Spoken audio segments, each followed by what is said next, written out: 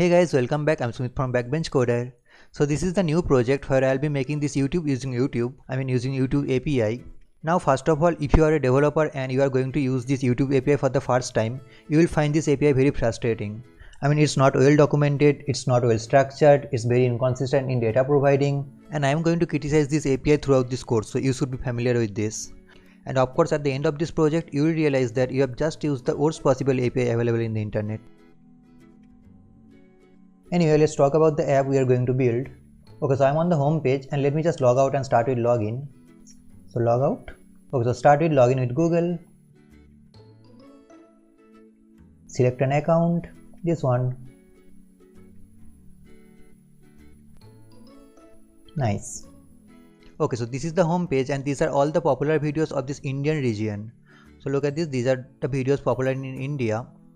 Like Badi Bahan vs Choti Bahan, 3 million views. Like these types of videos are popular in India. And as you can see, this is also paginated. The homepage is also paginated. It means if you just scroll to the bottom, it will load next 20 videos. And these images are also optimized using lazy load component. Like what is this? Like Katil Hasina 2, 4 million views from Baglol video. And now at the top, this is the categories bar. So you can get videos about a certain keyword. So just click on react.js. So these are all the videos related to react.js, and this is also paginated. And let's click on this use of API or Redux. Let's click on Redux. So these are all the videos related to Redux, just like YouTube. This category section was one of the most challenging part of this project. Anyway, let's look at this video component.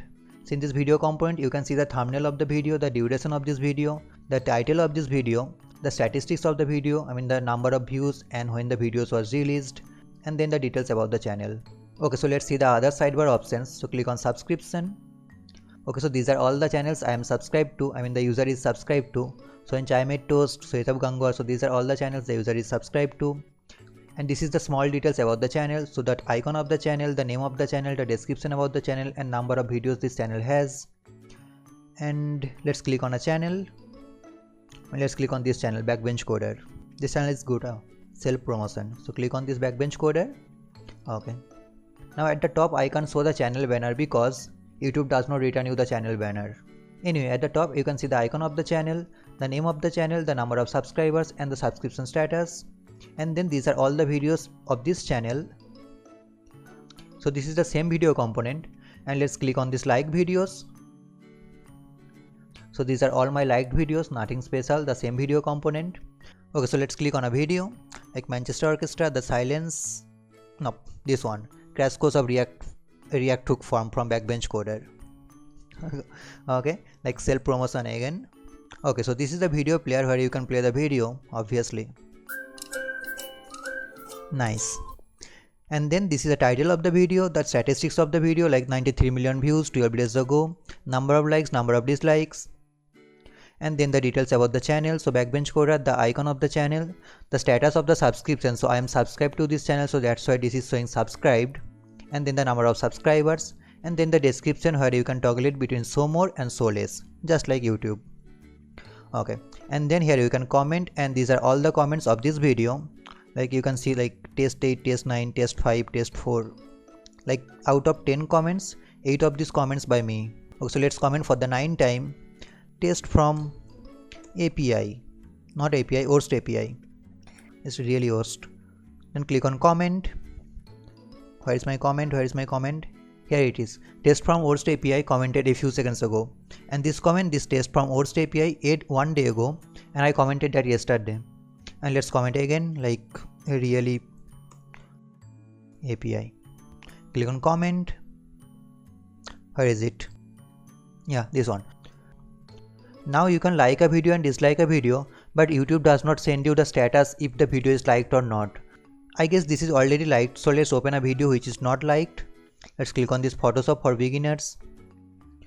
Okay. And you can also see these related videos. So these are all the videos related to this video. Okay, so let's click on this like button, 58k like, and let's go to liked videos. Here it is, Photoshop for beginners. This is my liked videos, and let's click on a video and dislike a video. Let's click on this Yes Theories video, Afghanistan tour. This video is really nice, by the way. Let's dislike this and let's go to liked videos, and yes, the videos is gone from my liked videos. Nice. Okay, fine, and let's search for a video. Let's search for backbench coder. Okay, so this is the search results, and this has a rounded border because this is a channel just like YouTube.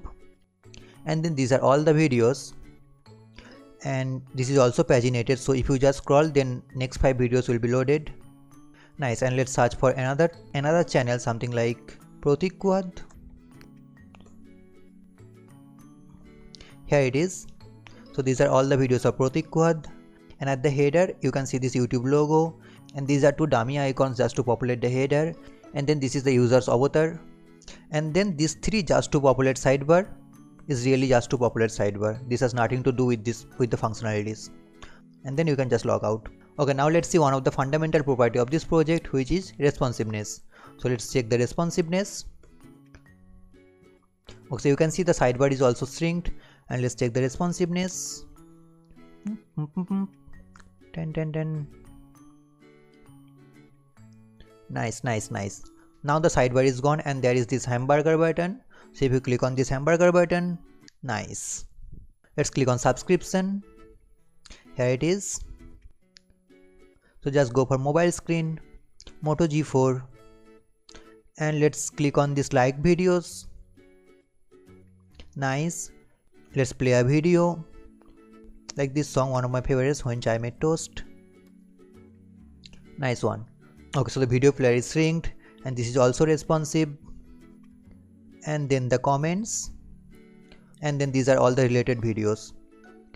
Okay, so I think I have shown you everything about this project, and if I miss anything, we will surely cover this in the course, of course. Okay, now let's talk about the technologies we are going to use. So we are definitely going to use React. So you need to have some basic knowledge about React, like what the heck is React component, what is state, what is side effect, and of course a basic knowledge about API. And then we are going to use Redux. So if you don't know about Redux, you can check out my Redux series. I have converted a pure React app to React Redux in that series, and it's for beginners. So let me show you again. Backbench coder, backbench coder. Like, where it is, this one, like intro to Redux, master Redux. Just click on this channel. Yeah, this one. So these are the 4 videos about Redux. So if you don't know about Redux, you can just watch this. And then we are going to use Firebase. So for the authentication part, we are going to use Firebase, and for the deployment part. And as you can see, this project is also deployed. So the URL is not youtube.webapp, and then the channel, and then the channel ID. So this is hosted on Firebase, and see this page title. This is Backbench Coder, and the channel name is Backbench Coder. So if you just play a video like Ultimate React Router tutorial, the title of the channel will also change. Okay, so these are the 3 technologies we are going to use: React, Redux, and Firebase. And if you don't know about Firebase, that's totally fine. And that's it, that's everything about this project, and see you in the next video where I'll be making this basic layout of this project. Hey guys, welcome back. I'm Smith from Backbench Coder. So this is the second part of this YouTube clone project, and if you have not watched the introduction part, please watch that to get an idea about the final product. I'll put the link in the description box. Okay, so in this video we will do all the basic setup of our project, like the package installation, folder structure and all. And then we will make this turning responsive layout using Sass and Bootstrap grid system. And if you don't know Sass, that's not a problem. Sass in one line is CSS with some extra features. We'll see what is the Sass and what are the features that it provides. Okay, so let's see the layout again, what we are going to build. Okay, so I have a header, then this is a sidebar, and then inside this home screen I have this categories bar, and then these are the contents. And let's see the responsiveness. Look at this, this is for mobile screen, and here is an additional hamburger menu, and if you click on this hamburger menu, you can see the sidebar. Okay, and just go for the tab. Look at this, my sidebar is also synced, and my contents are also responsive. Okay, so let's do that. Okay, so just go to your terminal and create a React app using npx create React app, and I have already created the app because it takes a little bit more time in my machine. So here is my app using create React app. Okay, so first of all I'll delete the source folder and rebuild this because React comes with some unnecessary files. I mean all the testing files which we don't really need. So delete this, and let's create the folder again. So src. Inside this I need to create a root app, so app.js, which will hold our root component. Okay, let's create the basic React component. So RAFC. By the way guys, I'm using this nice little extension which is called React Redux snippet or something like that. Okay, so I got my boilerplate and let's name this not YouTube, cause it's not really YouTube, it's not YouTube. Okay, now let's render this app component in my index.js. So let's create another file which is index.js, and inside this, first of all import React DOM from React DOM. Also import React from React, so IMR, nice. And now React DOM.render. I want to render my app component, so app should be auto imported. Yes, and if auto import does not work in your case, just manually import this. Look at this, auto import did the job. And then render this in the root element. So document dot get element by id. The id is root. Cool. Okay, so this is my basic React app ready, and now let's start the server. So npm start. Make sure you are in the right directory.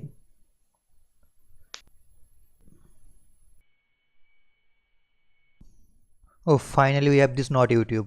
Okay, so our basic React app is working fine, and now let's install all the packages we need for this layout. So just go to your terminal and split the terminal. Okay, so you are going to use the Bootstrap grid system. So for that, React Bootstrap.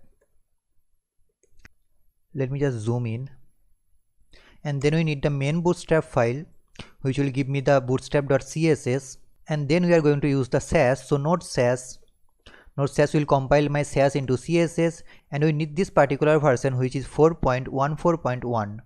It has to be this version cause in the latest version of this node Sass there are some bugs. Okay, and then for the icons we are going to use React icons package,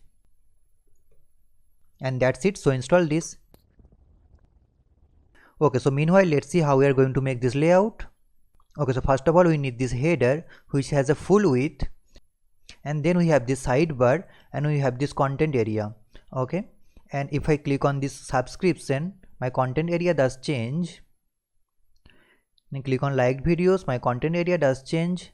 So my sidebar and the header is fixed. Okay, so I can make this header a separate div, and then for this sidebar and the content area I can put this in a single div, and then I can just make this display flex, and then the sidebar is a separate div, and this content area I can put this in a container. With that I can render a bootstrap row, and inside that bootstrap row I can make this a separate column. Okay, so that's the basic idea. And of course we have this scrollable categories bar, but that's not a big deal. And the responsiveness we can just handle this using media query. Okay, so let's create the basic layout. Okay, so let it install, and meanwhile we can create those components we need. So we need basically the header component, we need the sidebar component, we need this categories bar component, and we need this video component. Okay, so let's create those components. So inside the source folder, let's create a folder which is components, and inside these components, every component will have a separate folder for the style file and the JS file. So let's create a folder for header. So header. Okay, inside this header let's create the JS file which will hold our component header.js. Okay, and the style file of this header which is _header.sass, so SCSS, and this underscore is a naming convention for Sass file, and I will recommend you to always follow the naming convention. Now at this time if you try to compile the Sass file, it will render an error, and that is because our node Sass package is not installed yet. Okay, so let's create the basic boilerplate of this header. So RAFC header. Okay, cool. And then let's create other components which is of course the sidebar. So again inside a folder sidebar, so sidebar.js which will hold our component, so RAFC and sidebar. Cool. And also create the sidebar.sass file inside this folder _sidebar.scss, and also remember to import the Sass file inside this sidebar /sidebar.sass, and inside this header import /header.sass. okay, and then the other components are categories bar, so categories bar, and always maintain the folder structure. So inside this categories bar I will have the JS file categories bar.js, and the style file is underscore categories bar.sass. Let's create the boilerplate RAFCE and categories bar, so bar. And what I need, we need this video component, so also create the video component, video inside this video, video.js, create the boilerplate video. Okay, also create the Sass file, so underscore video.sass. Just import the Sass file in video.js, import /_ underscore video.sass. Inside this categories bar, import // categories bar.sass. Okay, so that's all our components needed for the home screen. Okay, so my packages are finally installed. Now I can focus on the layout. Okay, so just go to app.js, and first of all we need the header, so just import the header. Should be auto imported. Nope. Nice. We need to manually import this, so import header from header, component / header. So import header from component / header / header. Okay, cool. So let me close that. Then I need a div with a class app container. I'll be using dem naming convention. Inside this app container, I'll put the sidebar, so just import the sidebar. Why my auto import is not working? I need to manually import this. Import sidebar from ./component /sidebar/sidebar. Okay, and then we need a container for the home screen so that I can make that responsive. So container should be auto imported from React Bootstrap this time, please. Yeah, and I'll give it a class name app main, and I'll also put a property which is fluid so that it removes the padding, because container comes with a default padding. I don't want the padding. And then I'll put the home screen inside this container. So home screen, the home screen is not yet created, so we'll create this in a minute. Okay, so home screen, no typo. Okay, so I'll create another folder which is screens, and it will hold all the screens, subscription screen, like video screen, watch screen and all. So let me create a folder which is screen, and inside the screen I'll have a folder home screen, the same folder structure, home screen. And inside this home screen I'll have the JS file and the style file. So inside this home screen.js, which will hold our component, and I don't think I need the Sass file. If I need, I'll create that later. Okay, so inside this home screen, let me create a boilerplate RAFCE home screen, and inside this home screen I need the categories bar, right? So just remove the div as we are going to put some row. So container should be auto imported from React Bootstrap, yes, and then just put the categories bar, please auto import. Okay, I need to import that manually again, and then inside a row should be auto imported, yes, from React Bootstrap.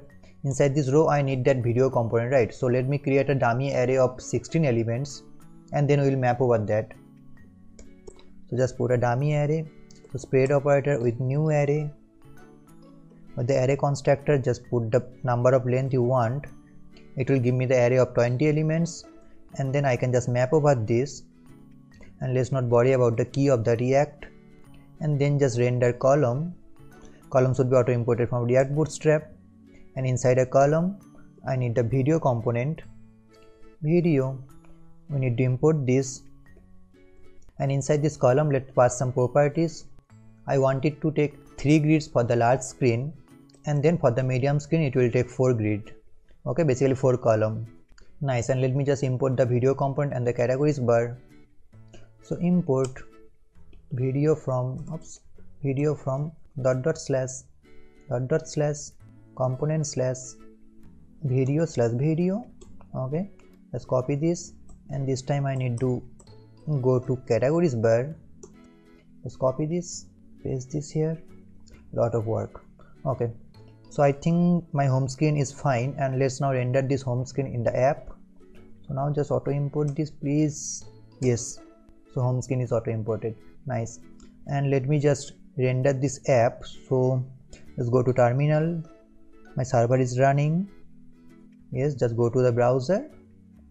Wow, my Bootstrap is not working. and this is because we have not imported a bootstrap CSS file. Okay, so just go to index.js,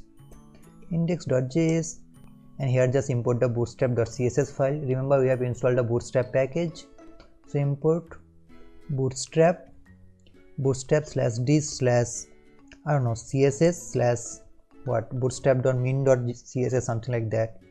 So bootstrap.min.css, yes.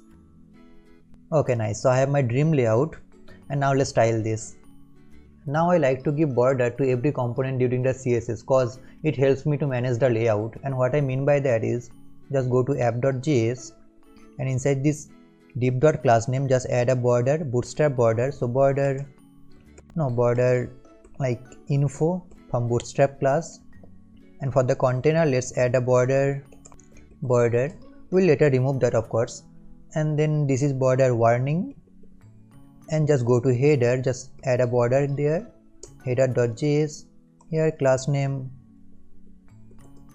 something like border dark. Okay, just go to sidebar.js. It will help me to debug the layout issues, because CSS is the hardest language of web development. Okay, so border, then border what, like info, border warning, border danger. Okay, and now just go to the app. I think we should see a grid. Okay, so we have a grid, and you can't see that properly because the background is white. Anyway, let's go step by step. Okay, so first of all, we will be creating a base.sass file which will hold all our Sass variables, all our Sass mixins. Okay, so let's create a base.sass file inside this source folder. So inside this source folder, base.sass file, always follow the naming convention _base.sass. Okay, so here I want to add some variables, basically the color palette. Okay, so $, this way we can define a variable text color, and then colon. The color is B1, BD, B4, so has B1, BD, B4, and then semicolon. Okay, so this way I can define a Sass variable, and whenever I need that I can just use the $text color. Okay, so let me add some other colors which we are going to use in this project. Okay, so for the background color we are going to use two types of black color, so black primary and black secondary, the name of the color variable, and then for the border color is light gray. And then for the breakpoints we can also define the variables. So this is for breakpoint medium 1224 pixel and breakpoint small 520 pixel. And then we will define some basic styles inside this base.sass file. So target the root element and just remove the margin, remove the padding, and just use box sizing border box. Like look at this is just normal CSS, and I just don't want to waste time in this CSS and all. Okay, fine. And then we will target the body. So inside this body we'll add some styles like background black primary. So this background black primary variable is defined here, so you can just use the variable as $, the name of the variable, as simple as that. And then background attachment fixed, and the color is the text color, again the variable is defined here. Okay, and then we want to add the font family. So font family Roboto, we need to import that. So first let me import that from Google Font. So at the top just write the import statement. I'll put the link of this Roboto font, or you can just import this from Google Font. Okay, and now just inside this body just mention the font family. So font family Roboto sans serif, and then I also want to change the letter spacing. So letter spacing is 0.1 pixel. Okay, cool. So this is my body, this is my variables. I have imported the Google Font. Okay, nice. And now let's go to app.js. Inside this app.js I have this app container and I have this app main. Okay, so let's design this. So let's create another app.sass file. So inside this source _ app.sass file, just target the app container. So on app __ container. Okay, so inside this app __ container just use display flex so that it gets row by row, and then the height is 90 viewport height, because we'll change the height of the header to 10 viewport height, so it will match to 100. So that's it. And now just go to app.js and import this app.sass file. Import /_ app.sass file. Okay, so save this and now just go to browser. We should see some improved UI. Okay, so again I forgot to import the base.sass file. So many files. So just go to index.js. So import /base.sass file. Oops. Now refresh this. Okay, so here it is. So I have the header, but the display flex did not work. This is because I have not used this underscore. Okay, so app underscore container now. Yeah, nice. So I have this header and the sidebar and the main content is display flexed. Now let's design the header. So just go to header.js. That's all the setup we needed. So header.js, yep. Let's close all the unnecessary files. We need only the header.js and the header.sass. Okay, so inside this header.js, first of all I'll put a header class at the div. Okay, then I'll remove the header, and here I need to import some icons from the React icons package we have just installed. So I've imported FF words from React icon/FA. FA means font awesome, and then AI outline search from React icon/AI, and then MD notification and MD apps from React icon/MD. MD means material designed. Okay, cool. And then inside this header I'll put the FA bar because I need to show the hamburger menu, and I'll hide that first. We need to show this using media query. And inside this FA bar I'll put a class name, something like header menu, header underscore menu, menu. And then I can also pass a property which is size. So size 26, that is cool. And then after this icon I'll put an image which will hold our YouTube logo. So image dot the class name is what, like header logo, header underscore logo. So inside this source I have this YouTube logo. So here it is, nice. And then what, then I need to show a form so that the user can search, and inside this form I have an input and I have a button. And by the way guys, I'm using this emmet syntax. So if you don't know about emmet is just a tool to write more efficient HTML, and in fact I have a video on emmet, so you can just watch that. Now just press tab. Now inside this form action I don't need this action, so type text and a placeholder, something like search. Okay, cool. Just make this multi-line, nice. And inside this button I will have a type submit, so that if the user press enter I can execute the form submit. And the text of the button I need to put an icon here. So the icon is AI outline search. We have just imported that, so AI outline search. And again I can put a size property, so size 22, that's it. And that's all for the form. And then I need the user avatar and some dummy icons, right? So I'll create a div with a class name header icons, headers underscore icons. Inside this header icons I'll put an icon, so MD notification. The size is 28, and the other icon is the MD apps. So again I have imported that. Also mention the size 28. These are the SVG icons, by the way, we can change the color. And then I have the user's avatar, so image. I need to add an image, so just go to a browser and find an image. Wow, look at this.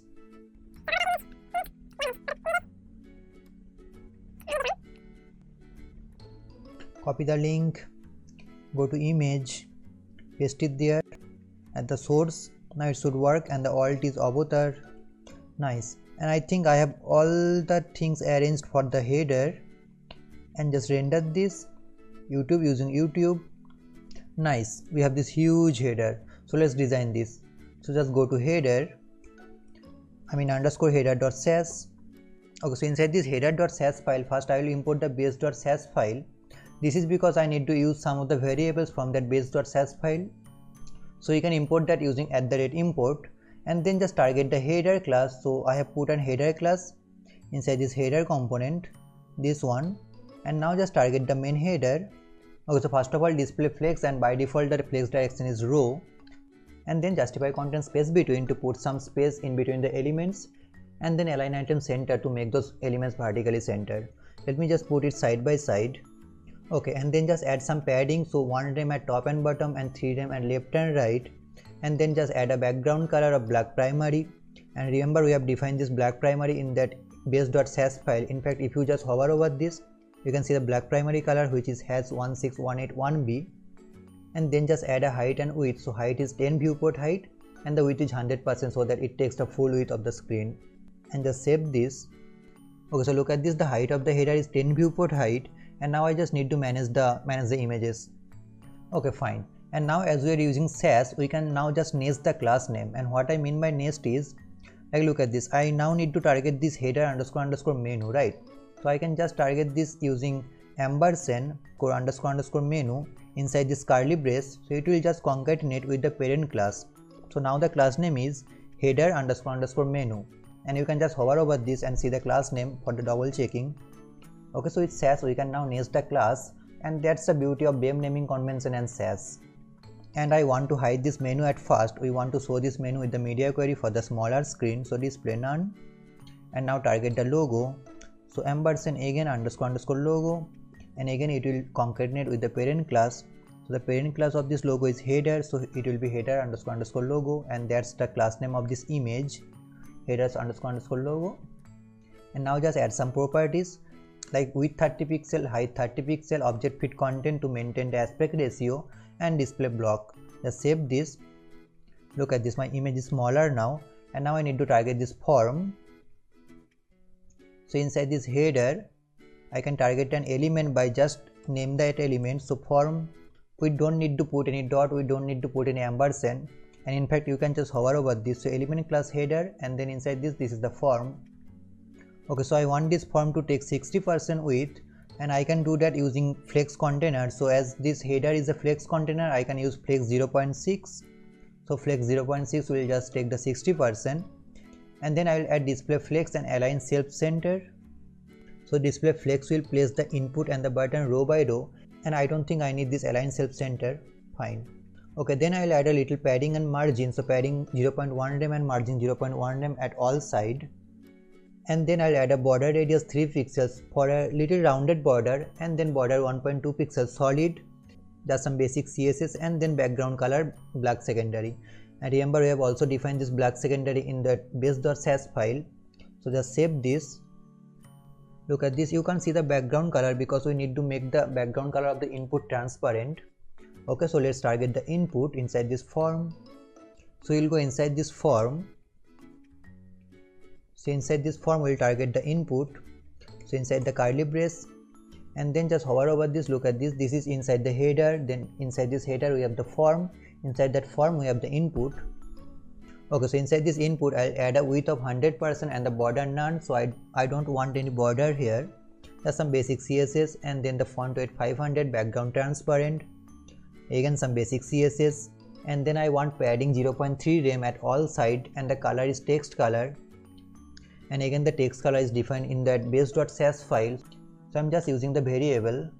Okay, fine. And then the input on focus, so input on focus mode I don't want any outline, so again I can use the focus mode using ampersand and then colon focus.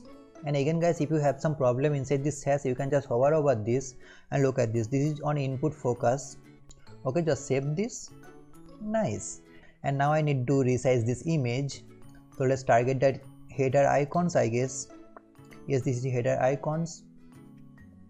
So now just close this form, let's close this logo, close this menu, and now let's target the icons. So again ampersand underscore underscore icons, the parent class is header, so it will be header underscore underscore icons. Just hover over this, look at this, this is header underscore underscore icons. Okay, so I want this div to take 15% of the header, so that's why flex 0.15, and then display flex, justify content space around, align item center. So this will put some space in between the elements, and align item center will make this vertically centered, as this is flex direction row. And then inside this icon just target the image. So inside this icon just target the image, just hover over this, look at this, this is inside header icons and then image, and then some basic CSS like border radius 50% to make this rounded, with 40 pixel object fit content to maintain the aspect ratio, and then margin left 5 pixel. That's it, just save this. Look at this, I have this header, nice header, and now I just need to design this button. Okay, so inside this form I can just target the button, just close the input. Inside this form I have the button, so just target the button. As this is an element, we don't need to put any ampersand at all. Okay, so first of all I need to put a padding at top and bottom 0 and 1.25 rem at left and right, and the color is text color, and the background is transparent, so background transparent. Save this. we have a better button, and now just remove the border, so border none. Yeah, this is nice. And now on focus I need to remove the border, so just target on focus, so button ampersand colon focus, as simple as that, border none. That is cool. Save this and just go to the bigger screen. Look at this, I have this nice header, I can see the hamburger menu, and now just go for the responsiveness. I need to give a space in between them, but that's fine for now.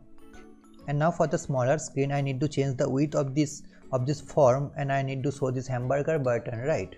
Okay, so let's use the media query.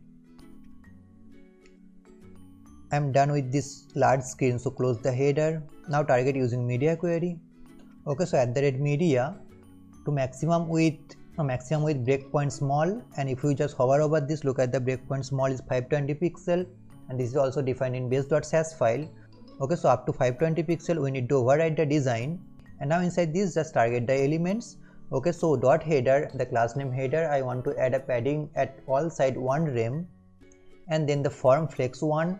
So before this was 0.6, this was 0.6, so it would take 60%, and now it will take the full 100%. Okay, so just go to 520 pixel. This is I guess 520, I don't know, let's see. If it works it is 520, if it does not it is not 520. Okay, now for the small screen I want to show the hamburger menu, and I also want to hide the YouTube logo, so YouTube logo display none, I mean header underscore logo display none. Just save this. Yeah, this is working fine.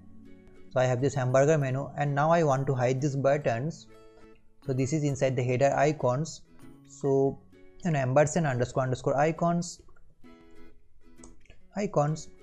If I just use display none, it will make everything display none, but I don't want that, I want to show the avatar, right? So for that we can use the not. So just target everything, just let me zoom in because it's some advanced CSS. Okay, so just target everything and then use colon, and then inside this not function just use the image tag, so it will not target the image. Look at this. So display none will affect every element but not the image. That's fine. Okay, so that's all for the header, and now let's design the sidebar. So just close the header, close the Sass, just target the sidebar, so sidebar.js and sidebar.sass. Okay, cool. Okay, so first of all I need to import some icons cause this sidebar is all about icons. Just remove the sidebar and add a class name sidebar. In fact, you know what, just remove the div and convert this to a nav. That's more suitable React semantic element. Okay, so again I'll import some icons from React icons. Okay, so import these icons, md subscription, exit app and all from React icons md. md means material design. Okay, so inside this nav I'll put some list elements. So inside this list tag I'll put this icon, so md home, this is just imported, and also add a size 23 and also add a span which is home. Just save this. We should see a nice little home icon. Look at this, I have this home icon, nice. And then I'll add some other items, just some repetitive work. So then we have this item md subscription, we have this item md thumbs up for likes, and I just need to change the text which is liked videos. Cool. And then we have this md history which is span history, and then we need to add couple of more. And guys, if it seems boring, I mean the styling of the layout, you will find the code at the description box, so you can just check that out. Okay, so with that let's add some other list items. So md library books with a size 23, and then we have this dissatisfied icon which is I don't know, and then we have this horizontal line, and then we have this logout icon, and then this horizontal line. Just save this. We should see some more icons. Yeah, now go to sidebar.sass, this will be fun. Now let's target the sidebar. First of all we have this sidebar class name, right? Okay, so dot sidebar. Cool. Okay, so first of all I'll add the background color black secondary, and we also need to import the base.sass file, that is important, we have not imported that yet. and then we will add display flex and the flex direction column. This time we need to explicitly define the flex direction column because the default flex direction is row, and then the width, height and the padding top, that's normal CSS. Just save this, we should see some error. Nice. Now let's import the base.sass file. So at the rate import base.sass, use the semicolon. What happened? Base.sass, what? Underscore base.sass, man. Semicolon, save this. Still we have the error. Nope, just refresh this. Yeah, cool. And now inside this sidebar I can just target the list element. So no ampersand needed as this is an element. So inside this sidebar just hover over this. Look at this, this is inside the sidebar. Add some property which is display flex and flex direction row. By default and align item center. So this will make vertically centered, and then padding of 0.6 rem at top and bottom, 1.5 rem at left and right, margin 0.2 at top and bottom, 0 at left and right, and the cursor is pointer so that user can understand that, oh, I can click that element. Just save this. We have this nice little arrangement. Nice. So far so good. Okay, let's target the span. So inside this list element I can target the span. Inside this span just add some basic style like margin left 1 rem, font size 14 pixel, font weight 500 to give it a bold look, bold. Letter spacing 0.4 pixel, just save this. We have already saved that. Look at this. We have this nice little sidebar. Now let's add some hover effect on this list. So inside this list I can target the hover effect using ampersand : hover. Just hover over this. Look at this, list hover. So what I want to change the background color. So background color, this is border color, so $border color. Nice. Just hover over this. Look at this, cool. And now let's target the horizontal line. So edger. So background color, stress time, by the way. Just use the border color. Save this. No effect, like seriously there is no effect, and this is because this is inside the list element. Look at this, just hover over this. This is inside the list element, but it has to be inside the sidebar. Cut this, close the list, save this. Nice. Let's go for the bigger screen. This is nice. This is seriously nice, clean design. And now for the medium screen I need to hide this span, and then for the mobile screen I need to hide the whole sidebar. So let's do that. So let's use some media query. Just close the sidebar. I'm done with the large screen. And then at the red media for max width, what, breakpoint medium. Inside the curly brace we need to override some CSS. So just target the sidebar and make this width 90 pixel. And then target the list element and make this justify content center, as this is the only element left inside this sidebar. If I make this span hidden, and this will make this horizontally centered, and then just use span display none. Just save this. Look at this. I have this smaller sidebar, it looks cool. And then for the breakpoint small, and just target the sidebar and make this display none. And now here I need to do some React job. Job related to React state. Okay, so let's do that. Basically what I want is, when this is for smaller screen, hey, what the, yeah, look at this. When this is for smaller screen, I want to show the hamburger menu, and if I click on this hamburger menu I want to show the sidebar, right? So I need to keep a state at the app component, and that state will be a boolean value, and I can change that state using this toggle, using this hamburger menu. So if I click on this hamburger menu, that state will be toggled, and based on that state value I need to show this sidebar. Okay, so that's the idea. So just go to app.js. So basically let's create a state. The name of the state is sidebar and toggle sidebar. The name of the setter function toggle sidebar, and this will be a boolean value. Use state, and by default I don't want to show the sidebar, so this is false. And just import the use state from React. Should be auto imported. Yes. And now I want to create an handler function, and I will pass this to the hamburger menu. Okay, so just create a handler function like handle toggle sidebar or something like that. handle toggle sidebar. So what it will do, it will toggle the sidebar. So just use the toggle sidebar, the setter function, and it will just toggle this. So just get the value and not value, just toggle this, as simple as that. Nice. And now I need to pass this handles toggle sidebar to the hamburger menu. So just pass this in header. So inside this header, handle toggle sidebar, oops, I missed the copy, handle toggle sidebar, and inside this just pass the handle toggle sidebar, that is cool. And inside this sidebar, I want to show the sidebar value. So sidebar. So now inside this header, I can destructure the property. So just go to header.js, at the function, just destructure the name of the function. The name of the function was toggle sidebar. Oops. Yeah, handle toggle sidebar. Wow. So just copy this and paste this handle toggle sidebar. So I'll destructure the property. Now I'll trigger this on click on this FA bars. So FA bars is my hamburger menu. So just add a event listener on click, and now using an arrow function, just trigger the function. So handle toggle sidebar. That's it. And now just go to sidebar.js. Here I am getting the sidebar value. I can just destructure the sidebar. Okay, cool. Now based on this sidebar value, I can just add some class name at this nav.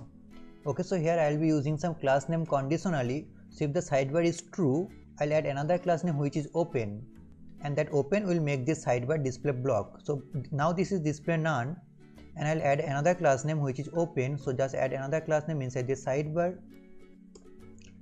So dot open inside this sidebar, and just make this display block. Oops, I missed the ampersand. So ampersand dot open. So this means this element has both the class sidebar and the open, and if that happens, just make this display block. And now I need to conditionally add this class name. So just remove this border and border danger. I am done with this border. Just remove this, and now inside this class name, just remove these two. Okay, just use a curly brace as we need to use some JavaScript. Just check the sidebar, the property coming through the sidebar component, and if the sidebar is true, I need to add sidebar and also the class open, and if the sidebar is false, I'll just add the class name sidebar. Just save this. Nice. And now at this point it should work. Let me just check. Just click on this hamburger menu. Look at this. So I can toggle this using hamburger menu. Okay, so what's happening actually? Inside this app.js, I have this state sidebar, and the setter is toggle sidebar, and the sidebar is by default false. And this is by default false means inside this sidebar it will check if the sidebar is true or false. The sidebar is false, so it will just add the class name sidebar. And for the smaller screen, the sidebar class has display none, so it will hide the sidebar. Now the important point is the hamburger menu will only reveal if you are in a smaller screen. Okay, so if this is in the large screen, look at this. If this is in the large screen, I have this sidebar false, and if the sidebar is false, I have this only sidebar class, and this sidebar class, inside the sidebar.sass, I have this sidebar class blocked. Nothing is there, so this is by default block, and this is only display none only for the smaller screen. This is important. Okay, nothing complicated. And now for the smaller screen, you can just toggle this using the setter function which is passed inside this header.js using this handle toggle sidebar. And if you toggle this, it will be sidebar true, and if this is sidebar true, this is already hidden for the smaller screen, and it will just add another class which is open, and that open will make this visible. So this open will make this display block. Cool. And now I want to add some transition here. So first of all, I will not make this display none. Instead, I will make this transform translate x minus 100%. So again, this will hide the sidebar, and just copy this, and for the open, probably you have guessed this, I'll make this translate x 0. So it will reveal the sidebar. And then I'll add some transition at the sidebar. So at that sidebar, just add some transition. The transform property, I'll add a duration of 0.2 seconds and ease in. So just save this. Let's see. Let's go for the smaller screen. smaller screen. Yeah, cool. Just save this. Look at this. It's cool, right? Now if the sidebar is hidden, I want this content area to take the full width. So for that I can use the position fix. So just go for the smaller screen inside this sidebar, make this position fix, z index 999, save this. Look at this. So this is now out of the flow, and now if you click on this, look at this. That is cool. If you want, you can add some backdrop, that will be fine. And now one thing I just want to add, which is if I click on any of this button or any of this list item, I want to hide this sidebar. So now at this point you can only hide this using this hamburger menu, but I want to hide this if I click on this button. Okay, so let's do that. We can do that using the same function. So just go to app.js. We have this handle toggle sidebar, right, to hide the sidebar and to show the sidebar. Just pass this handle toggle sidebar to the sidebar. So handle toggle sidebar is handle toggle sidebar, and just inside this sidebar just destructure this, destructure the property handle toggle sidebar.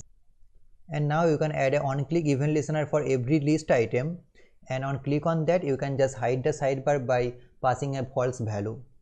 But instead of adding an event listener for every list item, you can just add an event listener for the nav. Okay, so for the nav just use on click, just add the on click event listener, and on click on that I'll execute an arrow function, and that function will eventually execute this handle toggle sidebar and just pass the false, not false, false. Cool. And just save this. Look at this. If I click on this button, nice. Again just show this, click on this button, nice. So it's working fine. And now I can remove this border and let's design this content area. This video is getting longer and I need to take a break, so see you in the next section. Hey guys, welcome back. So in the last section we have designed this responsive header and this responsive sidebar, and in this section we are going to design the home screen. So basically this scrollable categories bar and then this video component, and then we are going to design the login screen. Okay, so let's start. So just go to categories bar. Okay, so inside this categories bar I will have an array of keywords, and then I will just map over this and render a span component for every keyword. So that's the idea. So let me just copy an array. Okay, so here it is. So an array of keywords like all React.js, Angular.js, all this like guitar, Bengali songs, coding, cricket and all. So in this categories bar I will just map over this. So just remove the div, instead create a div with a class name categories bar. We are going to follow the BEM naming convention, and then just press tab, and then I'll put a curly brace as we are going to execute some JavaScript. The name of the array is keywords, so keywords, just map over this, and then inside the callback the first value is the value and the second value is the index, and then I can just map over this and just render a span component. So span, inside the span I'll give the value. That's it. And now when you render a list inside React will give you a warning if you don't use a key. So in this case I can just use the index as the key. Now here's a point, you should only use the index as the key if your list is not getting modified. In other words, if your list is a fixed list, in that case you should only use the index as the key, else you should go for some other unique values. And again I am not going deep into what is key, why you should use this, like that's the basic of React. Okay, so I have the categories bar which renders a bunch of span tag. Okay, now I need to keep track of the selected span, selected keyword, and I need to design this in a different way, right? So basically we are going to add class conditionally. So let me just create a state variable which will keep track of the active element. So const active element, and the setter function is set active element. The initial value, of course the all. So use state should be auto imported from React all, but auto import did not work. Nice. So control space, wow. So control space, this time it did work. And just let me double check this. Yeah. Okay, now I will change the selected element if I click on any of this span tags. So I will add an event listener. So on click I need to plug in my charger. First operation done. Now on click I will execute an arrow function which will change the active element. So set active element and just pass the value. That's it. And now it's better to create a separate handler function because I need to do much more than this. Like when we are going to use Redux, in that case I need to do some much more operation. So const like handle click and get the value, and then inside this just change the element. So set active element, the value, this is the same function, so just pass this handle click, handle click inside this on click. So set active element, replace this handle click, that's it. And now I need to show a different style for the active element, so I can check that inside this span. So class name, class name, inside this class name I'll check if the active element is equal to value. So basically if this value is the active element, in that case I'll give it a class something like active, else just an empty string, that's it. So that's all for this categories bar. What's happened to this active? Oops, it's not active, it's active element. Okay, so just active element. Let me just make this side by side so that you can see the output. Okay, so here is my nice categories bar, and guys, I have also used a border, if you have noticed, because the border was only for the layout and I have designed the layout. Okay, so just remove the border. Okay, that is cool. And now let's go to categories bar.sass. Okay, so inside this categories bar, first of all import the base.sass file, as we are going to use some variables, and then just select the categories bar class. So here just categories bar class, so copy this, and here dot categories bar, and inside a brace let's add some basic CSS style. Okay, so just add a little bit padding, so 0.5 rem at top and bottom and 0 at left and right, and just decrease the font size to 0.8 rem, and then just use display flex to make this row by row, in other words horizontally, and just overflow X scroll so that I can get a scroll bar. That's some basic CSS. So save this. Look at this, we have something but we don't want this. Okay, so basically we need to modify the span, so let's target the span. Inside this categories bar I can target the span, so just span as this is an element. Okay, so inside this span, first of all add a margin right of 1 rem so that it gets a little bit gap, and then padding 0.5 rem at all side, and then just make this white space no wrap so that it does not break the line inside a span, and then border 1.5 pixel solid text color. This text color is coming from the base.sass file, and then border radius 999 pixels so that it gets the maximum rounded border possible. Just save this, and look at this, we have this nice span.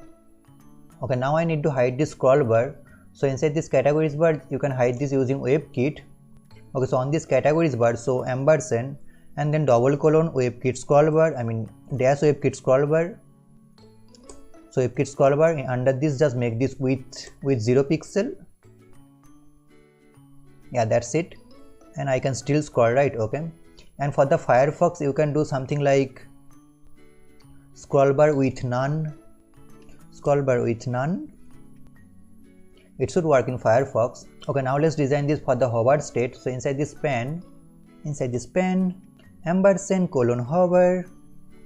If you have some confusion, you can just hover over this to see that if your Sass is right or not. So inside this, look at this, this is span hover. On hover state, I want to change the background color as 374A59. Save this. Okay, now I need to design this active class I have added conditionally. So just copy this active class. If the span element has the active class, so just hover over this to check this.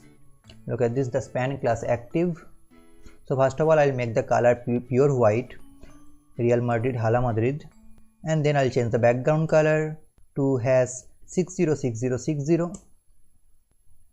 and just change the border color to no border color. Save this, just hover over this and just click on an element like React Native. Yeah, yes, the active class is attached. Okay, so I'm done with this categories bar, and let's design the video component. So just close this categories bar.sass and categories bar.js. Let's go to video, control click. Okay, so first of all I need to put some dummy content on this video. Okay, so first of all I'll have a div with a class name video. Inside this div I'll have another div which will contain our thumbnail and the duration. So let's name this video top, video underscore top, and I'm using emmet, by the way, emmet syntax.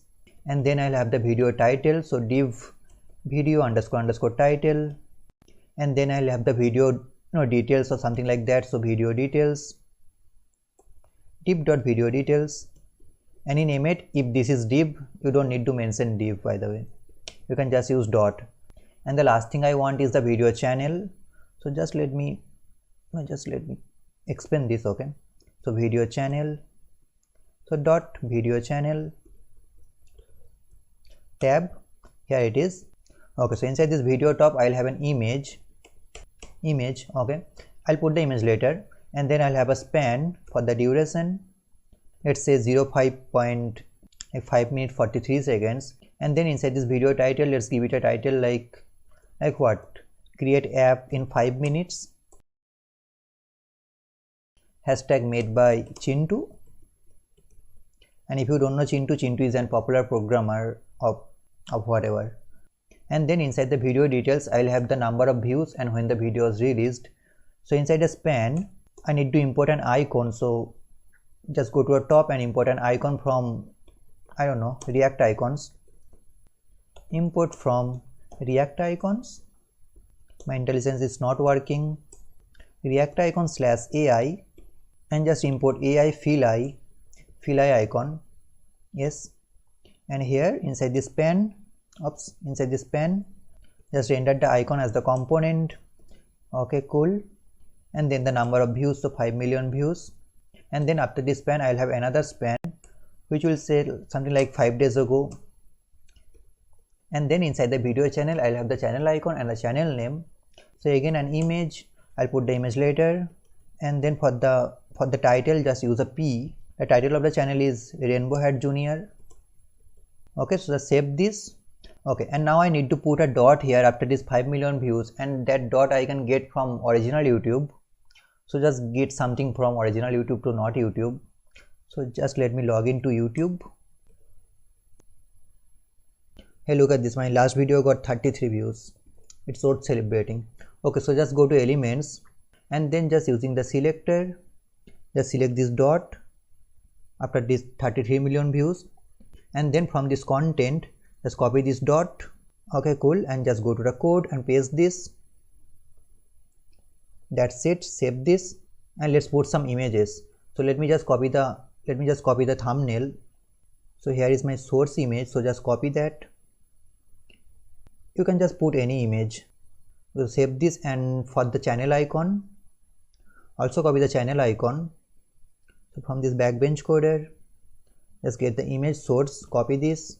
And if you are not sure what I'm doing, I'm just copying this image source, and here at the image source just paste this. It should work. Okay, so here is my videos, and now let's design this. So just go to video.sass. First of all, import the base.sass file, and then target the video class, so .video. Inside this, just use some margin bottom of 1 rem and padding at all sides 0.7 rem, and then just give it a font weight of 500 and just decrease the font size to 0.9 rem, and then cursor pointer to indicate that the user can click a video. I mean, that's the whole point of this app. So just save this. Okay, then target the top section, so __ top. This is video __ top, and here just give it a margin bottom, so margin bottom of 0.5 rem, and that's it. And then target the image, so just make this width 100%. Save this. Yes, we have a better looking UI. And now let's target this duration. Now you can see this better. Okay, cool. And now let's design this duration, so it has to be at the top of this thumbnail. For that, the position should be absolute, so just target the span, which is the duration. So inside this top span, just make this position absolute. The position of the parent component has to be relative. Save this. Okay, so the placement of the item is from bottom 0.3 rem and from right 0.3 rem, and then just use a padding of 0.2 rem and just make this a transparent background, and just use border radius 3 pixel to give this a rounded look. Save this. Look at this, my duration is at the right place. And now let's design the video title. So this is a div, and just close the top. Inside this I have this class which is title, so video title __ title. So just give it a margin bottom of 0.1 rem, and the color is pure white, again Hala Madrid. Some basic CSS. Save this, and then design the video details. So __ details. Here we have two span tags, so just use display flex and align item center, just some basic CSS, and then design the channel. So ampersand underscore underscore channel, and again I will make this display flex, align item center and margin 0.5 rem at top and bottom and 0 at left and right, and then just target the image which is the channel icon and just set a width of 36 pixel and height of 36 pixel. Give it a rounded border, so border radius 50%, just some basic CSS. Save this, nice. Just give it a margin right of 0.5 rem and then cursor pointer. So if you click on this icon, it will redirect you to the channel page. Okay, and then for this Rainbow Hat Junior, this is a P tag, so it comes with a default margin bottom. So just remove the margin, bottom 0. Save this. Yeah, that is cool. Okay, so almost done for this video component, and let's just resize this. And here is the problem, which is I want this title to take only one line. Okay, so this create app in 5 minutes made by Chintu, it has to take only one line. So I need to add some style. So just go to the code and add this title here. First of all, I'll make this overflow hidden, and then just use display WebKit box. And using WebKit I can implement this. So WebKit basically line clamp to 1 and one another property which is WebKit box orient. So WebKit box orient is vertical. So save this. Look at this, it got only one line and then these 3 dots. Now here's a point, I'll be using this line clamping feature for some other elements. So I need to write these 4 lines of code every time I clamp an element. And there's a better way, which is, as we are using Sass, we can use Sass mixin. So let me show you. So just cut this 4 lines of code and go to base.sass file.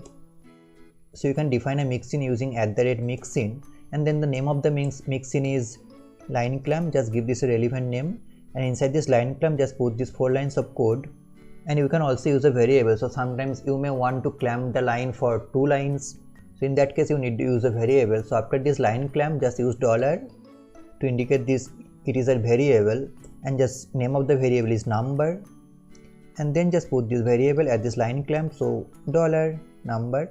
Save this, and now use this line clamp in my video.sass file. So just go to video.sass here at this title, and now you can use the mixin using then include, and then the name of the mixin is for line clamp, and then pass the parameter which is 1 in this case. Save this. Look at this, it's working fine. Okay, so that's my home screen is complete, and you can also hide this scroll bar using the WebKit technique. So just go to categories bar.sass, just copy the WebKit code. Yes, don't copy the ampersand portion, just copy the WebKit scroll bar and just go to base.sass file.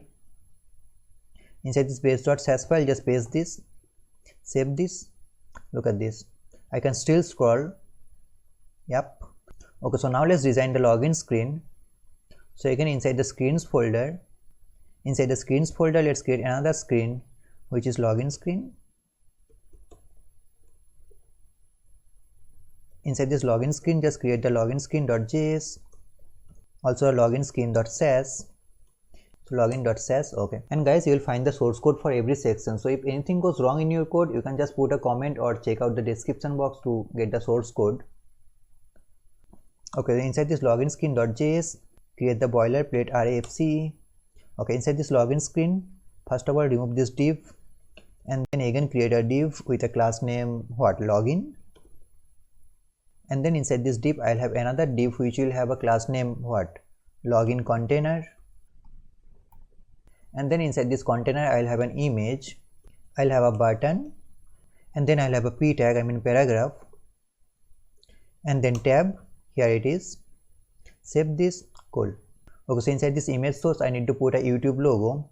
So just copy the YouTube logo from the header.js, copy the source. Inside this login screen, put the source. Nice. Inside this button, login with Google, and for the P, some details about the project. So this project is made using YouTube data API.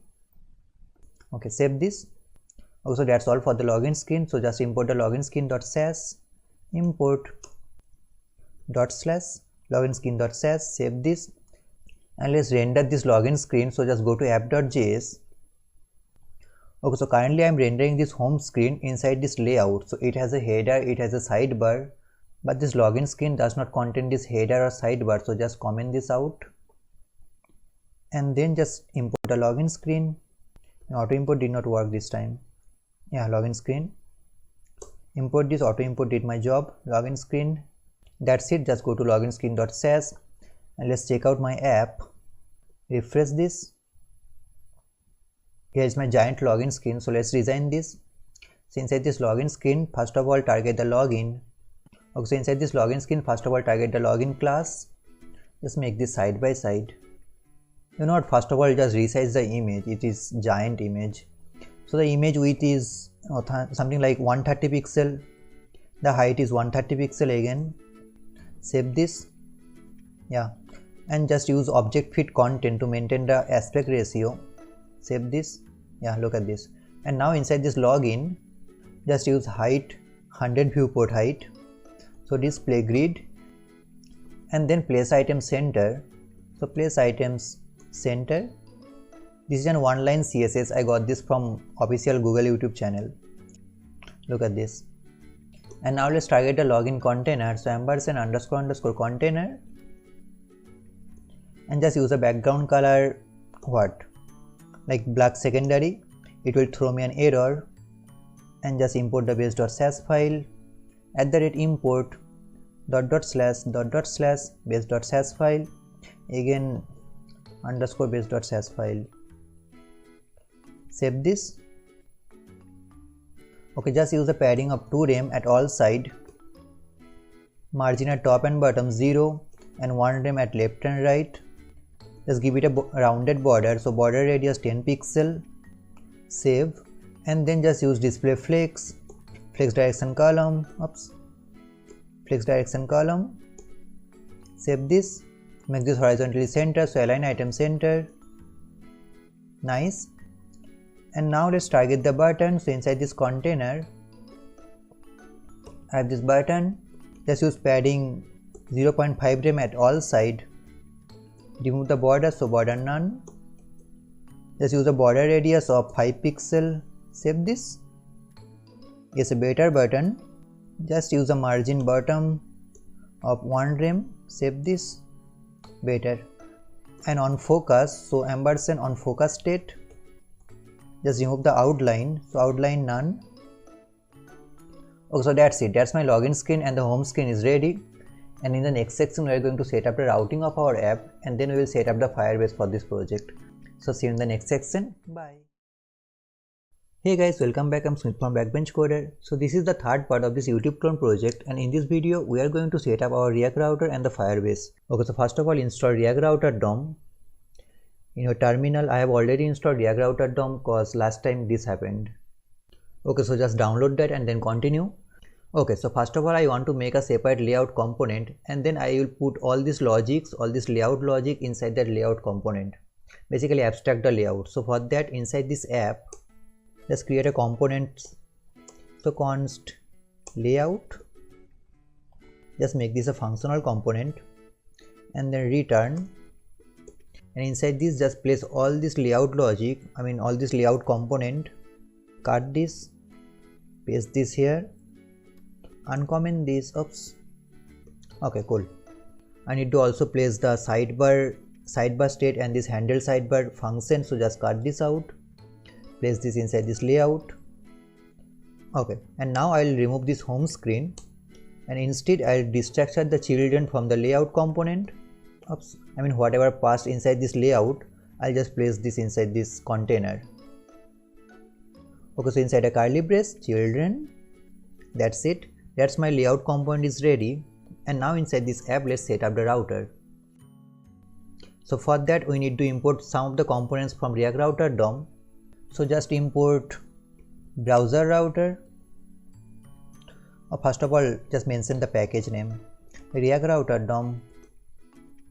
Okay, import the browser router as router, so just rename this, and then just import route that will catch all my routes, and then switch. I will be talking about this switch in a minute. Okay, and here just remove this login screen, and all my routes would be wrapped with this router. So just press router. Inside this router, let's catch the home route. So route, inside this route I need to pass a property, basically the route I want to catch, which is the path, and the path is my home, and the component I want to render is the home screen, right? And that home screen should be wrapped with the layout. So inside the layout component, inside the layout component just pass the home screen. So home screen is already imported. That's it. Nice. And then the second route is my login screen, right? So again put another route, the path is the auth or something like that, login, whatever you want.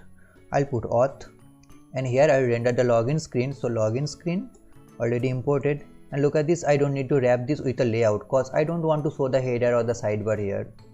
Okay, nice. And now let's create another route for the search. Although the search screen is not yet created, but let's create the route. So just copy this route with the layout, and inside the router the path is search. Okay, I don't have any screen, so just put a h1 tag like search me or search results. Save this. Let's see, there should be some bugs and we are going to fix that in a minute. Okay, so I'm on the home route and it is showing home screen. That is totally fine. And let's try to go to auth. So /auth, I should see some bugs. Go to auth. Look at this, I'm seeing the home screen, but it should show my auth screen, I mean the login screen. And now let's try to go to search, /search. Look at this, I'm not seeing that I am the search result, so this is the search result or something like that. So this is happening because React checks our route from top to bottom with a partial matching expression. And what I mean by partial matching expression, so basically when you are searching for this /auth, this slash, the first slash matches with this route path slash of the home screen. So that's why it renders the home screen with a partial match, and same things happen for the search. So when you are going to this /search, this slash does match with this home screen, so that's why it renders the home screen. And we can prevent this partial matching using another property which is exact. So by getting this exact property, React will disable the partial matching for this route. So now this route should be exactly matched with the path, and then only it will render the home screen. Look at this, I'm on the search route and this is the search results. And now let's go to the auth. So /auth. Look at this, I'm seeing the auth screen, I mean the login screen, and then go to slash, it should show my home screen. That is cool. And now the problem using React router is it checks from top to bottom, but even when this path does match, it checks further. So now you can solve this, I mean you can make this more efficient using the switch component. So just wrap these routes using the switch component, switch. So switch is just a normal switch case, but for the routes. So whenever a path does match, it does not check further. It breaks the routes checking and just rendered that route. So just import the switch. Yes, I have already imported. Yes. Okay, fine. And it will be same. Okay, now I will create a route to catch all the invalid routes. So if the user goes to an invalid route like something like gypdies. Okay, so here I am not showing anything. So you have two options, either show a 404 page or redirect the user to a valid route if he goes to an invalid route. Okay, so in this case I am going to redirect the user to the home page. Okay, so let's do that. Inside this router, the last switch case should be our default case, right? So the concept is same as switch. So basically I want to create a route here, but without any path. So if any of this route does not match, it will fall into this route, and in this route I want to redirect the user. So just import redirect component.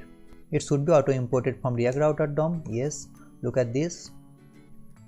Redirect is auto imported, and here I can pass a property which is to, and just pass the route. In this case I want to send my user to the home route. So just save this. Let's go to the browser. It should automatically redirect. Yes, and again go to an invalid route, some gibberish. Look at this, I'm on the home page. Okay, so our React router setup is complete, and in the next section we are going to set up the Firebase. Okay, so to create a Firebase project, just go to firebase.google.com and then click on this go to console. Now click on this add project to create a project. Give it a project name, YouTube clone 3 for me, and then here is the ID. So if you are going to host this project in Firebase, this will be your URL. So just use your customized URL as we are going to host our website. Just give this YouTube, for me this is YouTube clone 3. Let's see. Now this is not available.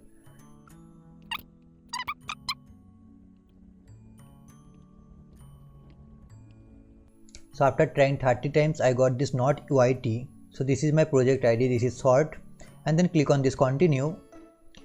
Just disable this Google Analytics, we don't want that. Click on this create project and let it create. Click on continue. Okay, so inside this Firebase project I need to create an app.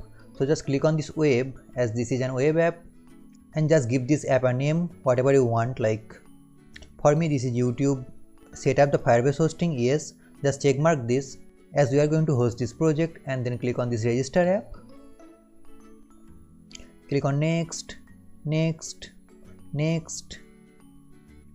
This is a documentation for Firebase hosting, and we are going to do this at the last part of this project. Then continue to console. Okay, so my first app is created. So if you just click on this apps icon, you can see this YouTube web app. Okay, so you need to copy the configuration. So just click on this project overview setting, project settings, and scroll to the bottom. Click on this config. Just copy this. And by the way guys, we will set up all this authentication part for this Firebase in the upcoming videos. We will go step by step. So you need to set up this authentication part to sign in with Google, but we will do that later. So just copy the config, and inside the source folder create a file which is firebase.js,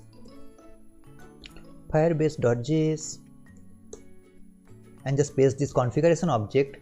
And now to connect this React app with the Firebase, you need to install a package which is Firebase. So just install the package using npm install Firebase, and again I have already installed this because last time this happened. Okay, so just install the package and then follow along. First of all, import Firebase from Firebase app. So import Firebase from the app module. So import Firebase from Firebase app, and then using Firebase initialize app. So Firebase dot, the method is initialize app, and just pass the configuration. So Firebase config. That's it, my app is connected with the Firebase. And now you might think that you need to put this API key, auth domain, project ID and all into an environment variable, but according to Firebase, if you just expose these values, this will not harm your apps. Okay, so that's it for this video. In the next video we are going to set up our Redux store. And again guys, please hit the like button if you are enjoying this, cause it gives me a lot of motivation to continue further. And if you are new to this channel, I make videos on web development and web designing, so if it sounds interesting, please consider subscribe my channel. See you in the next video. Bye. Hey guys, welcome back. I'm Singh from Backbench Coder. So we have almost completed the setup needed for our app. The only setup is left is Redux, and that's what we are going to do in this section. Now if you have watched the introduction part, I have told you that you need to know the absolute basics of Redux, like what is Redux, why we need Redux, what are the problem without having a state management library, and like what is Redux middlewares and all this basic stuff. So again guys, if you don't know the basics of Redux, a lot of tutorials available over the internet, in fact my playlist in this channel. So please learn the basics of React, and once you understand the Redux flow, you will love this. Believe me, you will love Redux. And now if you need a quick refreshment of Redux, here it is. Okay, so the whole point of Redux is it will have a single store, and all the data which are needed to be shared among components will be stored in that store. And you can refer the store as the global state. So this one is my global state, and the other point is you can read data from the global state easily, just in one line of code. But if you want to modify data in the global state, you have to use a dispatch function. And dispatch is a fancy function offered by Redux, so you don't need to worry about this. Okay, so let's try to understand this Redux flow. So let's say you want to add some data in the global state, and that data will come through a public API. Okay, so to achieve that, inside this React component, you need to create an action creator. And what's the difference between an action creator and an action? Action returns an object, and action creator returns a function, and that function will eventually create an action. So that's the difference between action creator and action. And why you need an action creator? You need to know the basics of Redux. Okay, so let's say we have an action creator, something like add data. And inside this action creator, I have this middleware function. So this middleware function will call the API will get the data and prepare the data, and then it will create an action object. And what is an action object? The action object has two values, type and payload. Type is the type of operation you want to perform on the store, and the payload is the data related to that operation. That's as simple as that. So I have this action, and that action will eventually hit the reducer. And what's the reducer? Reducer is nothing but a function. So it will take the previous state and the current action, and based on that action type, it will return a new state. It will not mutate the state, it will return a new state, and that store will be updated with that new state, and then from that store my components can read the data. Okay, so that's as simple as that, the unidirectional Redux flow. Okay, so the last thing I want to mention is this hooks. So this useSelector hooks is used to get the data from the Redux store, and then this useDispatch hook is used to get the dispatch function. That's it. Okay, so let's go to the code and create a Redux store. And by the way guys, I have also prepared this diagram, which is Redux in our app.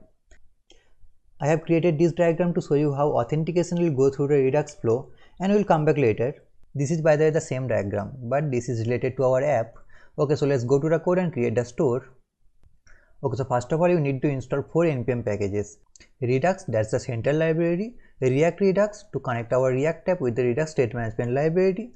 Redux Thunk, which will be used as the middleware, and then Redux DevTools extension, which will be used to visualize our store. So just install these 4 libraries. And by the way guys, I have already installed this cause last time you know what happened. So just install these packages and then follow along. Okay. So first of all, inside this source, just create a Redux folder. Redux. Inside this Redux folder, create a file which is store.js, which will hold our Redux store. Inside this Redux store, just close this. Nice. So import 2 functions from Redux. So import from Redux, first mention the package. Okay. So first of all, import create store, that will create our store. And the second one is apply middleware, as we are going to apply some middleware which is Redux Thunk, the only middleware. Okay, then create the store. So const store, create store, and this store needs a reducer and the initial state. So let's create the reducer. First of all, create the initial state. So initial state, what, like let's say just to set up the store name is Sumit and age is 21. That is cool. And let's create the reducer. Let's create the simplest reducer possible. So it will get the initial state. I don't have any action, and just return the initial state. That's it. Initial state. Okay, so just pass the reducer. First argument has to be reducer. Second argument is my initial state. My VS Code is damn slow. And now I also want to use a store enhancer, which is compose with DevTools, and that will visualize our Redux store, and with that we can actually time travel. We can do Redux time travel. So import from Redux DevTools extension, the library we have installed, and just import compose with DevTools. Let me control space, yes, compose with DevTools, and just copy this function. So compose with DevTools. Inside this my apply middleware function. So apply middleware, I told you my VS Code is damn slow. Okay, so the middleware we need is a Redux Thunk. So let's import this. So import Thunk from Redux Thunk. Okay, so just pass the middleware inside this apply middleware Thunk. That's it. My store is ready, and let's just export this. So export default store, not stereo, store. Save. Oh wow. Save this. That's it. And now to connect our Redux store with the React app, we need to wrap our whole app with this Redux store. So just go to index.js. Inside this my app component, which is the root component. So we need to wrap this app with a component called provider. So let me just import this, which will be imported from React Redux. Oops, import from React Redux. The name of the component is provider. So just copy the provider inside this app component. Provider, just wrap this. Just wrap the app. That's it. And now we need to pass the store as the property. So store, inside the store property, just pass the store. It should be auto imported from my Redux store. Let me see. please. Yes, it did. Import store from ./redux/store. Okay, so my store is ready. I have connected the store with my React app. So now at this point, if you go to your browser, you should see your store. So just go to your browser. You need to install a Chrome extension, which is called like Redux DevTools extension or something like that. Okay, so just install the extension and go to your Chrome DevTools, Ctrl+Shift+J, and then here is my Redux. If you can't find this Redux tab, just click on this arrow and then you will get that. Okay, so just refresh this. Let's see. And here it is. So just go to state, and here is my value, name Sumit age 21. Look at this. This init function is fired. That is the first function fired by Redux store, which just set our initial state. Okay, so this is my action tab. Look at this. The type is init. This is my state. So I can see all the state here, and then this is a difference. The states are equal. Trace, test, you don't need that. And with this slider you can actually time travel, and how I'll show you in the upcoming videos. Okay, so just go to Redux folder. Couple of things I need to do. Inside this Redux folder, here it is. Just close the components. Inside this Redux folder, just create another folder which is actions, which will hold all our actions, and another folder inside this Redux which is reducers,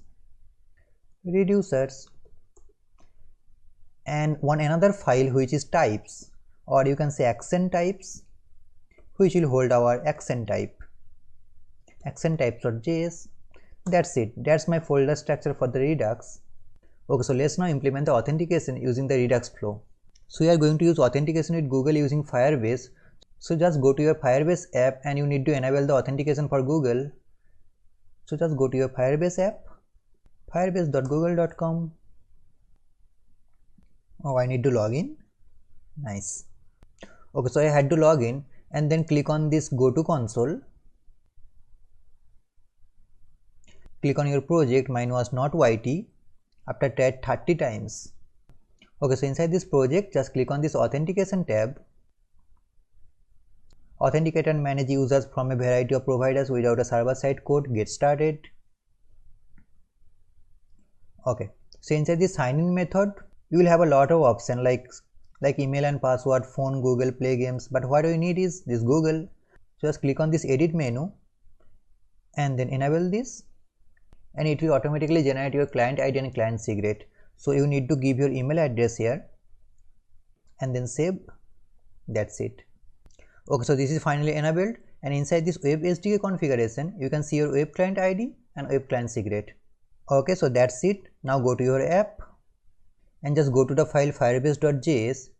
Here I just need to export my auth object. So first of all, import firebase/auth, the auth module, import firebase/auth, yes, this one, and at the end export default firebase.auth, the function. That's it. That's what I need. And now I need to create an action creator. So before that, just go to the diagram I have mentioned before. So Redux in our app. Okay, so this is the same diagram. I have this central store, and inside this central store I have this auth object which takes care of all the authentication part. Okay, so here is my login component. So if you click on this login button, it will dispatch an action creator which will take care of the login process, and inside this action creator I will have this Redux thunk which will be used as the Redux middleware, and then this Redux thunk will talk to the Google Auth API and get the authenticated data, and using that data it will fire an action which has the type of login success, and the payload is the access token, and then this action will hit the auth reducer, and then auth reducer will take the action, will get the action.type, and based on that action type it will return a new state, and the new state is authenticated is true, and now the user is authenticated.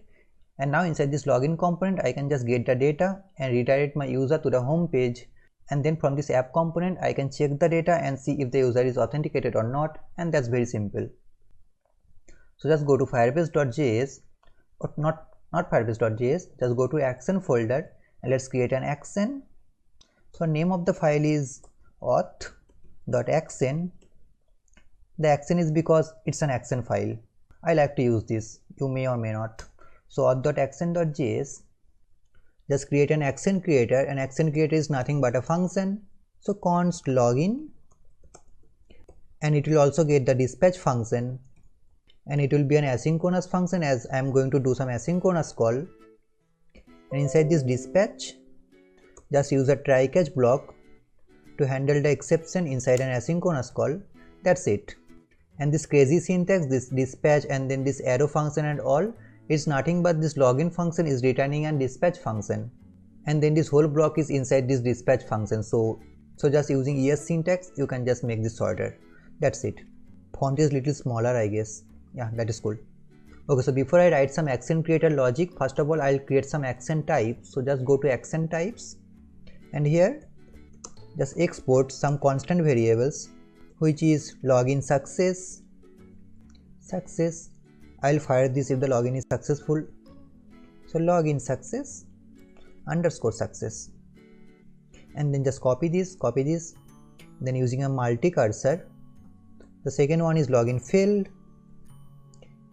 If anything goes wrong, I'll fire this action. And the third one is login request at the starting of the request so that I can show a loader. And then the fourth one is logout if the user logs out. Okay, and the last one is load profile, and I'll be talking about that in a minute. Load profile, that's it. Save this. Now go to action creator, auth.action.js here. So I'm going to use Google Auth provider, right? So first of all I need to create the Google Auth provider object. So for that I need the auth object I just exported from my Firebase file, from my local Firebase file. Import, first mention the file, // Firebase, and this is my default export, right? So just auth, that's it. And we need the Firebase module, so import Firebase from Firebase app module, Firebase/app, that's it. And now inside this try catch block, inside this try I should say, first create the Google Auth provider. So const provider using the Google Auth provider class. So Firebase.auth Google Auth provider, and just call this constructor. It will give me the provider object, and now I just need to pass this provider object to my sign in method. So using the auth object, auth. Whichever sign in method I want to use. So here are a lot of options like confirm password reset, create user with email and password, fetch sign in methods for email and all. So I need basically sign in with pop-up, this one, sign in with phone number, sign in with pop-up, this one, and just pass the provider object we have just created. That's it. And this will return me a promise, so I need to handle this with await, and that's why I've also used this asynchronous function. And just get the response in res, nice, and just log out the response, log res. So just save this, and we need to dispatch this action creator now. So just export this action creator, export, nice. And now we need to dispatch this from our login screen. So login screen.js, inside this login screen I need to dispatch this if I click on this button. So let's create an on-click handler. Let's name this handle login, just create the function at the top, const handle login, just an arrow function. It will dispatch my action creator, right? So I need to get the dispatch function, and how can we get that? Using the use dispatch hook. Redux hooks is a revolution, by the way. So const dispatch, the use dispatch hook, use dispatch. This one should be auto imported, no? So control space should be auto imported from React Redux. Yes, use dispatch from React Redux. So I got the dispatch function using the use dispatch hook, and now I just need to dispatch this. So just dispatch. Inside this dispatch function I need to pass the action creator. So just import the action creator. Actually my auto import will do my job. So name of the action creator is login. This one should be auto imported. Just call this function. Remember we have to call this function, and should be auto imported from //redux/action/auth.action. Thanks to my auto import. Save this. That's it. Okay, now let's see the data in our console, and then we'll come back and create a reducer. So just go to your console, YouTube, using YouTube console. Do I have an error? Go to 2 errors. Wow. So the tag dic is unrecognized. I mean DIC. So if you mean to render, okay, just leave this, not a problem related to Redux. Okay, so go to /auth. Just click on this login at Google. Look at this, it fired my action, and here is my login pop-up. Sign in with Google. Click on any of this account, like I have 12 or 13 Gmail accounts. Just click on this code.sumax. Go to the console. Here it is. I have my user. So what I need basically from this credential, I need this access token. Using this access token, I can be authorized in the YouTube API. And what else I need?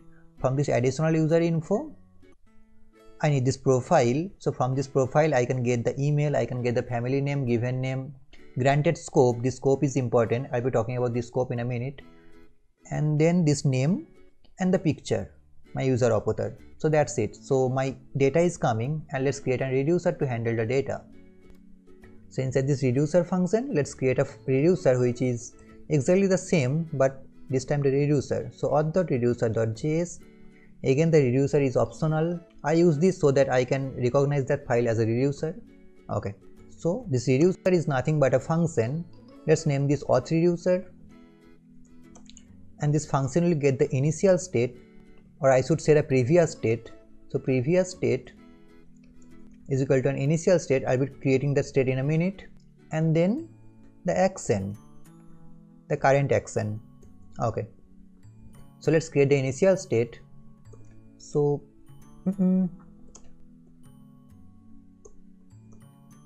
what I need inside this initial state, I need the access token. So if the access token is null, it means my user is not authorized. So at the initial state, this is null, and my user profile, so user, which is also null, and the third one is the loading state, which is false. Okay, so inside this previous state, just pass the initial state, that's it. And now this action will have the payload and a type. So let's destructure this. So from this action, I'll get the type and the payload. And now you can use some multiple if condition to check if the action is that, then do that. If the action is that, then do that. But the better way is to use a switch case. So switch, the father of if else, switch.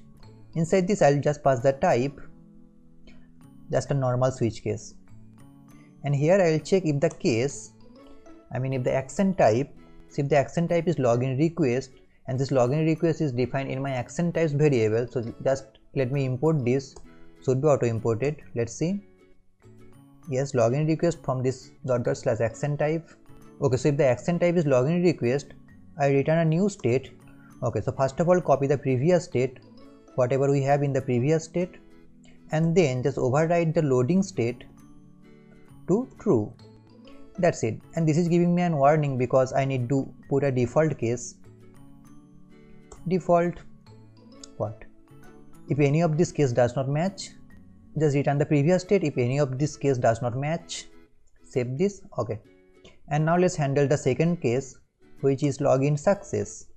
Login success should be auto imported, yes. And just double check if your auto import did work or not. I am using a linter, so I am 100% sure that login success is auto imported. Okay. So just return, not a brace, just return an object. Just copy the previous state, and now if the login is success, I'll update my access token to the payload, and I'll get the access token as the payload. And then the important thing is just put the loading back to false. And let's now handle the login fail. Just copy this case, paste this here. This is my login fail, and again just import this login fail auto imported. I'll copy the previous state, but the access token is null. If something goes wrong in our authentication, the loading is still false, and an additional property which is error, which is payload. That's it. Okay, and let's handle the user also. So for that I have also created an action which is load profile or something like that, I guess. Load profile, yes. So for this just return again, copy the previous state, but this time the user should be updated with the payload, and payload is again the data related to the action, and I guess a load profile is not imported, that's why this is the red underline. So control space auto imported. Okay, so let's now export the auth reducer. I need to import my auth reducer in my store. Exported, just go to store.js.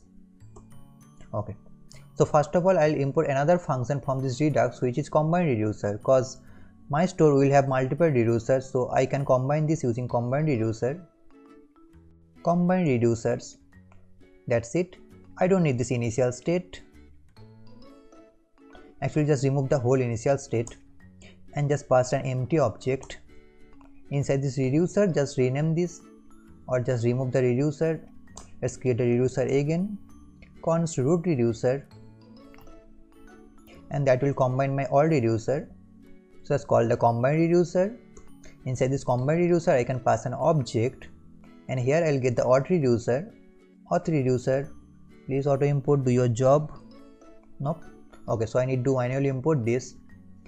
So at the top, import from inside the reducers, inside the auth reducer, auth reducer, I'll get my auth reducer, auth reducer, that's it. And I'll actually pass this as the auth. So auth as the auth reducer, and now I need to pass the root reducer to my store. Save this. Oh wow, nice. Root reducer, copy this, save this.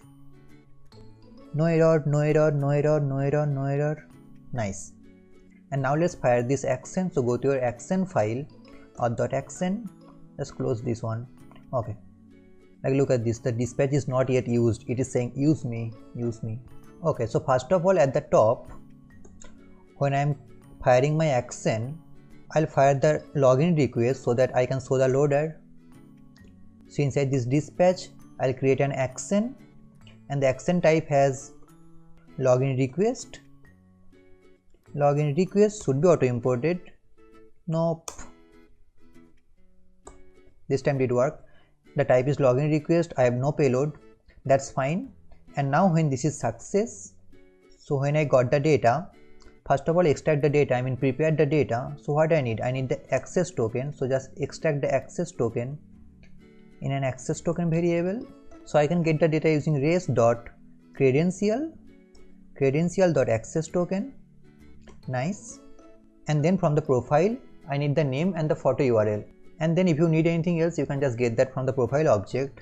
So let's create a new profile object. So profile, so the name is the name, so I'll get that from the response dot additional user information I have shown you, and then profile, yes, and then display name, yes, and then the photo URL, so photo URL, and I'll get this from res dot additional user info dot profile photo URL, save this. Okay, fine. And let's now dispatch this. So dispatch what? My login is success, so that's why I'll fire the login success type. So this object is called the action, that's it. So type is login success, please, yes, auto imported. And then the payload is what? My access token. So when this login success is fired, inside this auth reducer I am catching this login success and then returning a new state. So the access token is coming as the payload. So that's why I'm just restructuring the payload and then set the access token. That's it. Really simple. Once you understand the Redux flow, you'll love this. Okay, so my login success is fired, and let's now fire the load profile. Dispatch. Type is load profile. Load profile auto imported. Nope. This time auto imported. And then payload. What? My profile. The object I just created. Save this. Not payload, it's payload. Save this. That's it. And if anything goes wrong in our code, I'll catch this. First of all, I'll log out this. So log out the error.message, and then I'll dispatch a login fail. So dispatch, just create an action. The type is login fail, of course. Login fail should be auto imported, and the payload, what? The error.message, that's it, not payload, payload. Error.message, that's it, and I'm sending the error.message as the payload, and then again auth.reducer will catch this and will set the error as the payload. As simple as that. Okay, so now at this point I can successfully log in. Let's see.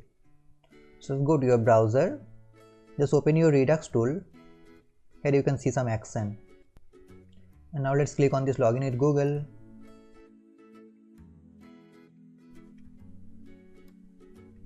So some actions are fired, which is login request, login success, and load profile. Okay, and then just click on this state and just go to your auth reducer. Here is my auth object. Look at this, I have my access token. My user is null, by the way. I need to fix that. And then the loading is false. And why the user is null? Let's see. In my reducer, load profile, user is the payload. And let's click on the action, load profile. Click on this action. I'm not getting the payload. Why? Load profile, I'm getting the payload. I'm not firing the payload. Auth.action, I'm actually firing the payload, but what about the profile? Looks like I have not created, the profile is not created. So profile, just log this out, just close this tab, I don't need that. Oh. So let's log in again, refresh this. My state is empty, like access token null, user null, loading is false. Click on this login with Google. Click on an account. Look at this, my login is fired by login request is fired, login success, load profile. Again my user is null. This is because name is undefined, photo URL is undefined. But why? Like inside this user, inside this additional user info, I have the profile object. I am getting the, oh, I don't have anything called display name. Oh, that's wrong. It should be picture. Nice. It should be name. That's a silly mistake. It should be name. That's a silly mistake, man. Picture. Save this. Now it should work. Refresh this. You don't need to refresh, by the way. Refresh this. Click on this login with Google. Click on an email. And by the way guys, the error you have just seen can be resolved by TypeScript. So that's why developers use TypeScript in the development mode. Now just go to Redux, state, my user is updated. I can see, look at this, my name is the Sumit De and the photo URL is my photo.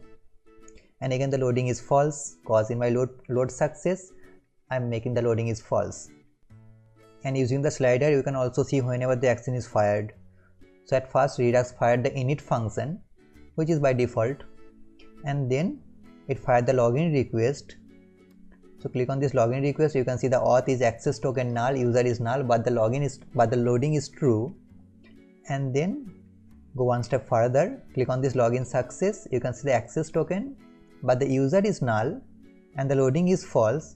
And now one step further. Click on this load profile. In this case, the user is loaded. So that's the beauty of this tool. Okay, now if the request is success, I redirect my user to the home page. So just go to your login screen, login screen.js. So here I will check if the access token is not null, I redirect my user. So we need to read data from the Redux store. For that we will be using useSelector. So const, I need the access token, right? So const access token, the name of the variable. You can name anything you want. Okay, so I need this useSelector function, should be auto imported from React Redux. useSelector control space. Look at this at the top, this is imported from React Redux, and inside this useSelector you need to pass a selector function, and that selector function will get the whole Redux state, and from that state you can just extract whatever you want. So state, so this is my whole Redux state, but what I want is state.auth, So remember, that's the object I have stored all my authentication related details. Here is the auth object. So from this auth object I need this access token. So dot access token, as simple as that. And now I'll check if at any point the access token is not null, I redirect my user to the home page. So you need to use effect. So use effect should be auto imported from React, and inside this use effect I have this function and then this dependency array, and inside this dependency array I need to pass the access token. So if anytime this access token does modified, this function will be re-executed. That's very simple. Okay, so inside this use effect let's put the logic. So if my access token is not null, I redirect my user to the home route, and to redirect I will use the history object from the browser, and I can get the history object using the React router hook, using one of the React router hook I should say, which is use history. So let's name this history, use history, which is offered by React router DOM.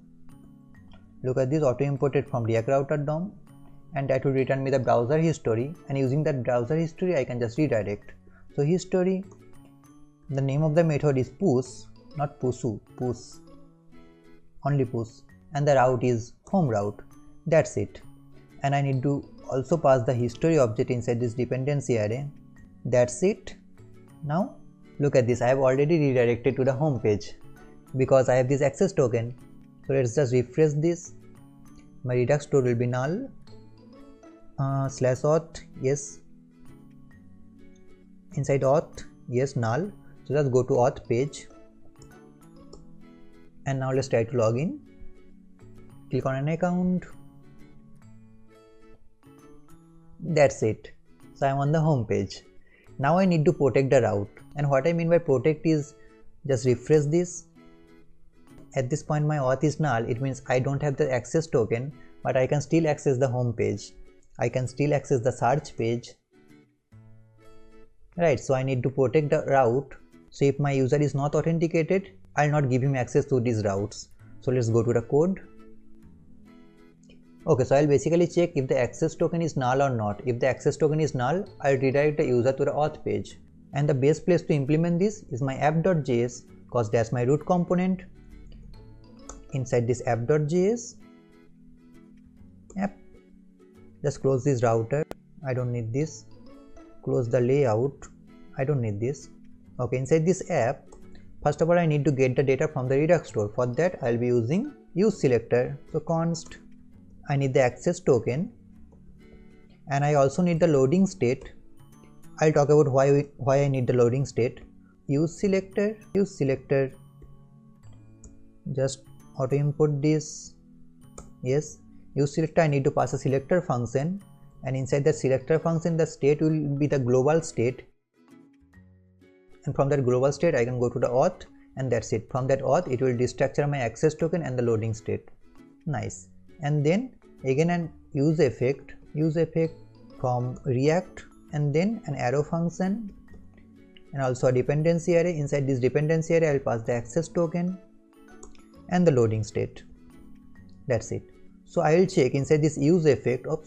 See, inside this use effect I need to check if the access token is null or not, and I also need to check if the request is completed or not. So if the loading is false, it means the request is completed, but still I don't have the access token. At that point I redirect him to the auth page. So if it is not loading, if the loading is false, and if I don't have the access token, so if the access token is null, at that point I redirect him. So again I need to use the history object. And now here's the point, I can't just get access to the history object inside this app component, because I have defined the router inside this app component. So I need to ship this router to the index page, I mean in the index.js, and then only I can access the history object. I mean basically I can get the history object in any of this component, but not the app, because I have defined the router inside this app. So just go to index.js, here first of all import the router, I mean the browser router from React router DOM. So React router DOM browser router as router, that's it, and just wrap the app component, router. Save this. Just go to app.js, just remove this router, the closing tag, save this. I also don't need the browser router as router, so just don't import this. That's it. Now I can access the history object. Okay, cool. So at the top, const history is the use history. So the hook is coming from React router DOM. It will give me the history object, and then history.push to /auth, and also I need to include the history object inside this dependency array. Save this. Let's see. So my state is null. Refresh this. Look at this. I've been redirected to the auth page. Now let's try to go to /. Here it is. I have been redirected to the auth page just because I don't have the access token. But now there's a problem. Every time I refresh the page, my Redux state is going back to the initial state. And if it goes to the initial state, my access token is null, so I lost all the information about the user. So I need to persist this access token and the user in the browser storage, and every time the user refreshes the page, I need to get the data from the browser storage and put it into Redux store. Okay, so let's do that. Okay, I'm in the app.js and let's go to auth.action. Okay, so whenever I am firing this login success action, just before that I need to persist my storage. So here I don't need this profile logging, I don't need this response logging either. Okay, cool. So here, so I'm going to use session storage, and why I'm using session storage over local storage, I'm going to explain this in a minute.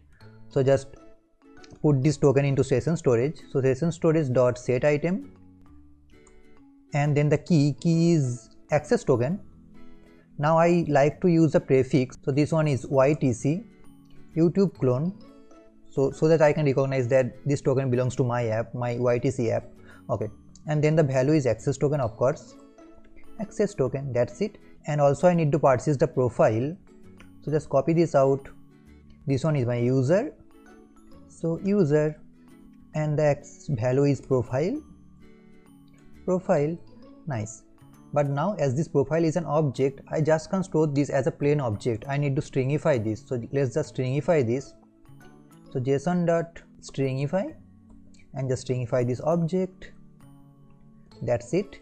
And now just go to the auth.reducer. Whenever I'm getting that initial state, auth.reducer, cool.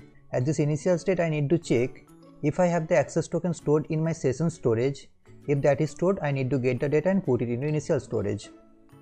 So just remove this null and just check the session storage of session storage dot get item.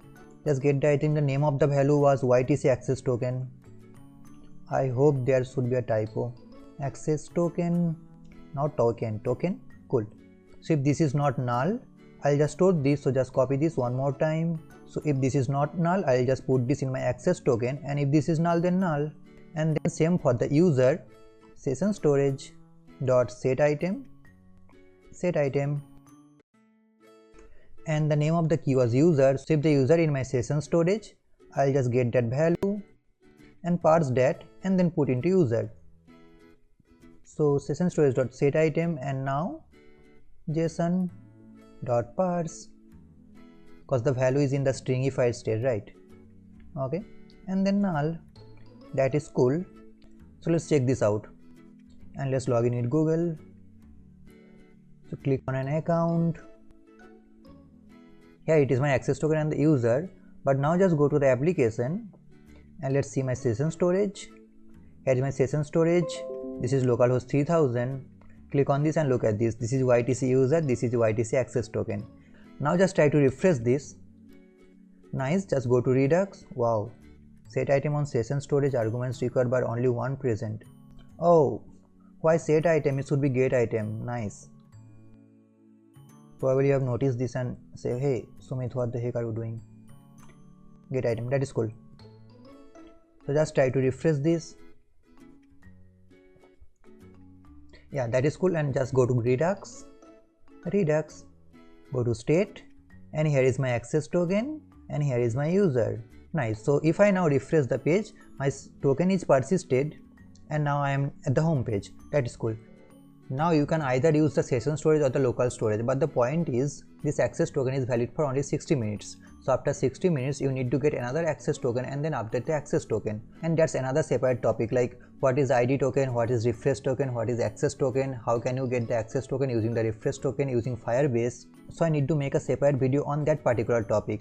But for now, if you just put this token into a session storage, every time you close the window, your session storage will be null again and your access token will be null. So next time when you need to visit the app, you need to log in again, and then the flow of the app will be continued. But now if you just put the token into a local storage and then close the browser without logging out, then after 1 hour your access token will be expired. So next time when you visit the app, you will not get the data, and then you will get some 401 error or 403 error, like unauthenticated request or something like that. So you will get some surprising error. So just to be a bit safer, I am using session storage. Like I don't think I will visit this app for over an hour, so the session storage is the best option, I guess. Okay, and now let's add the logout functionality. So if I click on this icon, logout icon, my user should be logged out. Okay, so let's do that. So basically let's go to the, okay, first of all create the action. So auth.action, so export const logout, the name of the action creator, and then again it will get the dispatch, and it should be an asynchronous function because I'll be dealing with some asynchronous stuff. Now using Firebase, the logout functionality is very easy. Like you just need the auth object. So using that auth object, just call the method which is sign out. That's it. And it will also return me a promise. So just handle this using await. That is cool. And then just fire the action which is logout. Remember we have also created the action type. So dispatch, which is type what? Logout. We need to import this. Logout should be auto imported. Nice. And any payload? No, nothing. Now if the user logs out, I need to clear my session storage. So let's clear the session storage. So session storage dot remove item. The name of the value was YTC access token, and another one is YTC user.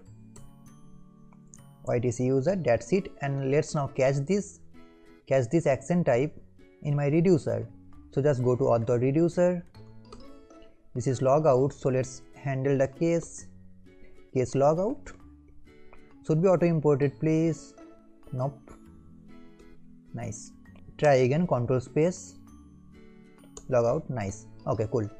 So what I want, first of all copy the previous state. That's it. Just override the access token.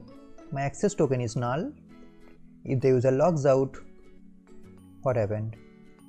Something went wrong. Wow, I need to return. Nice. That is cool. And then the user is also null. Fine. And let's now fire this logout action. So just go to the sidebar.js. Here. Yeah, logout. So let's add the onClick handler. So onClick event, the handler name is logout handler or something like that. Logout handler. Copy this. Let's define the function const logout handler, and we need the dispatch. So use dispatch. Is a shortcut of VS Code. Use dispatch and just import this from React Redux. This use dispatch hook, and using this use dispatch hook I'll get the dispatch higher order function. So dispatch, and now just pass the logout action creator, which should be auto imported again, yes, from my auth action. Nice. And that is cool. Let's see. It is still compiling. My VS Code is damn slow. Nice. And let's try to log out. Click on this icon. Nothing happened. Seriously, nothing happened. I don't know, sometimes refresh does work. Click on this icon. Look at this. Anyway, just look at this difference, the state difference, the access token is null again, my user is null, and now just go to the application. Something happened to my voice, I think there will be some bugs. Okay, look at my session storage, the session storage is null again. That is cool. And what are the errors? Just go to console. Any error regarding the Redux flow? First one is the dirty error, and the second one is related to key. Not a problem. We'll fix that once we go to the home screen. Okay, so one of the fundamental part of our app, which is the authentication, is done, and in the next videos we are going to get our API key and then render some data. It will be fun, guys. So see you in the next videos. Bye. Hey guys, welcome back. I'm Smith from Backbench Coder. So finally in this video we will grab the YouTube API key and render the popular videos on the home screen. So from this part you will have some real fun. I mean, we have done all the setup needed, like the basic layout, Firebase, authentication, Redux flow, and now from this section we will start rendering the data. Okay, so first of all we need to grab the YouTube API key. So for that, just go to this complex URL, which is this one, console.developers.com. I'll put this URL in the description box. So just go to console.developers.google.com/cloud-resource-manager, because after all the Firebase projects are hosted on the Google Cloud. So you will find all the Firebase project on the Google Developers Console. Okay, then just log in with your account, and then here are all your projects, like all the Firebase project or all the projects you have manually created inside Google Developers. My project is this one, YouTube clone 3, not YT. So just click on this 3 dot and then go to settings. You can see this now viewing project YouTube clone 3 organization ... whatever. Okay, now just click on this navigation menu and then click on this API and service and just go to library and just search here YouTube API, YouTube version 3 or something like that. Yeah, YouTube data API version 3. Just click on this API and then just enable this. That's it, my API is enabled. And now this is your dashboard. You can see your quotas, your metrics, credential and all, which you don't really need right now because YouTube gives you enough quotas for daily usage. Okay, now just grab the YouTube API key. So just go to this menu again and then click on this credential. Look at this, the API key, and here the name of the API key is the browser key and then auto created by Firebase. So this API key is automatically created by Firebase.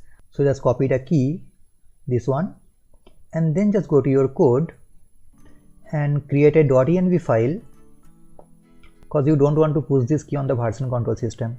So just create a .env file inside the source folder, .env. That's it. And let's create the key.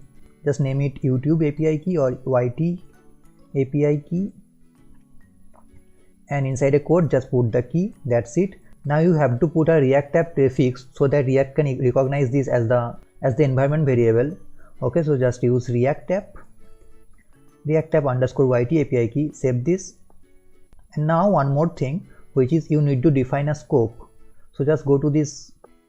I mean, you don't need to go. I'll put this link in the description box. Here are all the scopes you needed. So basically here you need to tell YouTube what are the data you want to use. Like look at this. This one is auth/YouTube, which manage your YouTube account. I guess this is the default. And then there are other scopes like channel.membership.creator, see a list of current advice channel and all. But what we need is this youtube.force SSL. Like look at the description. See, edit, delete your YouTube videos, ratings, comments and all. As we are going to deal with comments, rating in this project, so we need this permission. So just copy this scope and then just go to your code, and whenever you are signing with Google, so just go to your auth.action. You need to define this scope. Here, just make this larger. Then set this login. Here after this provider, just define the scope. So provider dot add scope is this one, and just pass the scope. That's it. So just save this, and we are done with the YouTube API key. Okay, so let's now install some of the packages we are going to use in this video. So first one is Axios to deal with the HTTP call, and second one is numeral to deal with the numbers, and the third one is movement to deal with the dates. So just install these packages, and I have already installed these packages because you know last time what happened. Okay, so let's talk about the YouTube API documentation. So just go to this URL, which is developers.google.com/youtube/version3/docs. I'll put the link in the description box. Okay, so let's check that out. First of all, there are a bunch of data, like seriously a bunch of data, but the problem is these are not well structured. Like you have to spend at least 1 hour to understand the documentation. Anyway, let's talk about the documentation. First of all, let's go to this videos. Let's click on these videos and click on this overview. Okay, so here you can see what are the things you can do with this endpoint, like all the methods available, delete, rate, report, abuse and all. And just go to list, click on this list. Okay, so as you can see, returns a list of videos that matches the API request parameters, and here you can see a nice API playground where you can just call an API from this web page. Okay, and then you can see the use cases, the list by video ID, so it will give you the information about the specific video by the ID, and then these are multiple video IDs. The one we need is these most popular videos. So if you just click on this code icon, it will open the YouTube playground with some of the parameters already set. So snippet, content details, statistics, we are going to talk about this. Chart, most popular, but what we need is this HTTP. Just go to this HTTP and this one.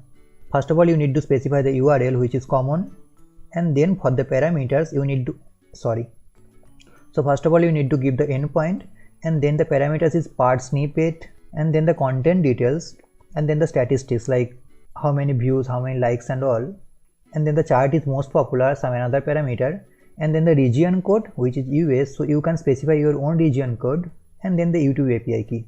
Okay, so let's try this. We are gonna come back on this documentation throughout this course, so just don't worry about the docs. And let's create an action creator which will get the most popular videos from the YouTube API. So just go to your action folder, create an action file which is videos.action.js. That's it. Okay, so let's create an action creator. Let's name this popular videos or get popular videos, and then it will get the dispatch as we are using Redux Thunk. That's it. And then inside a try catch block, okay, we'll put the logic here. So first of all, we need to create an Axios instance, and using that Axios instance we will fire our HTTP call. So let's go to your source folder and create a file called api.js. I hope your Axios package is already installed. So just import Axios from Axios, that's it. And then create an object. So const, let me name this request. Okay, so just create an Axios instance using axios.create, and here you can pass some common configuration. So I'll pass the base URL, and the base URL is, the endpoint is this one, this http://youtube./googleapi.com/youtube/version3 up to this part. So this will be common for all the URL. So just copy this and put this in base URL inside a quote. That's it. And then I will also pass the API key. So just in a params, which is the parameters object, you need to pass as the key, right? Okay, so key, and the key is coming from the environment variable. So React app, just let me copy this because I'm an expert in typo. So React app UIT API key, copy this one inside this api.js, just put this. So just put this as process.env dot the name of the key, React app UIT API key, that's it. And just export the request, export default request, that's it. And now just restart the server again because you have just used an environment variable and React needs to recognize this. So just restart the server, terminate batch job, yes, npm start, that's it. Okay, now just go to videos.action.js. Here I first need to create 3 types. So just go to action types. So export const, what are the types, like home videos success, cause we are going to render the videos on the home screen.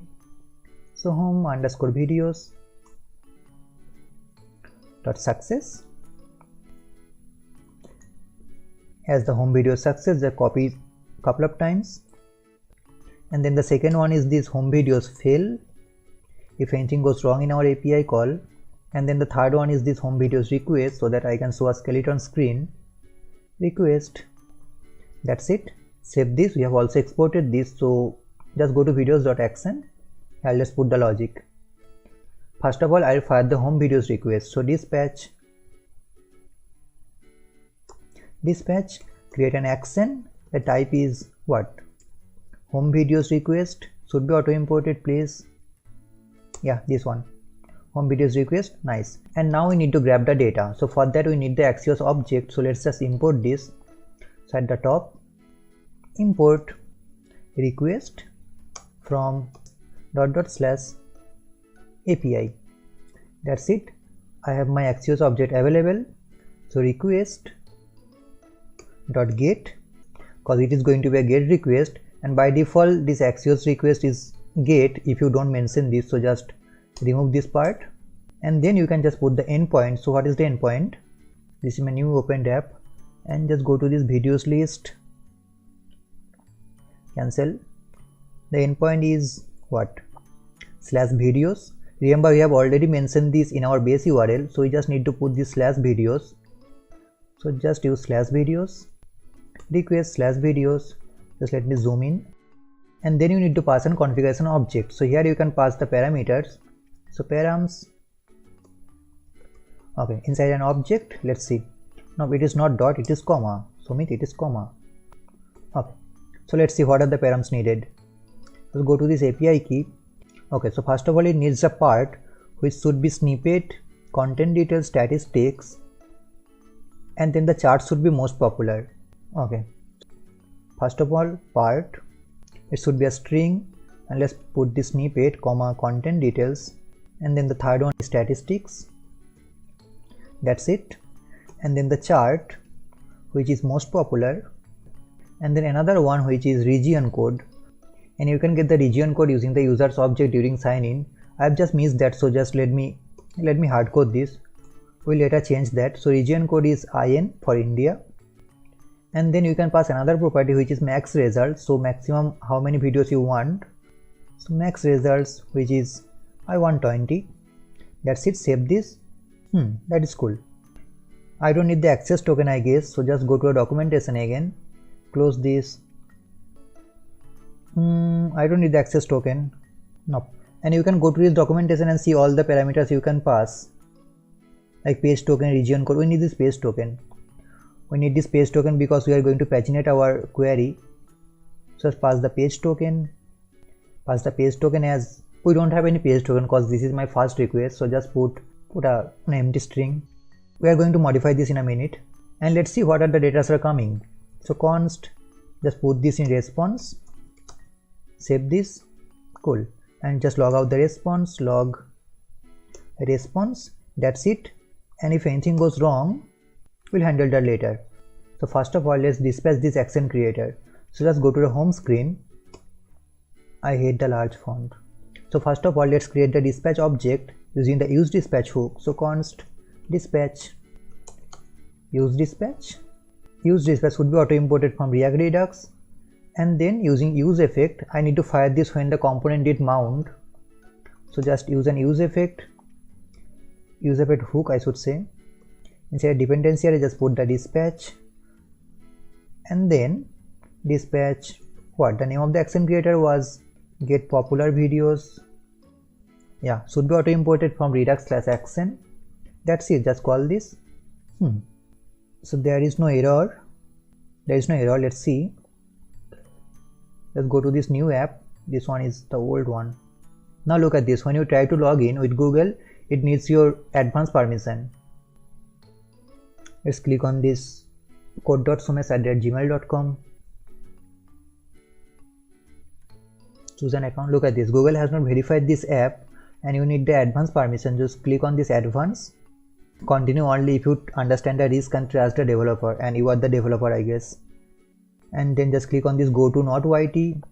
Look at this grant not ytube.firebaseapp.com permission, see, edit and permanently delete your YouTube videos. We are not going to delete anything.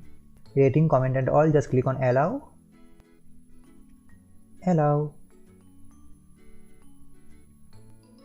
And that's it. Just go to console.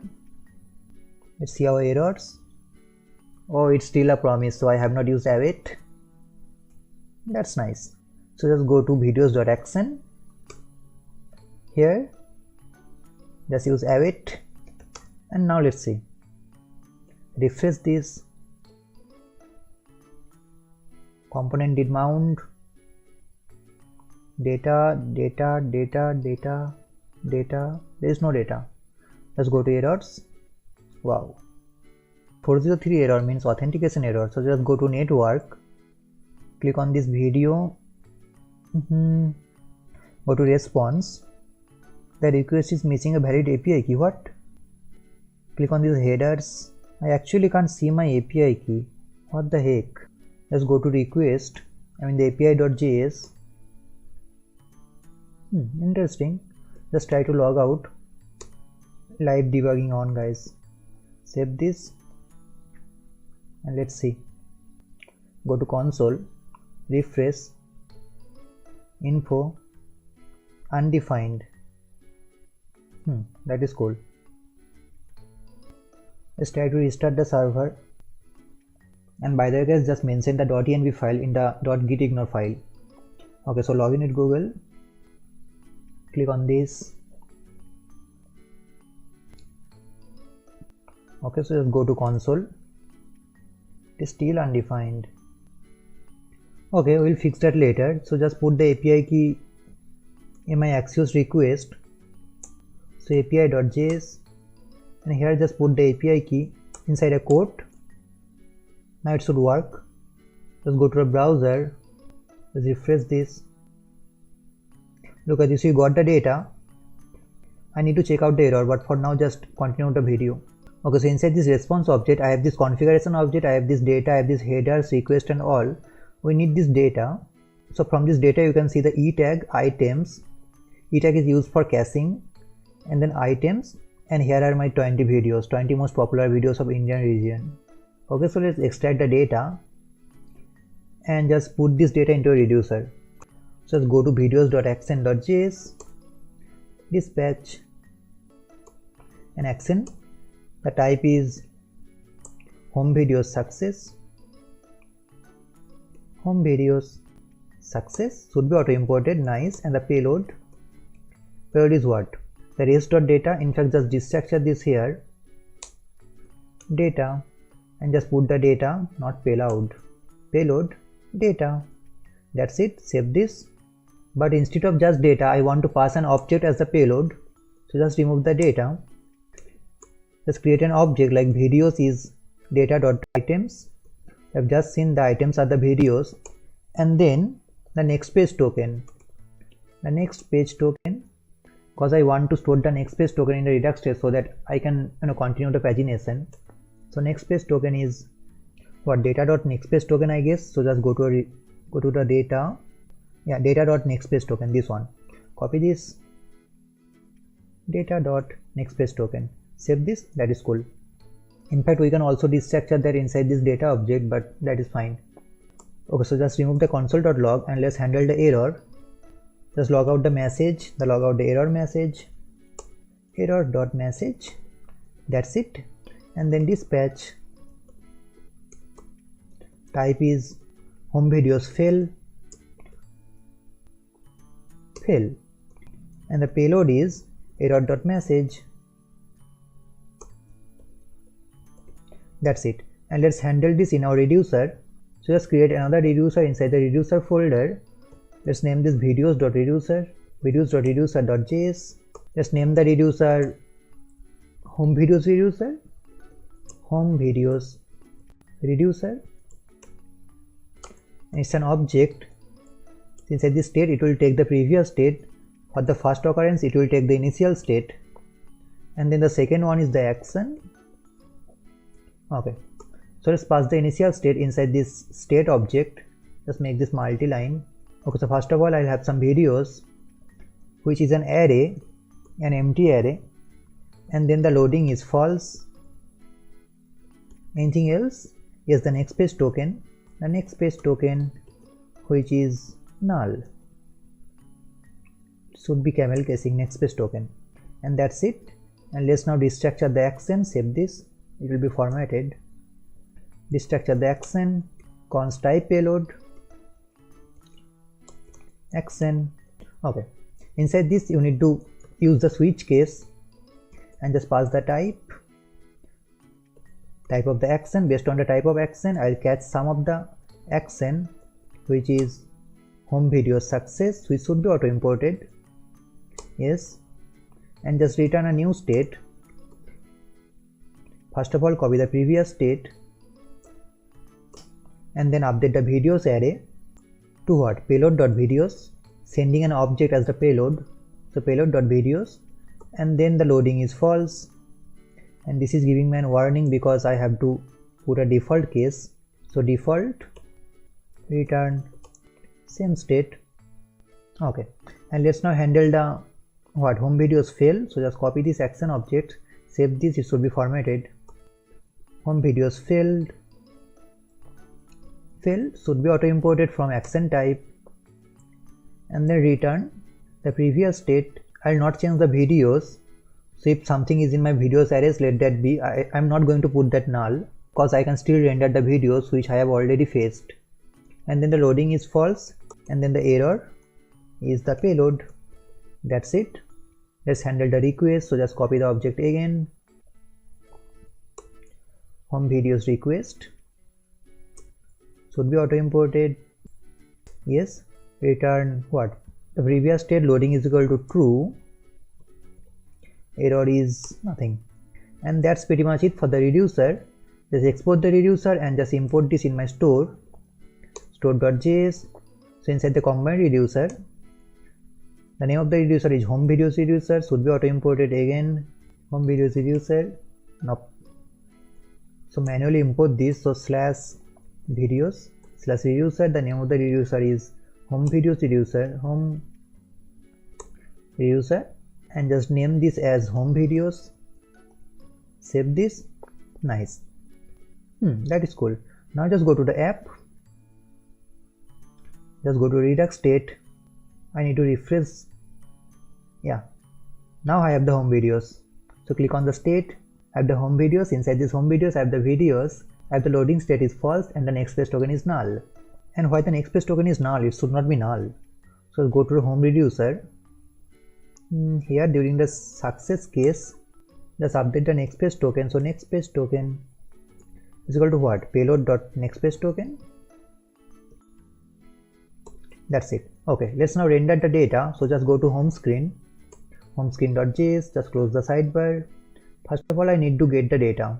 So let's read the data using useSelector hook. So just use useSelector. useSelector should be auto imported from React Redux, and it needs a selector function. Inside this I'll have the global state, and from that global state what I need the home reducer or home videos, home videos, and from this home videos I'll get the videos, and the second thing I need the loading state. Actually I don't need the loading state because I can check if the videos.length is greater than 0. It means I have all the videos. Okay, so just don't need the loading state in this case. Okay, that is cool. And then inside this row I have the dummy video component. So first of all, just remove this array.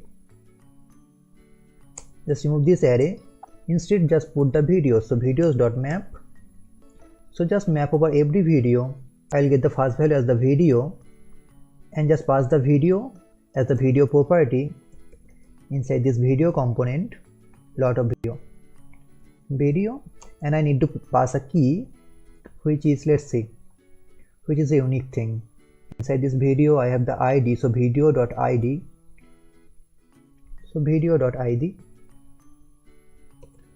Nice. So just go to the video. At this point I can destructure the data. So just destructure the video.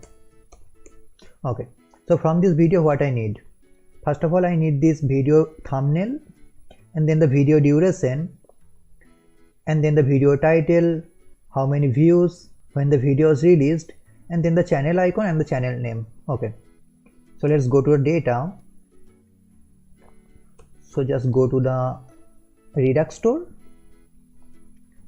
Redux, home videos success, go to the state. Inside these home videos I have this videos. Inside these videos I have this video object. Okay, so first of all I need the ID snippet, and from this snippet I need the publish at, channel ID, title. I don't need the description. I need the thumbnail. From this thumbnail I need the medium thumbnail because I have used the other thumbnails, but the medium thumbnails perfectly fits. And then I need the channel title. Anything else? Inside the content details I need the duration, and from the statistics I need the view count.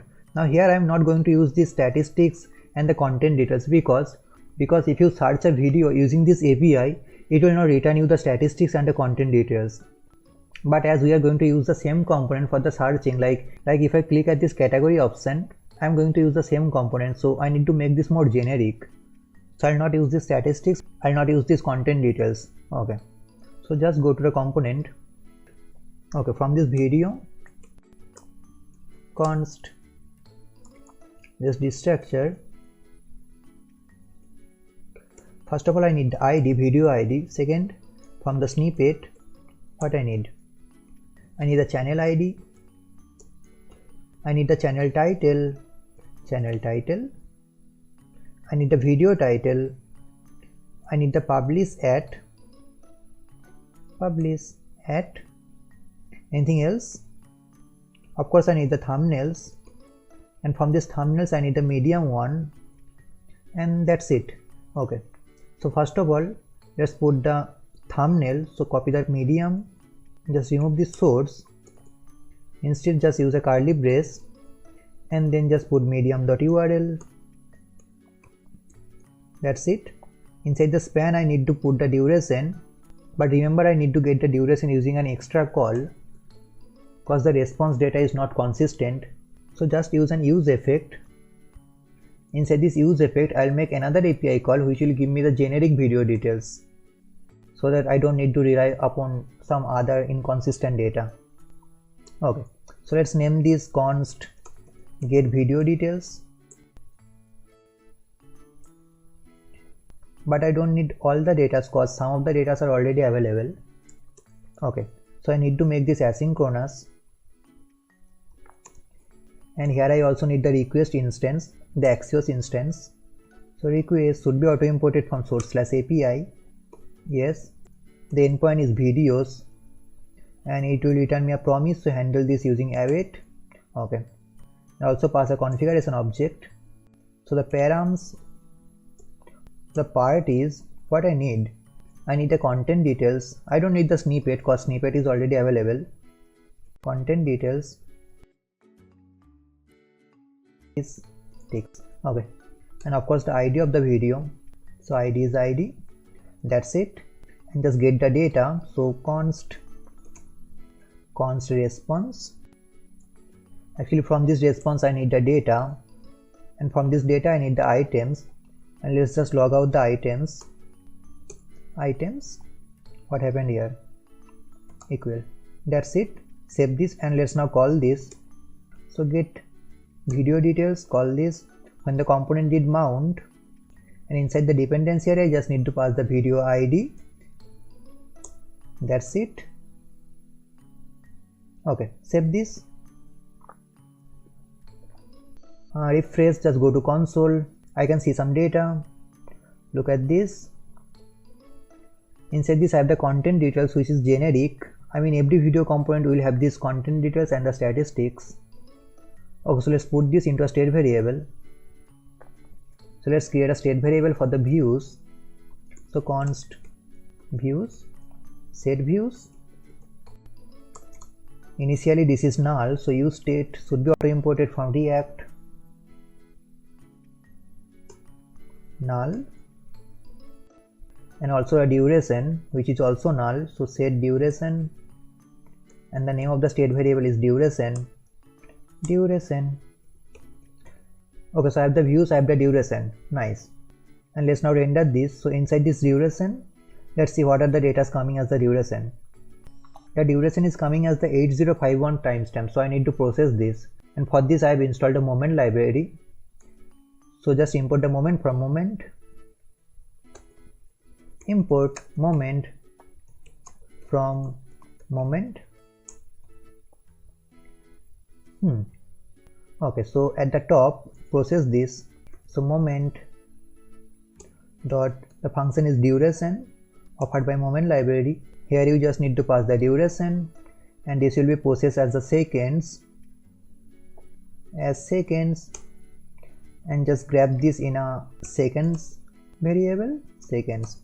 Okay, and now I need to format this into minutes, seconds. Okay, so const, let's name this underscore duration or formatted duration. So moment dot UTC, here you need to pass the milliseconds, so seconds into 1000 dot format, and then the format I want is MMSS. Nice, save this and just grab the duration, put this in my span tag. Oh, I said duration, that is cool, and the video title is the title. I'm getting this from the snippet, and then the video views. So again I need to process this using numeral. So library I have also installed, so import numeral from numeral,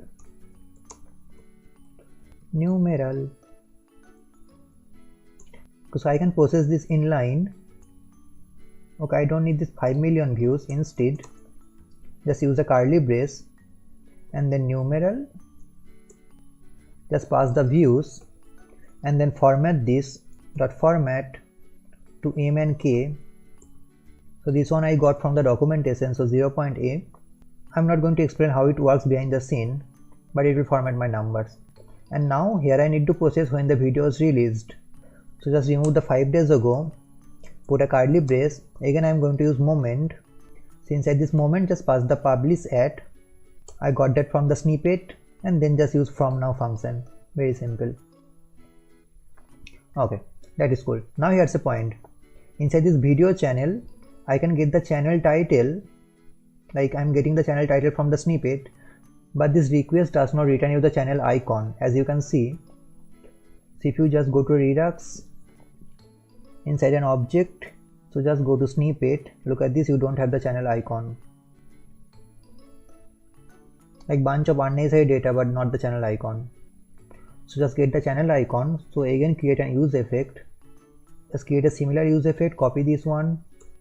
I can make multiple use effect, that's the beauty of hook. So this one is what, get channel icon, and then the endpoint is channels. I got this from the documentation, so just play with the documentation, you'll be more frustrated, believe me. Okay, so here I just need the snippet of the channel, I need to pass the channel ID, so the ID is channel ID, and just call the channel icon, get channel icon. Okay, you just need to pass the channel ID inside this dependency array, channel ID, save this. Let's see, refresh this, just go to the console. Now let's see how you can get the thumbnail. So this is the items array, and in this array you need to go to snippet, and from this snippet you need to go to thumbnails, and from this thumbnails you need to go to medium, high, default, whatever, and from that medium you need to get the URL. Like look at this, just to get a channel icon. Okay, so let's do that. First of all, create a state, so const channel icon, set channel icon, use state, again this is null at the initial state, oops, null, that's it. Now just remove this console log and just use set channel icon, the setter. First of all, go to the items array, here is my items array, process the first one, like doesn't make any sense, and then just go to snippet, and from this snippet just go to thumbnails, and from this thumbnails get the default one, and then it will set your channel icon, and also set the duration. So just remove this items, instead just use set duration, just grab the duration. So again the items array, the first one, then just go to content details and then duration, and also set the views, so set views, again the items, let's go to statistics and then view count, save this, cool. Now just put the source, replace this with the channel icon, if the channel icon is there just grab the URL, channel icon.url, that is cool. And Rainbow Hat Junior, just replace this with the channel title, So channel title, that's finally it, I guess. Okay, so just save this and let's see, refresh. Look at this, I have the full details. Okay, so I have this video thumbnail, I have the video duration, I have the video title, the number of views when the video is released, and then the channel icon and the channel title finally. So that's it for this video. In the next video we are going to handle this categories bar. Hey guys, welcome back. I'm Smith from Backbench Coder. So in the last video we have rendered these popular videos. So the popular videos of a particular region, this is not yet paginated. We are going to do the pagination after this categories bar. So in this video we are going to do this categories bar. So if I click on any of this keyword, I should get all the videos related to that keyword. So let's see the documentation. So I'm going to use this search endpoint, this search list, this list by keyword. So I can search by a keyword and that will return me the list of the videos. I need this endpoint, this /search. Remember, we have already defined this base URL in the Axios instance. Okay, let's see the parameters I need to pass. I need to pass the part, and then I need to pass the queue. I can pass the max results, the maximum results I want, and then the queue. This is important. The queue parameter specifies the query term to search for, very common. And then the region code, if you want to pass the region code. I don't think this is important. Okay, so let's create the action creator. First of all, go to the videos.action. I'm getting these popular videos using this get popular videos. I'm going to create exactly the same action creator. So just copy this and just paste this one and just change the name to what? Get videos by category. Get videos by category. I'll get the keyword from the categories bar, and then first of all I'm dispatching the home videos request, and then the endpoint will be search, and then the parameters. Here I can't pass the content details and the statistics. I can only pass the snippet, as you can see in the documentation. In the documentation you can see the part is string, and set the parameter value to snippet. It has the only one option, so snippet. And then I don't need the chart, I don't need the region code. Maximum result 20. Page token, what? Page token I'll be getting from the global state. So just get the global state, dispatch, and also the get state function, get state. So just grab the next page token, get state, call this function, it will give me the global store, and then just go to home videos, then next page token. Remember, we have also created this next page token inside the initial state. Just go to videos reducer, this one, this next page token. Okay, and now I need to pass the keyword. So q is equal to keyword, and then another property which is type, because this search response will return me the playlist, the channel and the videos related to that keyword, but we only need the videos. So inside a string just pass video, that's it. Okay, and then dispatch home videos success when it is successful, videos data.item next page token. And I also want to send another property as the payload, which is category, the current category. It will help me to maintain the pagination. So category is the keyword, right? In fact, I also need to pass this category inside this home videos, popular videos. So just pass the category. This one will be all, right? That's it. That's my action creator is ready. And now just go to the reducer. So videos.reducer. Okay, so this is almost same.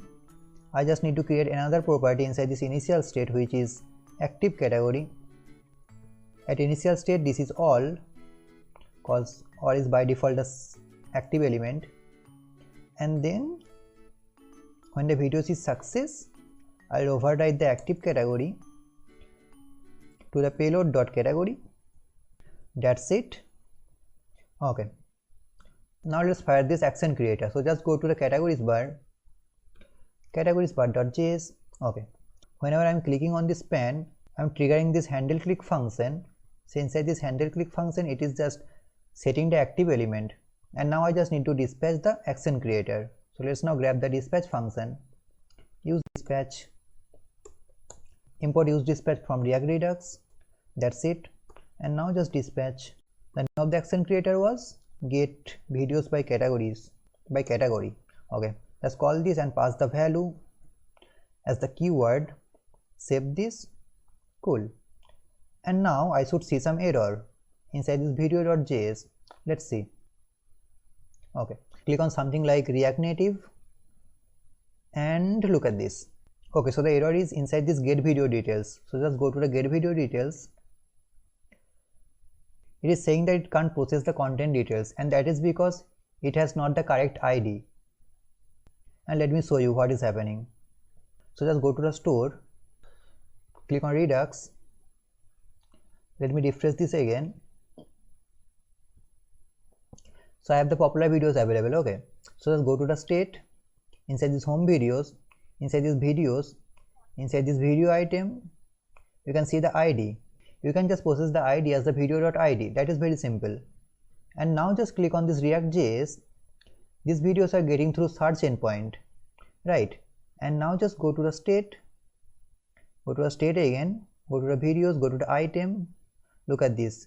And now this ID is an object. Look at this. This ID is an object. Inside this object I have this video ID. As I told you, this API is very unstructured. Remember what I told you in the introduction part? And of course at the end of this project you will realize that you have just used the worst possible API available in the internet. But as a developers we need to come up with a great solution. So let's go to the video component and process the ID. Okay. So first of all I'll create a separate variable for the ID. So const video ID underscore video ID. First of all I'll check if the ID is an object, then go inside this ID and grab the video ID. And if it is not, just use an OR operator. So if this is not valid, then grab the ID. That's it. And now just pass the video ID to the ID. Inside the dependency array, pass the video ID. Okay. So what I'm doing basically, first of all I'm checking if the ID is an object. If the ID is an object, then just go inside the object and grab the video ID value which is valid for the search endpoint. And if it is not a search endpoint, just grab the value from the popular videos as the ID. And remember I told you I need to make an extra request as this search endpoint does not return you the content details. Look at this. Inside this Redux store, look at this, I am only getting the snippet, and this snippet does not contain the views, does not contain the statistics, content details, duration and all. That's why I had to make another request. So just refresh this. Okay, just click on this react.js. I still have the error. I have not saved the file. Oh, I have not saved the file. Save this, refresh this, and let's click on this react.js. No error. These are all the videos related to React.js. And then click on this algorithm art. These are all the videos related to algorithmic art. Click on this Redux. Okay, so my categories bar is ready, and in the next video we are going to paginate our home screen. That is one of the challenging part of this project. So see you in the next video. Bye. Hey guys, welcome back on Smith from Backbench Coder. So we have almost finished our home screen. In this section we are going to add pagination in our home screen, and then we will show skeleton during the loading of the videos. And then to optimize the image loading, we are going to add lazy load image component. So a lot of features to add, so let's go one by one. So let's go to your terminal and install some of the packages we are going to use in this section. So first one is React Infinite Scroll component. Using this component we will load the next 20 videos once we reach to the bottom of the screen. And then the second one is React Loading Skeleton. Using this package we are going to show some advanced loading component on our screen. And then the third one is React Lazy Load Image component. Using this package we are going to optimize our image. So make sure there is no typo. Okay, so first of all let's go to a React Infinite Scroll component documentation. Okay, so let's see how this package works. Okay, so here you can see these items, and these items are wrapped using this infinite scroll component. So basically the items you want to paginate should be wrapped using this component. And then there are these properties. So first one is data length, which is items.length. In our case this should be videos.length. And then the next property is next, which is a function. So once it reaches to this data length, this fetch data will be automatically called and it will load the next data. That's very simple. And then this has mode is true or false, so if there is more data you can pass true or false, you can pass this conditionally. And then there is this loader, just to show a loader while the data is fetching, and once it reaches to the end you can pass an end message, something like, yeah, you have seen it all. Okay, I don't need these properties. Okay, so let's start by implementing this. So let's go to the home screen, homescreen.js. Okay, so first of all I need to wrap all these videos using our infinite scroll component. So just import this infinite scroll component, import, first mention the package which is React infinite scroll component, infinite, I don't know why my intelligence is not working, scroll component, and from this package just import infinite scroll, the default import, night scroll, save this, that's it. And now just wrap this. So inside this row just put this component and just wrap these videos using this component, that's it. Save this. Okay, now let's pass the property one by one. First one is data length. Data length, what should be a data length? It should be videos.length. Yes, videos.length, that's it. Then the second one is next, and it will be a function, so let's create a function. Let's name this fetch data and let's define this at the top. So this function will load our next data. So fetch data, that's it. We'll put the logic here to get our next data. Okay, and then the third property is has more, and it will always be true in our case. And then the fourth one is loader. So if we want to show any loader, in this case I want to show a loading component which will be coming from the bootstrap component, and the best thing is I can pass a component inside this loader. So a div, inside this div I need to pass some class. So class name, first one is the spinner, so spinner border. Then the second one is text danger, to give it a red color, just to cope up with YouTube. And then I want to make this horizontally center, so for that just make this display block, and then margin at left and right auto, so mx auto, not max, mx auto. Save this, that's my loader. And then the last one is end message, which we don't really need. Save this, cool. And now this infinite scroll component needs the full control over the scroll bar. So for that we need to do a little refractor on our layout.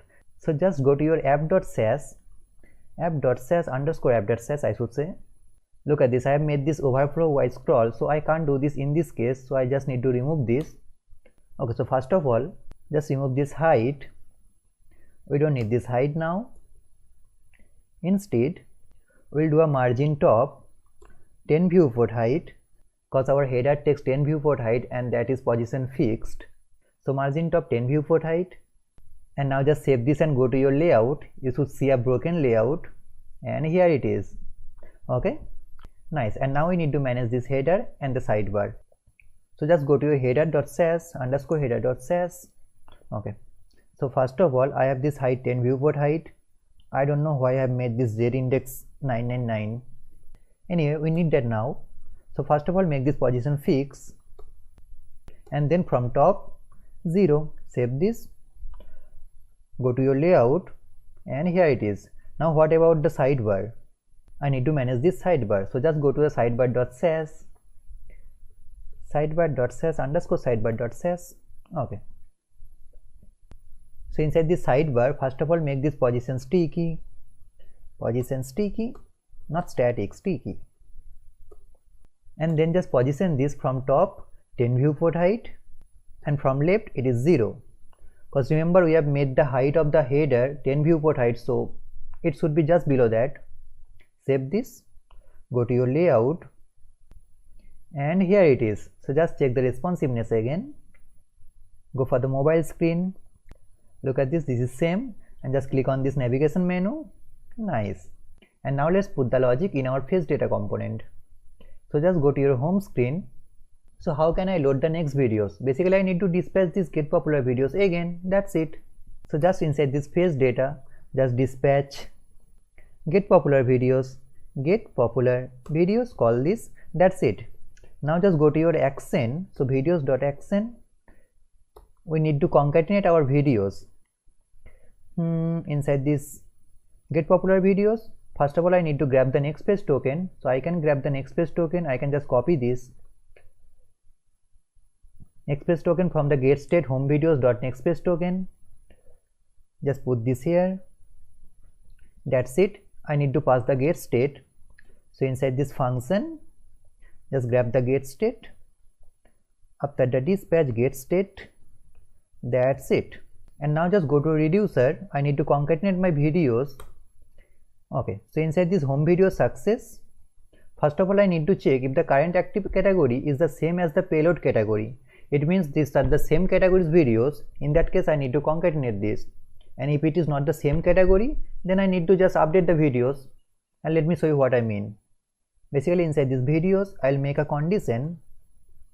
So the state.active category is same as the payload category, payload.category.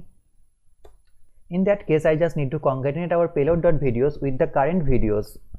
So just using spread operator, just get the state.videos first, and then just put a comma, and then again using a spread operator, just use the payload.videos. That's it.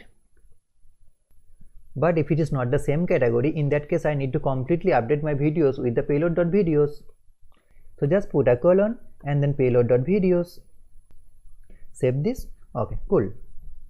Okay, so let's see, it should work. Refresh this and just scroll, and here it is, my next 20 videos. Scroll, and here it is, my next 20 videos. Now let's implement this with our categories bar. So just click on this react.js. Look at this. It is not the same category, so previously it was all, now it is react.js, so that's why it completely update our state. And now just refresh this, you will see a problem. Look at this, once it goes to the bottom, it completely updates my state with our all videos. Now why is this happening? Let's see. So basically inside this home screen, I'm just dispatching this get popular videos, right? So I just need to check what is the active element. Based on that active element, I need to dispatch my action creator. So inside this page data, just check if the active category. So I just need to get the active category from our Redux state. Also get the active category from our home videos, active category, and inside this if, just check if the active category is all. In that case, just dispatch the get popular videos. But if it is not, else what? Else just dispatch the other action creator, which is get videos by category. Get videos by category, and also pass the value, which is our active category. Active category. Nice. Just import this action creator, should be auto imported, and here it is. Look at this. Why this divide? I don't need this. Look at this, get videos by category is auto imported. Nice. And now just go to your categories bar. So categories bar.js. Okay. So when I'm clicking on this pen, I'm dispatching this get videos by category. But remember, we have also defined another value, which is all. So I need to take care about this all. So if I click on this all, I need to get the popular videos. So inside this handle click, just check if the value is all.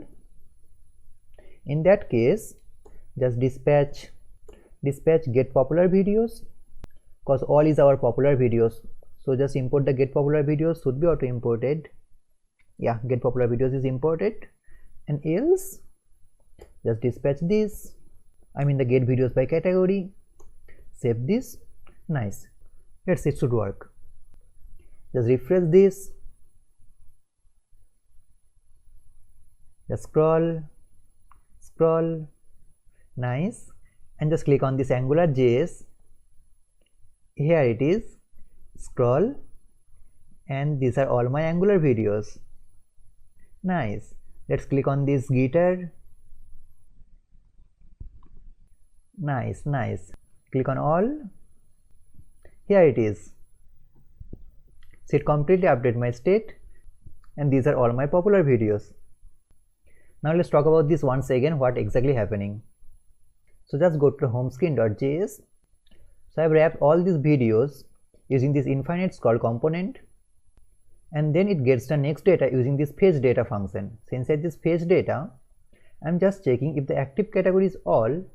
It means I need to get the popular videos, so just dispatch get popular videos, and if it is not, just dispatch get videos by category and just pass the active category. That's it. And now just go to videos reducer. Inside this, just check if the current active category is same as the payload.category. If it is same as the payload.category, it means I just need to concatenate our videos, and that's what I am doing using this code. And if it is not the same category, it means I don't need the previous videos. I need to completely update my state. So payload.videos, and just set the active category as payload.category. Okay, and inside this categories bar, when I'm clicking on this pen, on this on click inside this handle click function, I'm just checking if the value is all. It means I need to get the popular videos, and if it is not, then get videos by category and just pass the value. That's it. Save this. Cool. And now let's set the loading skeleton. So just go to your app and just try to refresh this. Look at this loading and the black screen. I don't want to show that. Instead, I want to show a loading skeleton. So just go to your code, and inside this home screen, homescreen.js, I don't need this categories bar. I don't need this Sass files. Okay, so inside this home screen, here I'll be checking if the loading is false. It means I got the data loading. If it is not loading, so and not loading. So if it is not loading, it means I got all the data. In that case, I'll just map over all these videos. But if it is not, in that case, I'll show the loading skeleton. I just can't put an and here. Just a ternary operator inside this, and just something like loading for now. I just need to import the loading. So this loading will be coming from the reducer, home videos reducer. Loading. That's it. Okay. And let's see if it is working or not. Refresh. You can see this loading state. So just go to a documentation and see how you can use this component. React loading skeleton. Come on. Yeah, cool. Like, it's really simple to use. First of all, you need to import the skeleton from the React loading skeleton, and then just define the skeleton. As simple as that. Okay. And let's see the use cases. So it comes with a light theme. You can change the theme. You can change the animation duration. You can change the width. You can change the height. Look at this. It has the shape height, width, and the height property. And then if you want a circular shape, you can pass a circle property. So circle is true. And that's pretty much it. You can also pass a style property here. Okay, so let's use this. So just copy this import code. Import skeleton from React loading skeleton. Go to your home screen. Homescreen.js. Just import this. That's it. And now let's use this. Okay, so I don't want to show this loading. Instead, I want to show the skeleton. That's it. But I want to show 20 skeletons, not just only one. So let's create a dummy array. I don't need this parenthesis. So using a spread operator, the array constructor, just pass the length 20, and then just map over this. And then inside this callback function, it will return the skeleton. That's it. Now just save this. Okay, inside the skeleton I can pass some property. So the height is, let's pass the height, which is 180 pixel. You don't need to pass the pixel, the default unit is pixel. And then the width is 100%. In fact, let's wrap this skeleton using the column.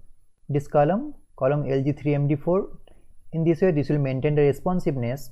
Just wrap the skeleton using this column. It already wrapped. Wow. Save this. What about this? I don't need this. Save this and let's see. Look at this. Just refresh this, and here is my 20 skeleton. And now just to test this component, just reverse the condition for a minute. Inside this, just check if the loading is true. In that case, just show the videos, and if the loading is false, just show the skeleton component. Just save this. Refresh. Here it is. Cool. Okay, so let's now create our own skeleton component using this component. So just go to your code and create a separate component. Inside this source, inside these components, just create a new folder called skeletons. Inside the skeletons, just make this skeleton video or something like that. Skeleton video.js. Let's create a boilerplate, RAFC. That's it. Cool. Okay, so here I need the skeleton and the skeleton theme. So just go to a documentation and let's copy the import. Here it is, skeleton and the skeleton theme. Just copy this and here just import this. Cool. In this way I can change the theme. So basically I'll make this darker. First of all, inside this div just pass an inline style. So style, first of all make this width 100%. I'll also add a margin. So margin at top and bottom 1 rem and left and right 0. Inside this div just pass the skeleton theme. Skeleton theme. Inside the skeleton theme just pass some property. Basically the color. Inside this color I got a beautiful color. So has 343840, and then the highlight color, this is has 3C4147. Save this. Cool. Nice. Inside the skeleton theme just pass the skeleton. So skeleton. That's it. Okay, so basically you want a video shape, right? So inside the skeleton just pass the height. Height is what, around 180, and then inside the skeleton just pass a div. Inside this div again a skeleton, which is a self-closing tag. Just pass the inline style. Okay, so basically I want to add some margins. At all set 0.5 rem. That's it. But I want this shape to be circular. Circle. That's it. So circle will be true. Save this, and then after this circle I want a description element, right? So again a skeleton, and this time the height will be what, kind of 40 pixel. In fact, also set the height and the width of this circle. So after this circle, height 40, width also 40. So just copy this and width 40. Nice. And what about this width? Our description tag, this width will be 75%. 75%. Save this. That's it. Now just import the skeleton video in our home screen. Just remove this skeleton. Instead just import skeleton video, our new skeleton video component. Skeleton should be auto imported, please. Skeleton video from a long path. Let's see. This is from component skeleton video. Save this. I don't need this skeleton. I don't need this row. Save this, and let's see. Look at this. You can make your own skeleton card. Nice. Let's change the condition. Since at this home screen it will be again not loading, it should be working fine. Cool. Go to Gitter. Nice. Now let's optimize this image loading. So we are going to optimize this image loading using the lazy load image component. So let's go to a lazy load image component documentation. Now before going through this documentation, I want to show you what's the current problem. So just go to your app and let me go to a networks tab. There are some errors, we are gonna fix that. And let's go to a network. Cool. Click on this image. Here it is.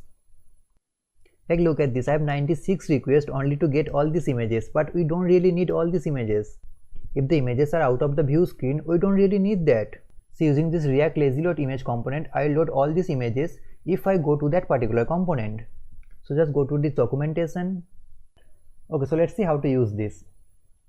First of all, you need to import this lazy load image component, and then inside this you can pass some properties like alternate tag, height, source, this image.source, this is really important, and then the width. And then you can pass all these properties like after load, before load, it's all at the function. And then the effect, this is important. If you want to show some effect during the loading of the image, you can pass some effect like blur, black and white and all. And then look at this. If you want to show some effect, you need to import that corresponding CSS file. And here are some of the examples. Okay, so let's use this. First of all, import the CSS file. Just copy this. This is blur.css. Just go to index.js. Index.js. Just import this file. That's it, imported. And now just go to video.js. Here I need to import that particular component, which is lazy load image. Copy the import line, go to the video.js, just import this. That's it. And just replace our images. First of all, this image, the thumbnail, just comment this out. So this will be our, what's the name of the component? Lazy load image. Lazy load image. It's a self-closing component. Just pass the source, which is medium.url. Just copy this, paste this, And then the effect, I want blur effect. If you want black and white effect, just import the black and white CSS file and then use the effect as black and white. Okay, cool. Just copy this component and then inside this channel icon, just comment this out, put this here. Now channel icon.url, right? So channel icon.url, that's it. Effect is blur again. Save this. We should see some error in our layout. We are gonna fix that. Make this larger. Look at this, refresh. Oh, nice error, man. Just use an optional chaining. So channel icon, if there is a channel icon, then assign the URL. Now just refresh this. Look at this. This is showing the blurry effect, but this is not super optimized. Again, refresh this. Look at this. And this is because in our style, in our video.sass, let's go to video.sass. I'm making this span position absolute, and the new component is also a span. Let me show you. Inside these elements, just click on an image. Look at this. This is a span, the wrapper class. So I need to refactor our style. So first of all, give this span a separate class name, the duration. So inside this video.js, this span, just use class name something like video duration, video underscore duration. That's it. Just copy the class name, go to video.sass, just remove this span. Instead just use ampersand, which will concatenate, and then underscore duration. Oops, underscore duration. That's it. And now for the new span, inside this top, I can target the span using the class name. Let's get the class name, lazy load image background. Lazy load image background, the new span. Just target this dot lazy load image background, and now just make the width 100%. That's it. Save this. It should work. But something went wrong, which is the duration. The duration is not at the right place. And why is this happening? This is because I have not saved the video.js file. This is really cool. So just save this. Oops, save this. Still not showing. What went wrong? Inside this top, I have this video. Oh, this should be video top duration. Video underscore top. Just change the class name, guys. Video underscore top underscore duration. Refresh this, and here it is. Perfect. Refresh again. Go to Redux. Nice. Okay, so with this my home screen is finished, and if there is any problem, we are gonna fix that at the end of this project. And again guys, if you are enjoying this project, please hit the like button, and if you are new to this channel, I make videos on web development and web designing, so if it sounds interesting, please consider subscribe my channel. See you in the next video. Bye. Hey guys, welcome back. I'm Smith from Backbench Coder. So in the last section we have finished the home screen, and in this section we are going to design the watch screen. So if I click on this video, it should be redirected to the watch screen. So let's see the watch screen in our final product. Okay, so in this watch screen, look at this URL. I have this watch / the video ID, and let's see what we have in this watch screen. So basically this watch screen is divided into two parts, the left part and the right part. In this left part, I have this video player, and then I have this video metadata like video details, the channel details, the video description and all. And then after this, I have this comment section.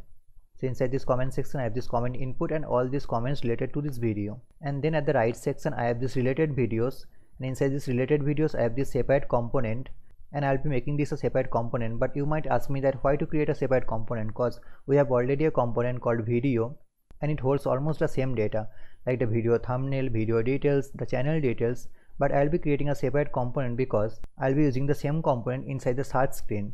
So let me search for a video. Let's say React, and here it is. Look at this. This is the same component, but here we have some defined styles. Like for the channel, we have this rounded border. For the video, I need to show defined data. For the channel, I need to show defined data. So I'll be creating a separate component because you don't want to mess with the styles, right? You can mess with the data conditionally, like if this is the watch screen, I'll show this data. If this is not the watch screen, I'll show that data. But you don't want to mess with the styles. So that's why I'll be creating a separate component. Okay, so just go back to the watch screen. Okay, so that's almost all the components. So again, this is the video player, this is the video metadata, this is the comment section, and inside this comments component I have this single component which will hold a single comment, so something like comment, the name of the component.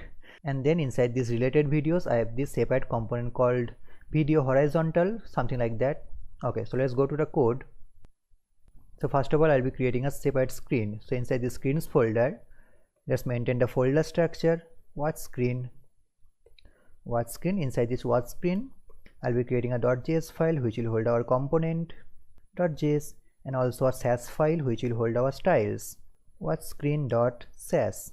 That's it. Inside this watch screen let's create the boilerplate RAFC.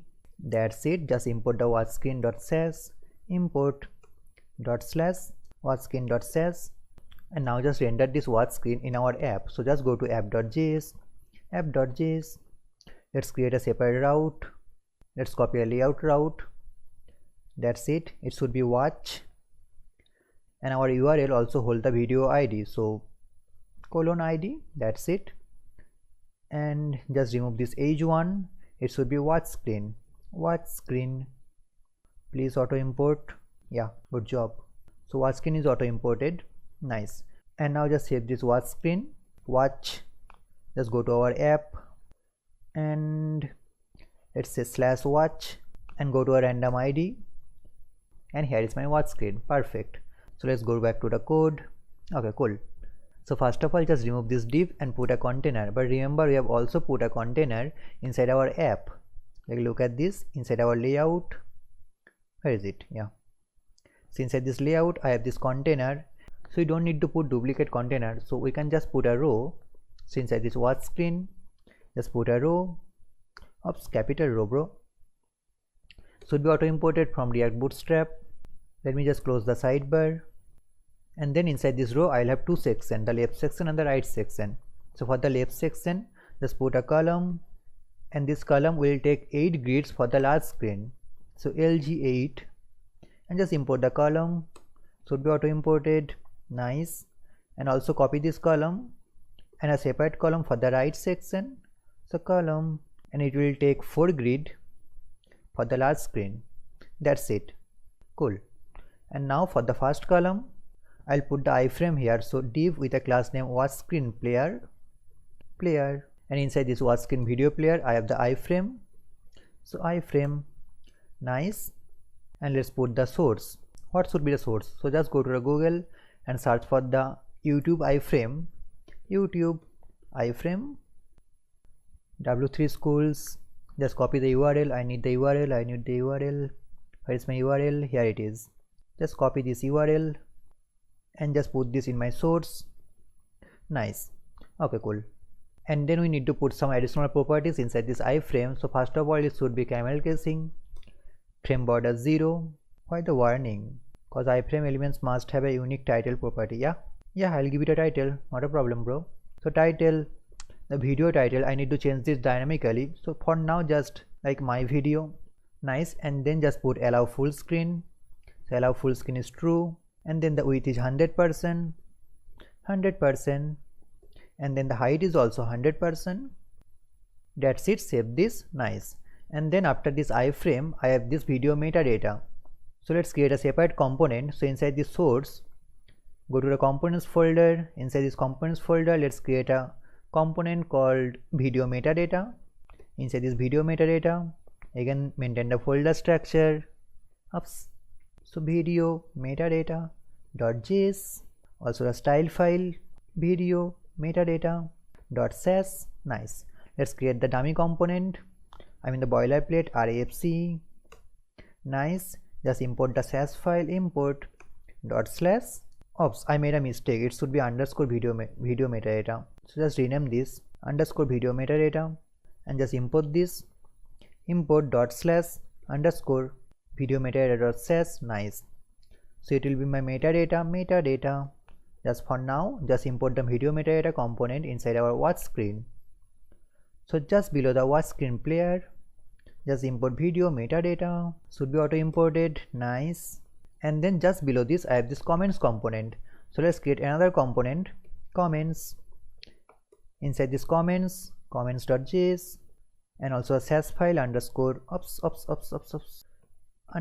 comments dot sass, nice. Inside this comments.js, arrayfc, it will be my comments. Also import the sass file, import underscore comment.sass, that's it. And then at the right side I should show the related videos. So inside this column lg4, let's create a dummy array for now. So inside a brace, dot dot dot, using the spread operator, the array constructor, just put 10, the length of the array, just map over this and just return video horizontal, the name of the component. You should come up with a great name. I mean, I suck at naming, to be honest. It's a typo. Nice. Video horizontal. So let's create the component inside this source, inside this components. Video horizontal. Create two separate files. So video horizontal.js, also a sass file underscore video dot sass, nice. Go to the video horizontal arrayfc, nice, just render video, cool. Just import the dot sass file, import dot slash video horizontal dot sass, save all the files, go to watch screen and import the component. Control space should be auto imported, please. Nice. Save this. Cool. Just go to our app, go to the YouTube using YouTube. Look at this. Just refresh this. I am not seeing the comments cause I have not imported the comments. So just go to watch screen. Just below the video metadata, just import the comments. Comments should be auto imported. Auto import does not work sometimes. Now it did work. Refresh this. Okay, cool. So I have this iframe, the video player. I have this metadata which will hold all our details about the video, the channel details, the video description and all. And then I have this comment section, cool. And then I have this 10 video component.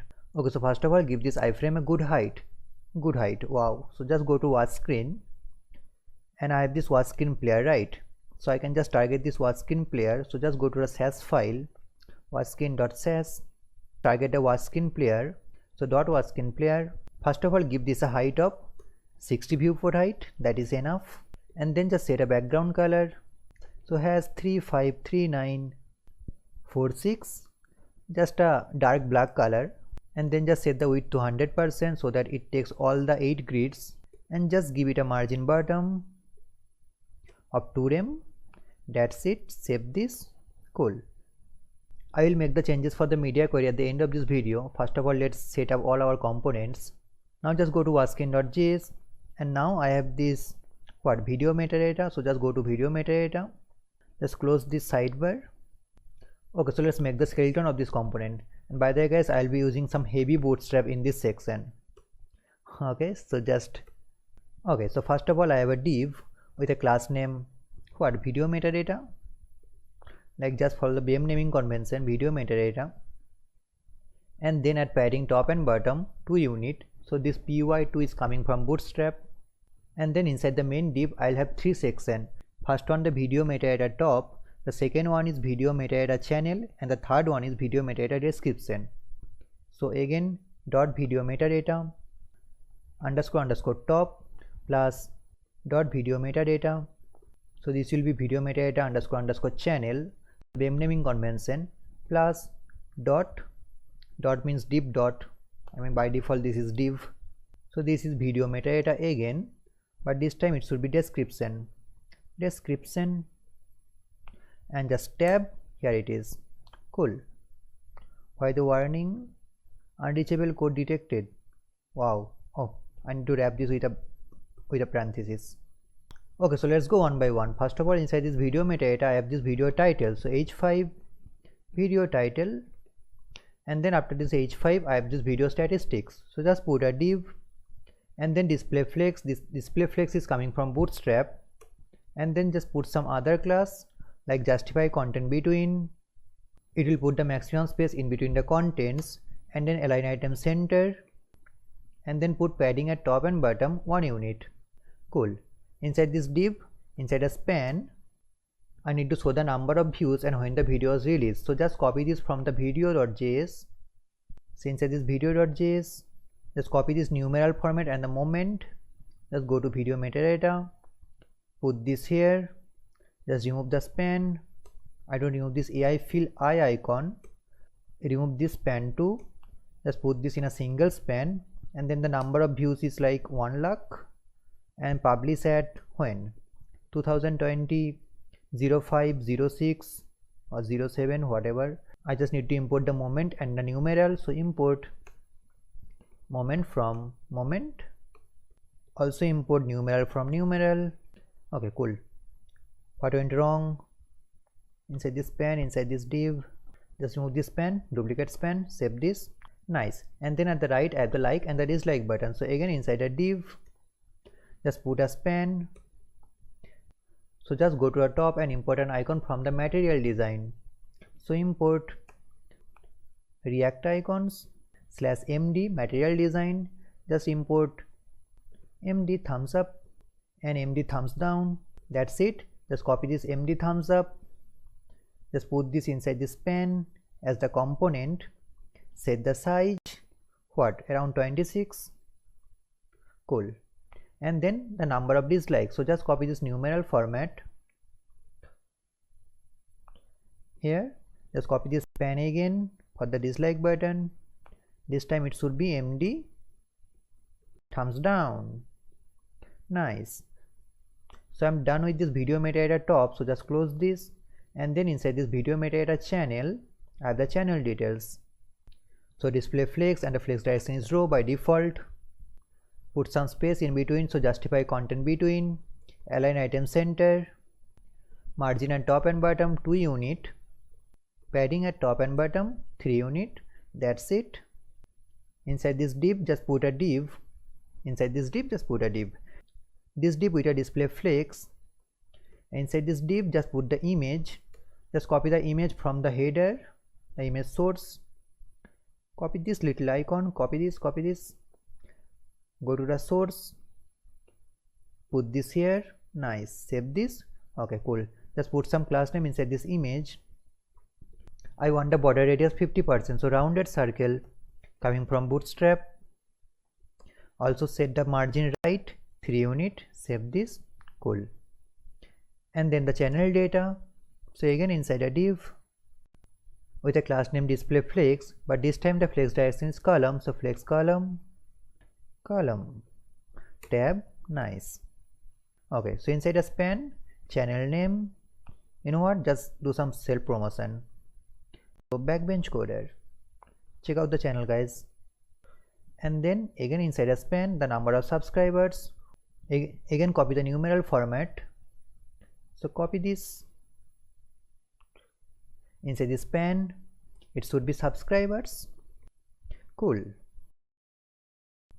Inside this div the button, the subscribing button, so give this button a class name button. I want no border, so border none, border 0, padding at all side 2 unit, margin at all side 2 unit. That's it. The text is subscribe. So here I need to get the subscription status. If the user is subscribed to this channel, I need to show subscribed with the gray background, and if the user is not subscribed, I need to show subscribe with the red background. That's it. And with that I am done with this video metadata channel section. And then inside this description tag, just put some lorem ipsum with 50 words. That's it. Save this, and let's go to the app. Let's see what we have. Refresh this. Something went wrong, which is this like should be at the right, but this is not at the right. What went wrong? Let's go to the video metadata. And by the way guys, you will find the source code in the description, so if it seems boring, the layout seems boring, you can just skip that. It's up to you. Okay, so not end this div here, instead just end this div at the end of this video top. Save this. That's nice. And now just add some margin right at the span, so just go to the span here, md thumbs up, class name, margin right 3 unit, just copy this class name, put this inside this span. That's it. Save this. Cool. Now just go to video metadata.sass, just close all the unnecessary files. Okay, so first of all just import the base.sass file. So @import underscore base.sass file. Now just target the video metadata class, the parent class, video metadata. So just make this side by side. Cool. First of all just target the top. So video metadata top underscore top. ampersand underscore top, that will just concatenate with the parent class, and then just target the span and make the cursor pointer. That's it. That's all for the top section. Then target the channel. So again ampersand underscore channel. First of all give this a slight border at top and bottom. So border top 0.2 pixel solid. The border color defined in the base.sass file. Just copy this. This is border bottom. Save this. Nice, I have this border. I just need to resize the image. So let's target the image inside this channel.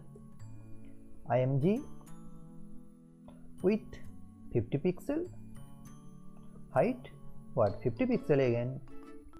That's cool. Now I just need to design this subscribe button. So inside this channel let's target the button. First of all give this a background color red, and then the color, the text color is pure white. Just remove the border radius. So border radius none. Make all the letters uppercase. So text transform uppercase. Just add some letter spacing cause this is more dense. So 0.5 pixel. The border radius none did not work. I mean, why it should work? It should be border radius 0. Come on, Sumit. Okay, let's target on hover state. Let's make this larger. Cool. Let's target this on hover state. So ampersand :hover. And again, if you have any confusion, you can just hover over this. Look at this. This is button on hover state. So color, no change on color. So color pure white. Okay. On focus state. So again ampersand :on focus. No border, so border none. No outline, so outline none. That's it. Save this. Cool.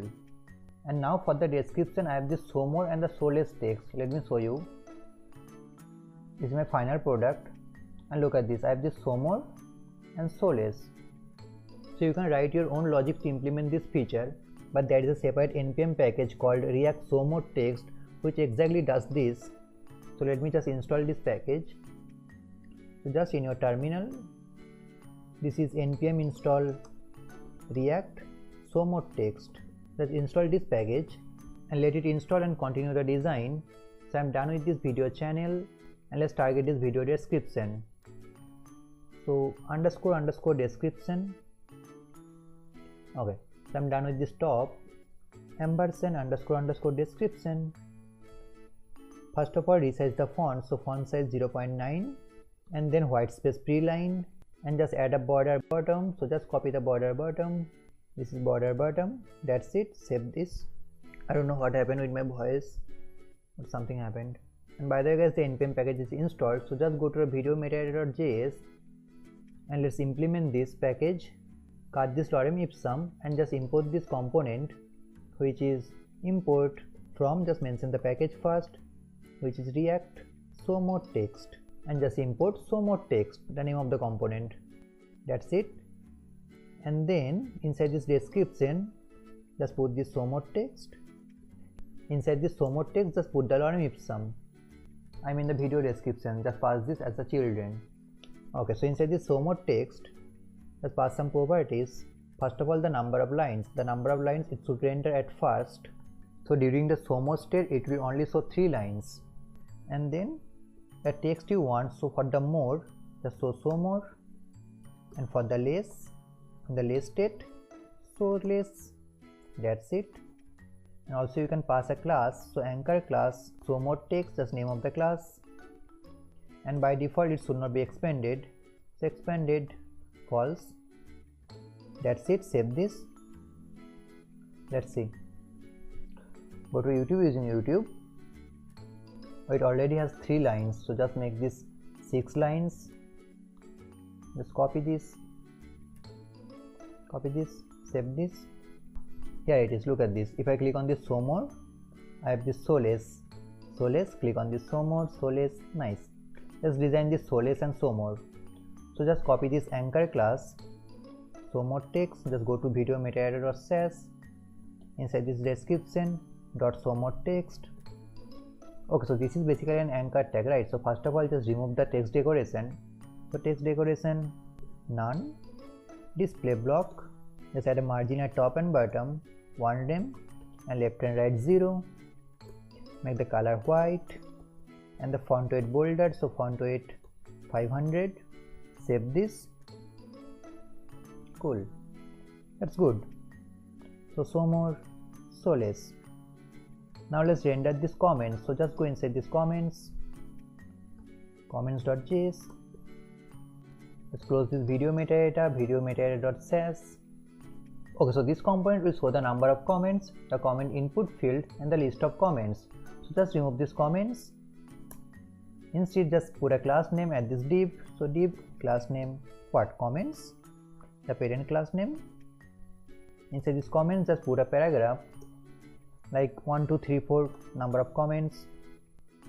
Cool.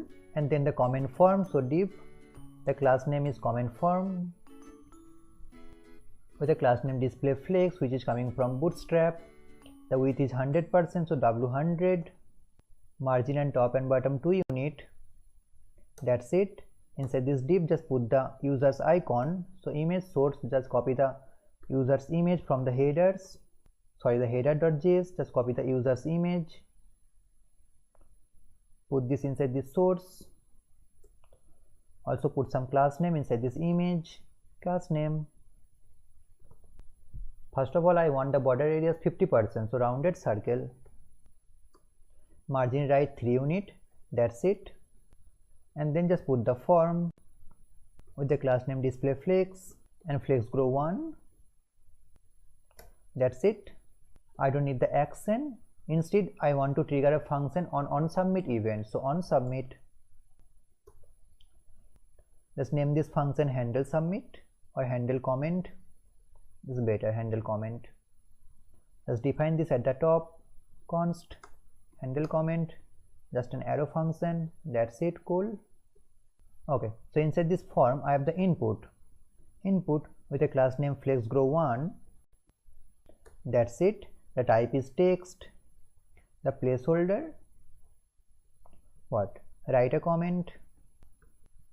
That's it. Save this and then place the button. So button with no border, so border 0. Padding at all side 2 unit. That's it. This is comment. Cool. And then after this div, I have the comments list.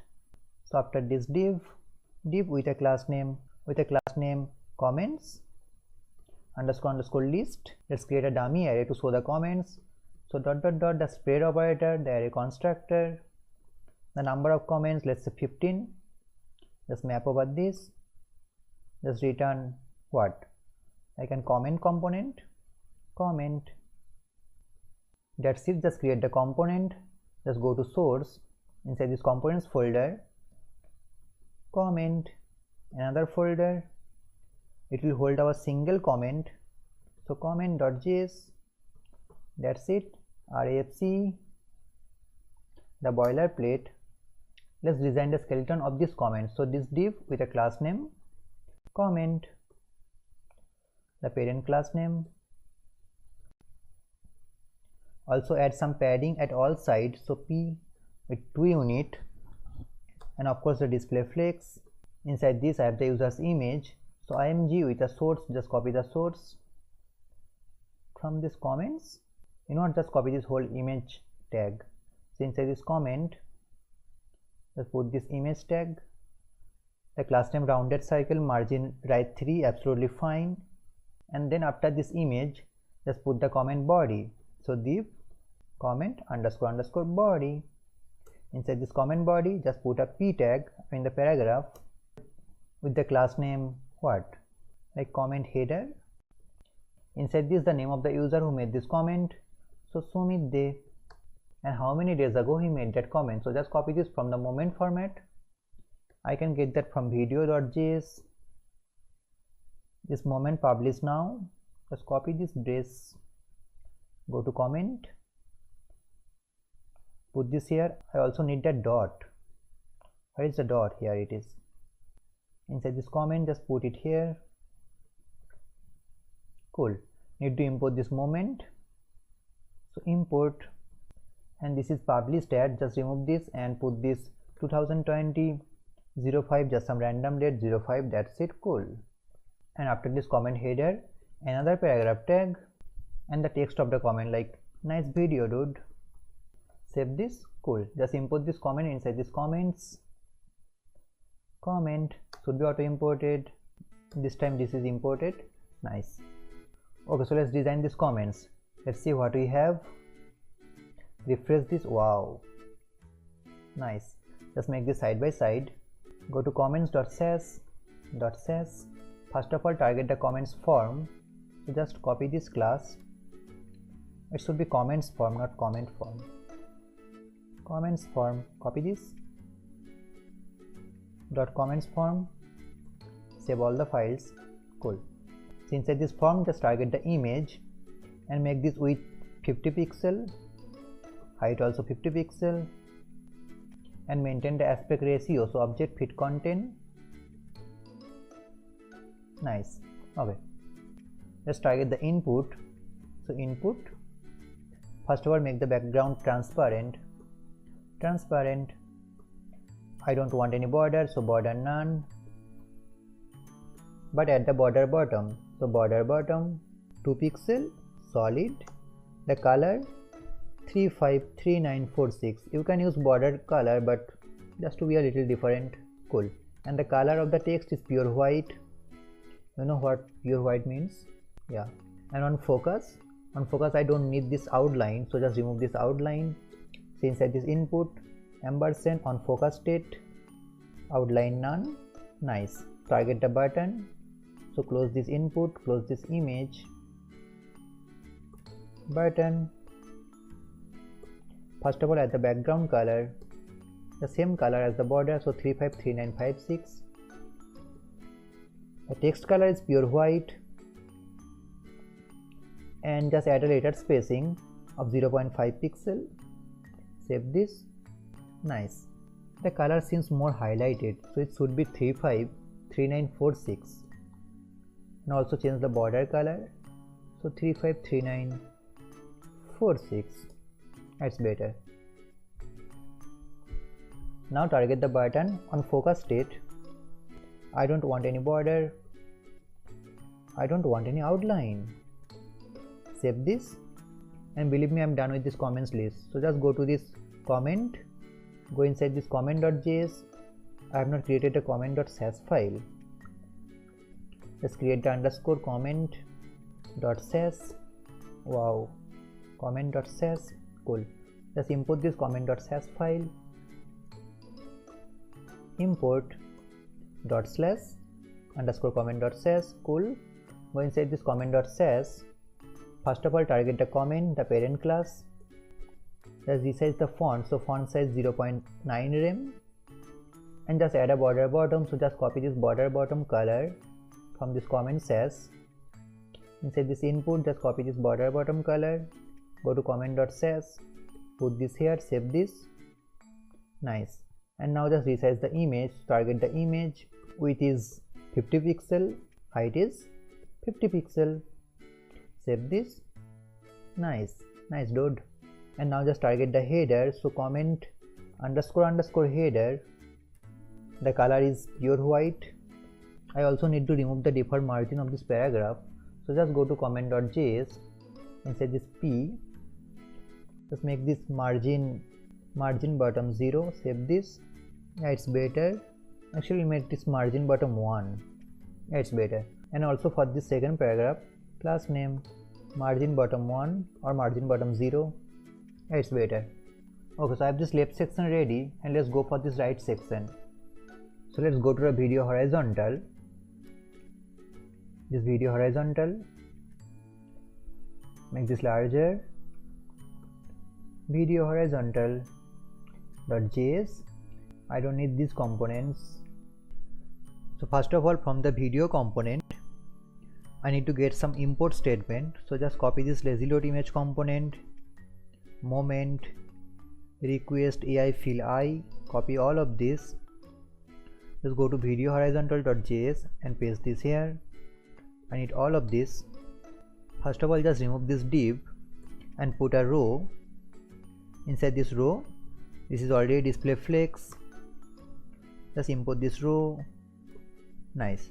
So just add some other class name like video horizontal, the parent class name, margin at all side 1 unit, M1, padding at top and bottom 2 unit, POI2. Row is already a flex box, so I can define align item center. So align item center. That's it. Inside this row, I'll put 2 columns. So column should be auto imported, and for the first column, it will take 6 grid for the small screen. So XS 6, and from the medium screen, it will take 4 columns.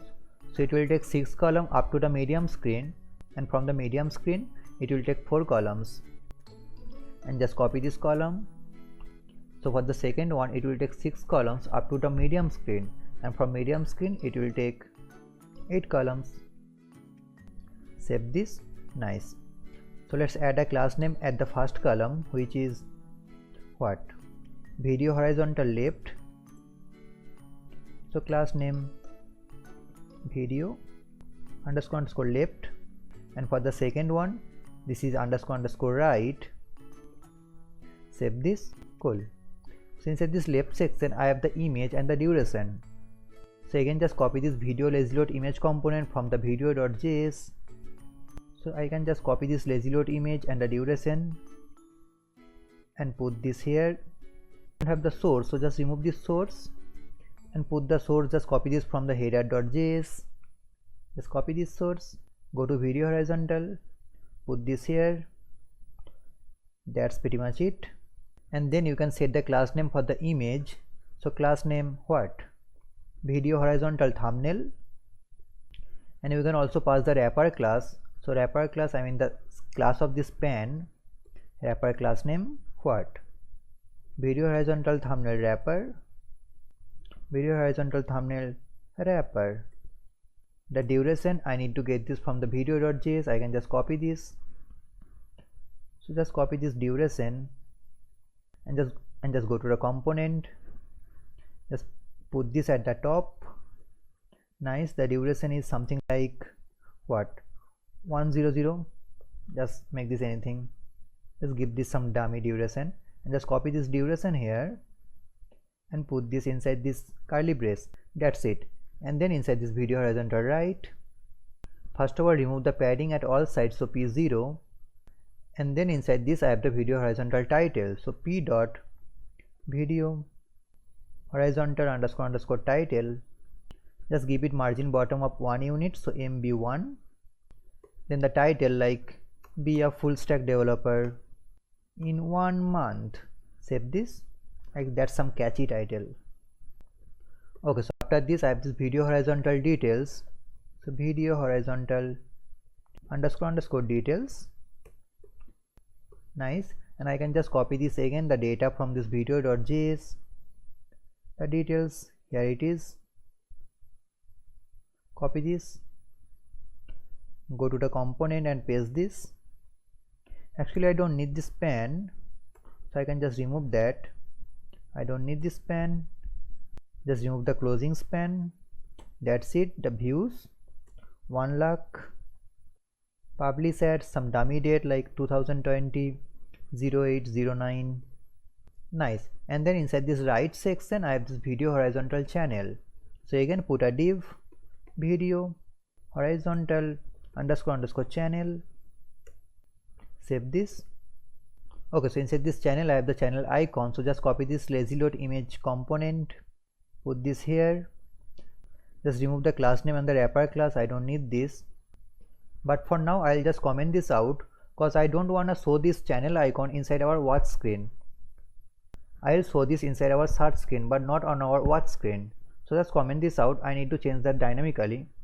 Okay, so inside this channel just put a p tag, I mean the paragraph, the name of the channel, backbench coder. Okay, so just add some class name at this channel. So video horizontal channel. First of all display flex, align item center, and margin at top and bottom 1 unit. Save this. Let's see. Wow, nice. Let's go to video horizontal.sass. Let me just copy the Sass file and then I'll just explain this line by line, because for you it might seem boring to see the same style again and again. So let me just copy this. Okay, so here it is. Okay, so first of all just import the base.sass file and then just target the parent class, the video horizontal, and add a border bottom. This border color is coming from the base.sass file, and then the cursor pointer so the user can click any video just to indicate that. And then just target the left section, make this position relative because I need to show the duration. The duration has the position absolute. And then text align center, some basics. And then for the thumbnail wrapper class, the width has 100%. This is a span tag, by the way. And for the duration, some basic style, padding at all size 0.2 rem, background some transparent black color, then border radius 3 pixels just to give this a rounded look. And then just target the details section, resize the font to 0.9 rem. Then just target the title element, make the font size 1 rem, color is pure white, give this a letter spacing of 0.1 pixel, actually make this 0.3 pixel, and then include line clamp 1. Remember, this line clamp is a mixin and this is defined in base.sass file. Let me show you. This is a line clamp. So this number is the variable. I am just passing the 1 as the parameter. So inside this video horizontal sass, I can just include this using @include line clamp 1. Very simple. And then just target the channel. Just target the channel icon using this image. Give this a width of 36 pixel, height of 36 pixel, border radius 50%, margin right, whatever. Remember, I am not showing this image inside this watch screen, but I will be showing this image, I mean the channel icon, inside our search screen. And then just target the channel title, the font size 0.9 rem, just resize the font, and then just use the line clamp mixin, line clamp 1. Cool. And for the media query, I mean for the responsiveness, I am using the max with breakpoint small. So up to breakpoint small, I want to override the styles. Just make this 0.8 rem. 0.8 rem. Cool. The details, line clamp 1 again. Just target the channel, set the margin at top and bottom. Don't display the image if it is under the breakpoint small, which is 520 pixel. And then just target the description tag, which I don't have right now. I'll be showing this description tag inside our search screen. And then just target the title, increase the font size to 1 rem, and then again use the line clamp mixin and pass 2. So it will only show 2 lines. Save this. Go to the web app. Look at this. Now as this image is rounded by default, this duration is not well placed. So it may seem an ugly layout, but when you will be getting the right image, it will be perfect. Play this video. Nice. Pause this. Okay, so I have this comment section, I have this comment input, I have this related videos, and that's pretty much it.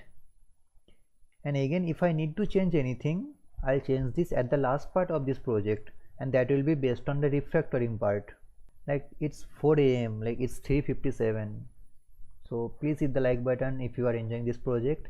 And if you are new to this channel, I make videos on web development and web designing. So if it sounds interesting, please consider subscribe my channel. Please consider this, and see you in the next video. Bye. Hey guys, welcome back. I'm Smith from Backbench Coder. So in the last section, we have designed the watch screen using Bootstrap and Sass. So if you have not watched the last video, you will get the source code in the description box. So just clone the repository and then follow along. Okay, so in this video, we are going to add the functionalities. So if I click on this video component, it should be redirected to the watch screen. Let me show you the watch screen. So here is the watch screen. I should be redirected to this screen. So let's add the functionalities. Go back to the code editor. First of all, let's add the on-click event listener on this video component. So on this video click, so on click, let's name this handle video click. Let's define the function const handle video click. That's it. It should redirect to the watch screen. So first of all, I need the history object. So let's get the history object using the use history hook. Const history, use history offered by React Router DOM, should be auto imported from React Router DOM. Control space, here it is. Okay, so history dot method name is push, and then inside the string literal the URL is the watch slash the video ID. So inside this money sign, the curly brace, what's the video ID? This is underscore video ID, right? So underscore video ID, that's it. Now let's catch this URL in our app. So just go to the app.js. Inside this watch screen, I'm already catching this. So it is getting as the ID parameter inside our URL. So let's grab this ID. So just go to watch screen, and at the top, just use params hook. It's again offered by React Router DOM. So const destructure the ID, and it is coming from use params. Should be auto imported from React Router DOM. Cool. Now cool. Okay. So I have the ID, and now just pass this video ID in our iframe source. Just remove this hard-coded ID, and then $curly brace ID, convert this to a string literal, wrap this with the curly brace. Cool. Save this. Let's go to the app. So just go back to the home screen, refresh this. Now if I click on a video, it should redirect me to the watch screen. Let's click on a video. Here it is. I have the video ID, and my iframe, it should load the video, and here it is. Nice, it's working fine. Okay, so now we need to get the video details and render these video details inside this video metadata, and render the video title and this video statistics. So let's create the action creator. So just go to the Redux folder. Inside this Redux folder, I have the action. Inside this action, I have the video action. So it's a video action, so I'll put this action inside this file. Just close this get popular videos, close this get videos by category. Okay, close the sidebar. So export const, just name this get video by ID. So it needs the video ID, and then async dispatch. Cool. Just put a try catch block. Here it is. So first of all, we need to create the action type. So just go to the action types file, action types. Okay, so what should be the name of the types? Let's name this selected video request, selected video success, selected video failed. So export const selected video request, just put this here as the string, just copy this, and it is selected video success, and the second one is selected video fail. Okay, so at first I'll just dispatch my selected video request. Dispatch, the type is selected video request, should be auto imported. I don't have any payload, so here I need to fire the access request. So let's grab the endpoint. So just go to a documentation. Inside this documentation, I have this list, and inside this video list, you can see this the list by video ID. So this example retrieves information about a specific video, and that's what I need. So basically the endpoint is, just click on this code, the code icon, just go to this HTTP, the endpoint is /videos, and I can pass the parameter like part snippet, content details, statistics, and the API key, of course. Okay, so let's do that. So first of all, just grab the request instance. So request the access instance, and the URL is /videos, and then the config. Inside this, I need to pass the params. So params, first of all, the part, what I need the snippet, and I need the statistics. I don't need the content details, and I also need to pass the ID. So ID is ID. Cool. So technically I can remove the second value, but that's fine. So it will return me a promise. So handle this using await, and just grab the data. So const, just destructure this, destructure, not destructure, data. Cool. And then after successful request, just dispatch selected video success. Type, the action type selected video success should be auto imported success. So the payload, I can get the payload using data.items, and this item should return me the array, and the first value is my video details, so item 0. So this is my dispatch, and for the error, just copy this. No need to copy. So just log this out, error.message, and then dispatch what? Of course the type is selected video fill. Selected video fill, come on, it's not auto imported, man. Selected video fill, and the payload is what? Error.message. What else? That's pretty much it. I have my action creator ready. I've also exported this, and let's create the reducer. So just go to Redux folder again. Inside these reducers, inside this videos reducer, let's create the reducer. So just close this one, home videos reducer. So export const what, selected video reducer. Okay, so it will get the previous state and the action. So state, the values are like loading. Set initial state, this is true, and the video at initial state, this is null. Okay, and the second value is action, so comma action. Okay, so inside this function, first of all I will restructure my payload and the type. So const payload comma type from action, that's it. And then the switch case, Redux is very simple. I told you the type, based on the type I need to match some cases. So case first one is let's increase the font size. Okay, cool. So first of all, the first case is what, selected video request. Wow, selected video request, and return what, just copy the previous state. Oh, hold on, copy the previous state, then just override the loading. True, it is giving me a warning because I don't have the default case. So let's define the default, return the same state. Cool. Let's import the selected video request, should be auto imported. Nice. Let's define the other cases. So for the second one, this is case selected video success, which we really need.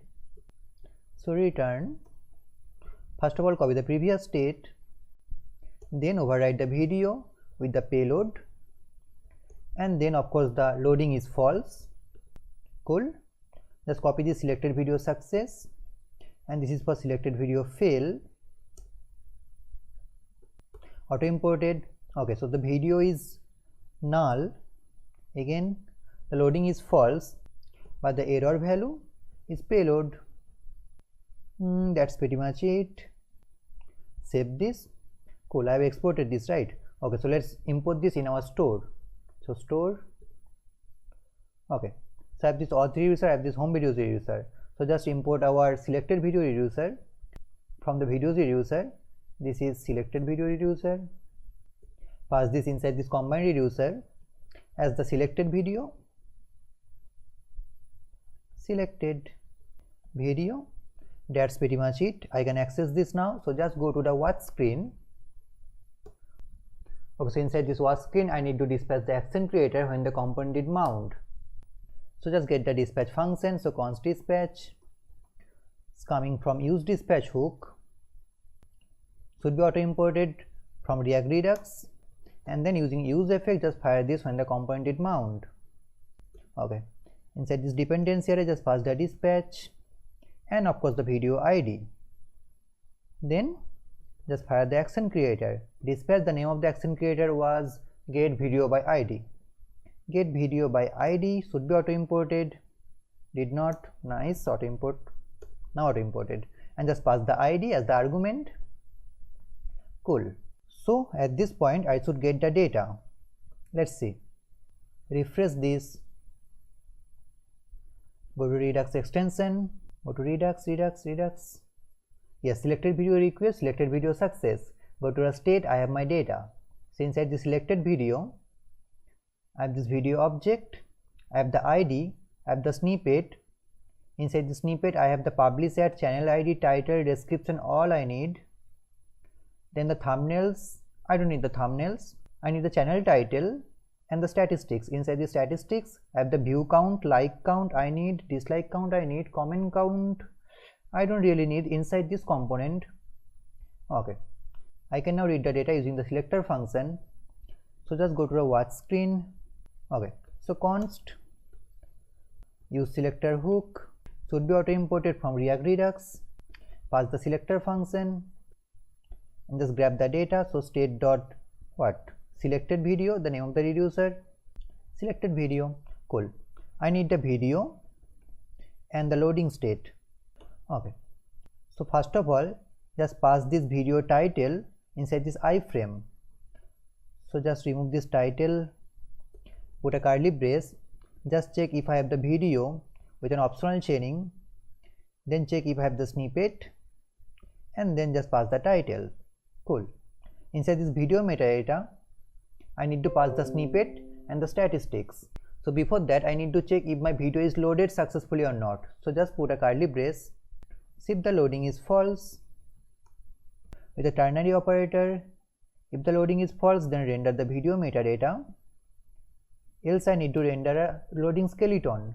But for now, just render a text inside this h6 like loading.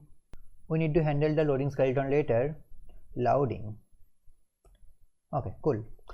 So inside this video metadata, I'll pass the video object, the whole video object, and also the video ID, cause inside this video metadata component, I need to make another request to get the channel details and some other data.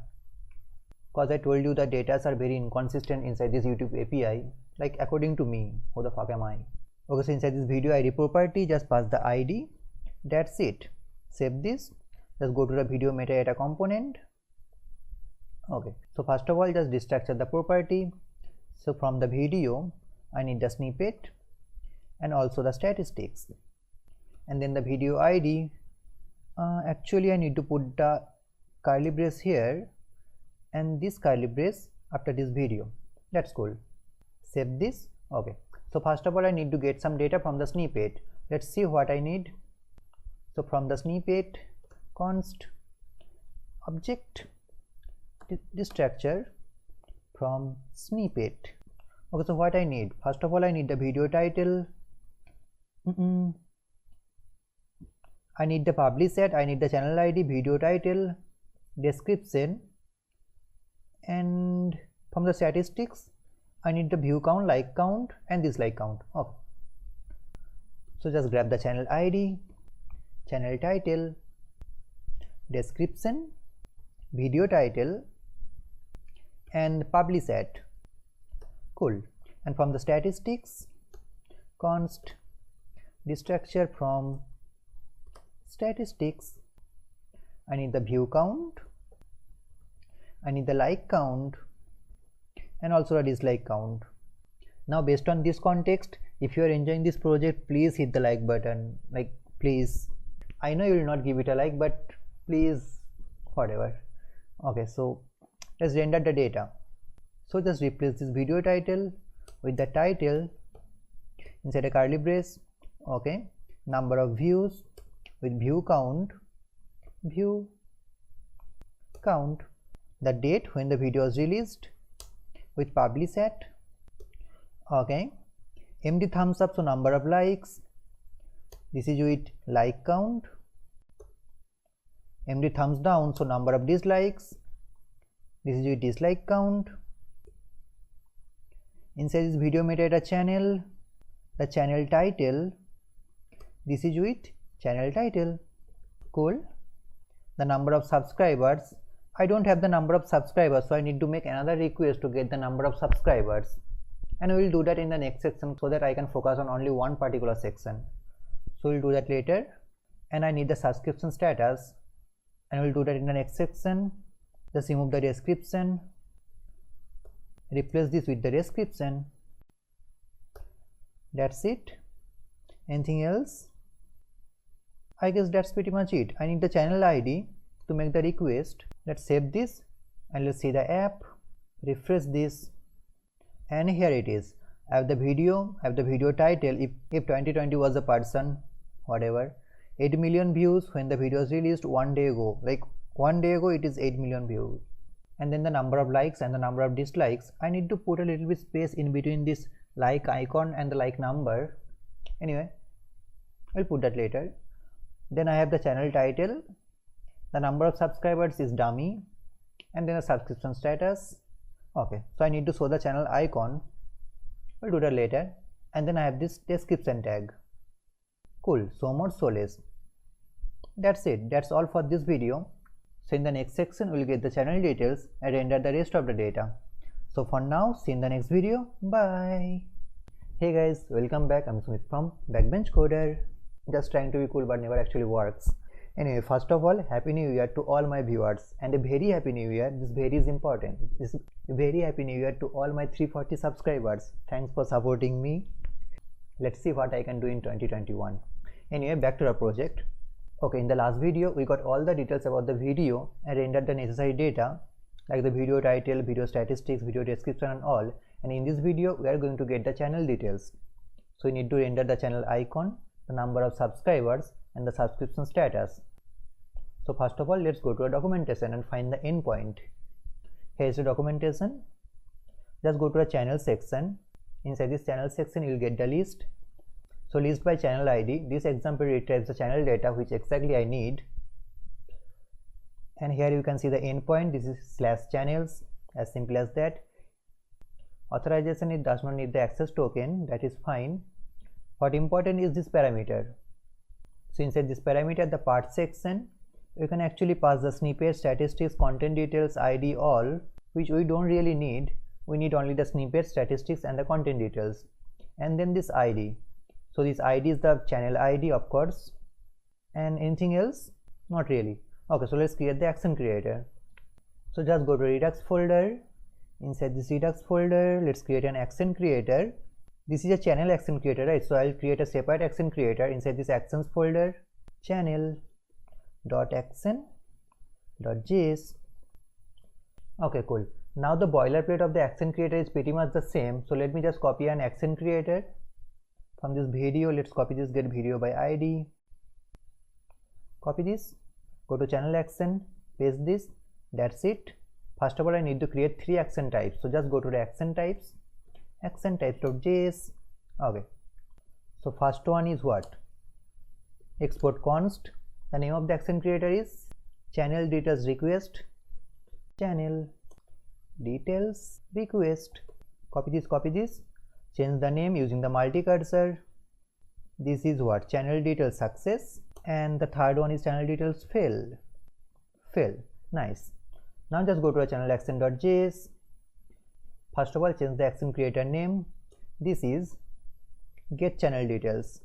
Get channel details. Okay, it will get the ID, the channel ID. It needs the dispatch. Inside try catch block, first of all, dispatch not selected video request. It is channel details request. Details request should be auto imported. Nice. Okay, I also need the request instance. So let me just auto import this from the API. Come on, auto import, you can do this. Yeah, request from //api.js. Okay, so the endpoint is channels. Channels or channel. Let me see it again. This is channels. Yeah. Now here's my first typo of the video. Channels. Cool. I need the snippet. I need the statistics. I also need the content details. Content details. Let's pass the ID as the ID. So I can just remove the second value. Cool. Now if the request is success, this is selected video success. No, this is channel details success. Details success should be auto imported. Nice. I'll get the data as the data.items, the first value, the 0th index. And if anything goes wrong, just log out the error, error.message. So I need to show error.response.data. Now if anything goes wrong, this is channel details fail. Channel details fail. Now again, this is error.response.data, the payload. Nice. Okay, let's see. The action creator is ready. This is exported. So let's create a reducer. Inside a reducer folder, channels or channel the reducer.js. Okay. Now again, let me copy a reducer from the videos reducer. Just copy a reducer, selected video reducer. Copy this, go to channel reducer, paste this. Okay. So just change the name, selected video reducer. No, this is channel details reducer. The initial state loading is true. That is fine. I need to replace that video with the channel. Channel is null. That is fine. You can make this an object. That is also fine. That's it. The second value is action. This structure the action, get the payload and the type. Now the first case is what? Channel details request. Details request should be auto imported. Nice job, bro. State, copy the previous state, loading is true. Now the second case, selected video success, what it is? This is channel detail success. So just copy the previous state and not the video, it should be channel. Replace the video with the channel. Just dispatch the plugin charger action. Nice. Reducer returned a new state with charging as true. Okay, so just set the channel with the payload. The loading is false. That is fine. And then the third one is selected video fail. It is channel details fail. Should be auto imported. Nice. Copy the previous state. The channel details is null, or I should say channel is null. And then the loading is false. Error is payload. That is fine. And default just return the state. Save this. Now import the channel reducer in the store. So just go to store. Store.js. Cool. Inside this combined reducer, I need to pass my channel reducer. So import from /reducer / channel reducer.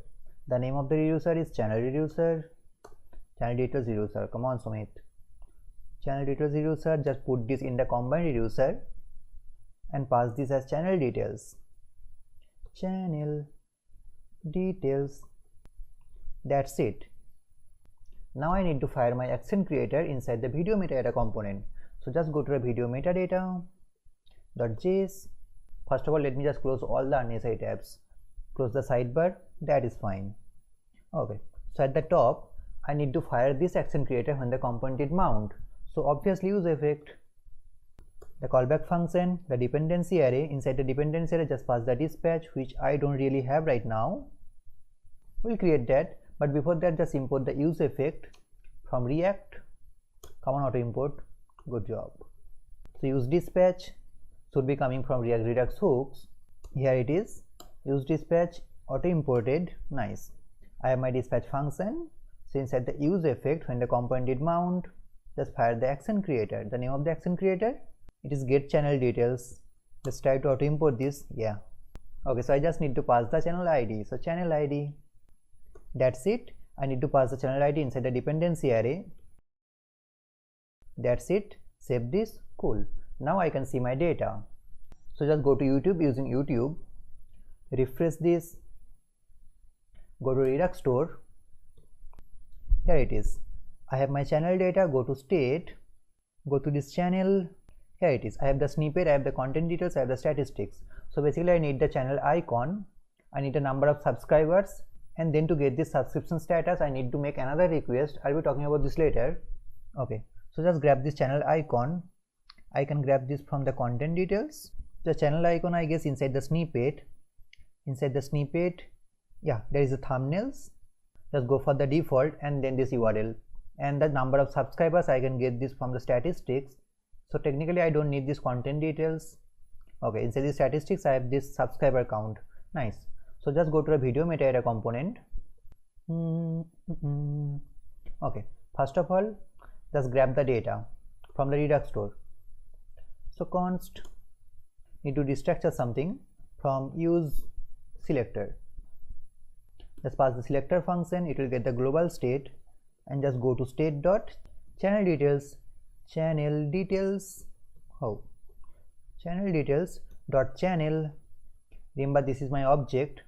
And from this channel, I need the snippet and the statistics. So snippet and the statistics. But look at this, the snippet is already defined at the top. So I just need to rename this. Let's rename this to channel snippet. And the statistics to channel statistics. That's cool. Okay. Just grab the channel snippet. Go inside this channel icon. Where is the channel icon? This one. So just remove this source, the hard-coded source. Put a curly brace. Channel snippet. If I have the channel snippet, I'll go inside the thumbnails. And if I have the thumbnails, I'll go inside the default. So with an optional chaining. And if I have the default, then I'll get the URL. That's it. Just put a dot. That's it now. And the number of subscribers, just remove this 10,000 and put channel statistics with an optional chaining. Subscriber count. Now it should show my subscribers and the channel icon. Let's see. Like, this is not rounded. Why? I have the 10 million subscribers, which is absolutely fine. And why the channel icon is not rounded? Inside this image of this is not rounded circle, it is rounded circle. Save this.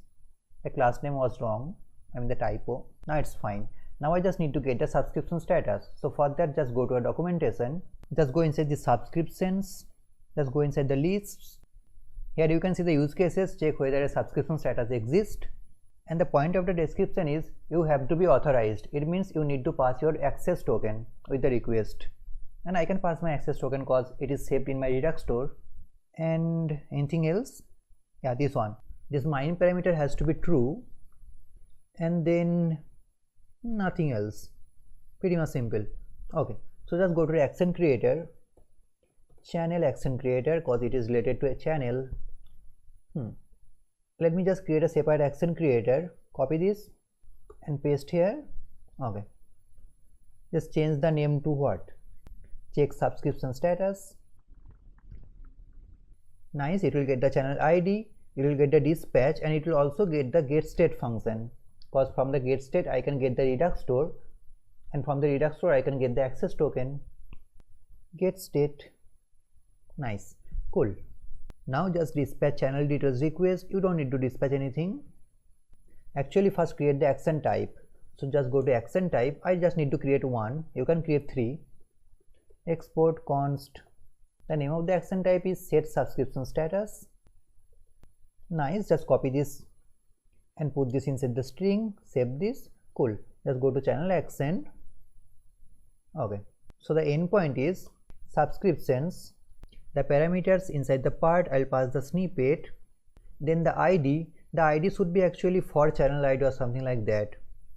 Let me see. Yeah, the for channel IDs parameter specifies a comma separated list of channel IDs, and the response will then contain subscriptions matching those channels. Okay, so you just need to copy this for channel ID.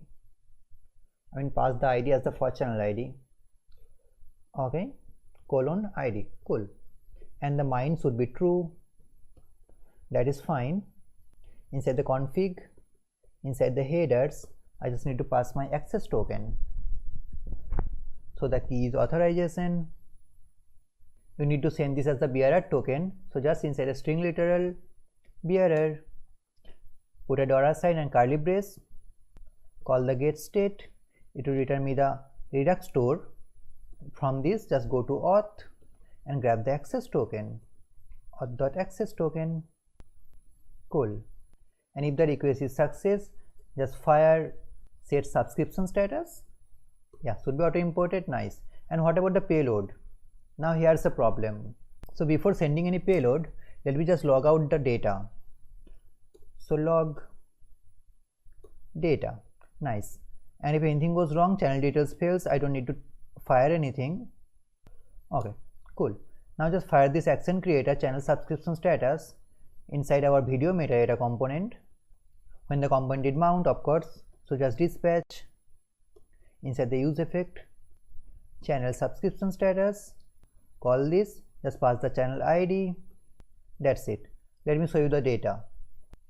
I hope there is no error. Refresh this.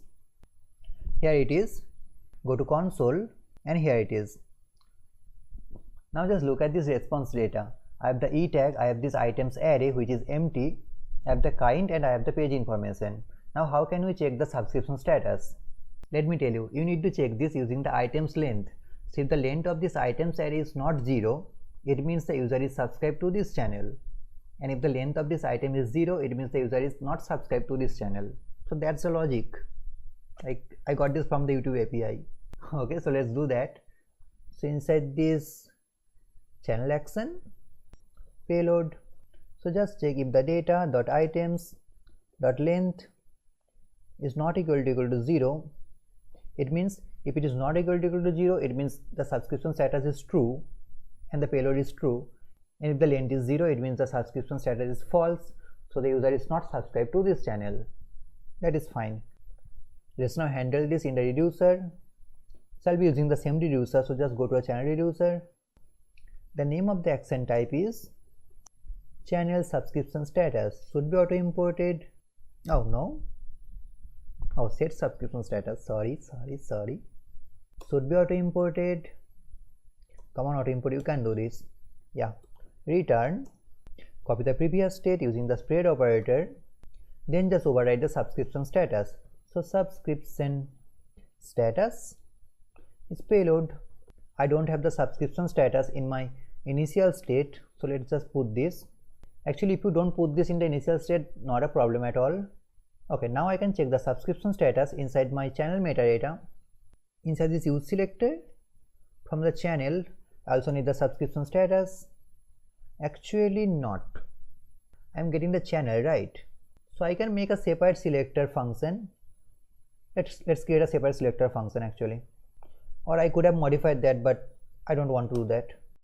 Use selector, just grab the state, just go to state.channel-details dot subscription status and just copy the subscription status and grab the subscription status as subscription status.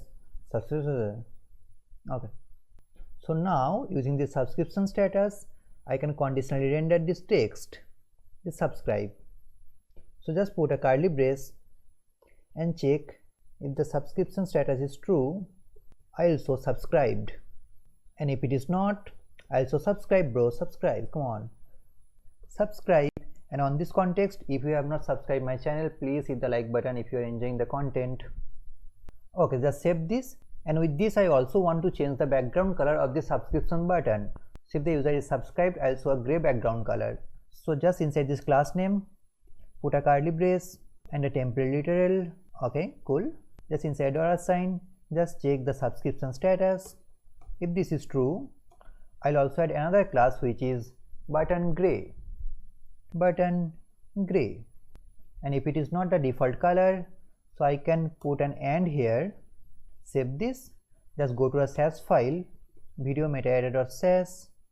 Inside this button, ampersand.button gray. If the button has the class button gray, just hover over this, you can see the button class button gray, the background color gray. Okay, so let's see it should work. Just go to the app, refresh this, just go to Redux, just go to a state. Inside this channel details, the subscription status is false, which is false because I am not subscribed to this channel. And now just let me manually grab a video of a channel which I am subscribed to. Just grab the video ID, go to the YouTube using YouTube, the fake YouTube, replace the ID and refresh. And here it is. My subscribed status is subscribed and this is subscribed. I am subscribed to this channel, so that's why this is showing subscribed with a gray background. I've rendered the channel icon, the number of subscribers and the subscription status. In the next video, we'll handle this comment list part. Yeah, so that's it. See you in the next video. Hey guys, welcome back. I'm Smith from Backbench Coder. So in this video, we'll get the comment list of a particular video and then we'll add a comment on that video. So first of all, let's look at the documentation. So just go to documentation. Look at this. You have two sections, comments and the comment threads. Just look at the comment threads. And then just look at the list. Inside this list, at the first use cases, the list by video ID, the example retypes all the comment threads associated with a particular video. That's what we need. You can see the endpoint which is /comment threads. Let's see the parameters. Part, you can pass the snippet, reply and ID. We don't want the replies, we only want the top level comment, so we'll only pass the snippet. And then the channel ID we don't really need, we need the video ID. Max result you can specify to make this paginated. I'm not going to make this paginated because it's again repetitive. Okay, cool. So let's create the action creator. I'll be creating a separate action creator. Just go inside this Redux folder. Inside the actions folder, let's name this comments. Comments.action.js. Okay, cool. Just copy a action creator which is copy any random. All have the same structure. Copy this, just go to the comment section, put this here, close the sidebar. Okay, so first of all, I need to create 3 action types. So inside the action types.js, create 3 action types. Let's name this comment list request, comment list success, comment list fail. So export const success, comment list success. Copy this, copy this. This is comment list fail, and this is comment list request. Request, can I get the comment list please? Okay, now just go to comment section, Okay, first of all, change the action creator's name. Let's name this get comments of a video by ID or get comments by ID of in camel casing. Nice. I need the video ID, and then at the starting of the request, just dispatch comment list request should be auto imported. Nice. I need the request instance should be auto imported from source API. Okay, the endpoint is comment threads. Let me just copy this. Comment threads. I'm using dark theme, by the way. Comment threads, and then the params I can only pass the snippet. Okay, and the ID should be video ID. So video ID or ID as video ID. And when the request is success, this is comment list success. Comment list success should be auto imported. The payload is data.items. If anything goes wrong, just log out the error and fire comment list fail.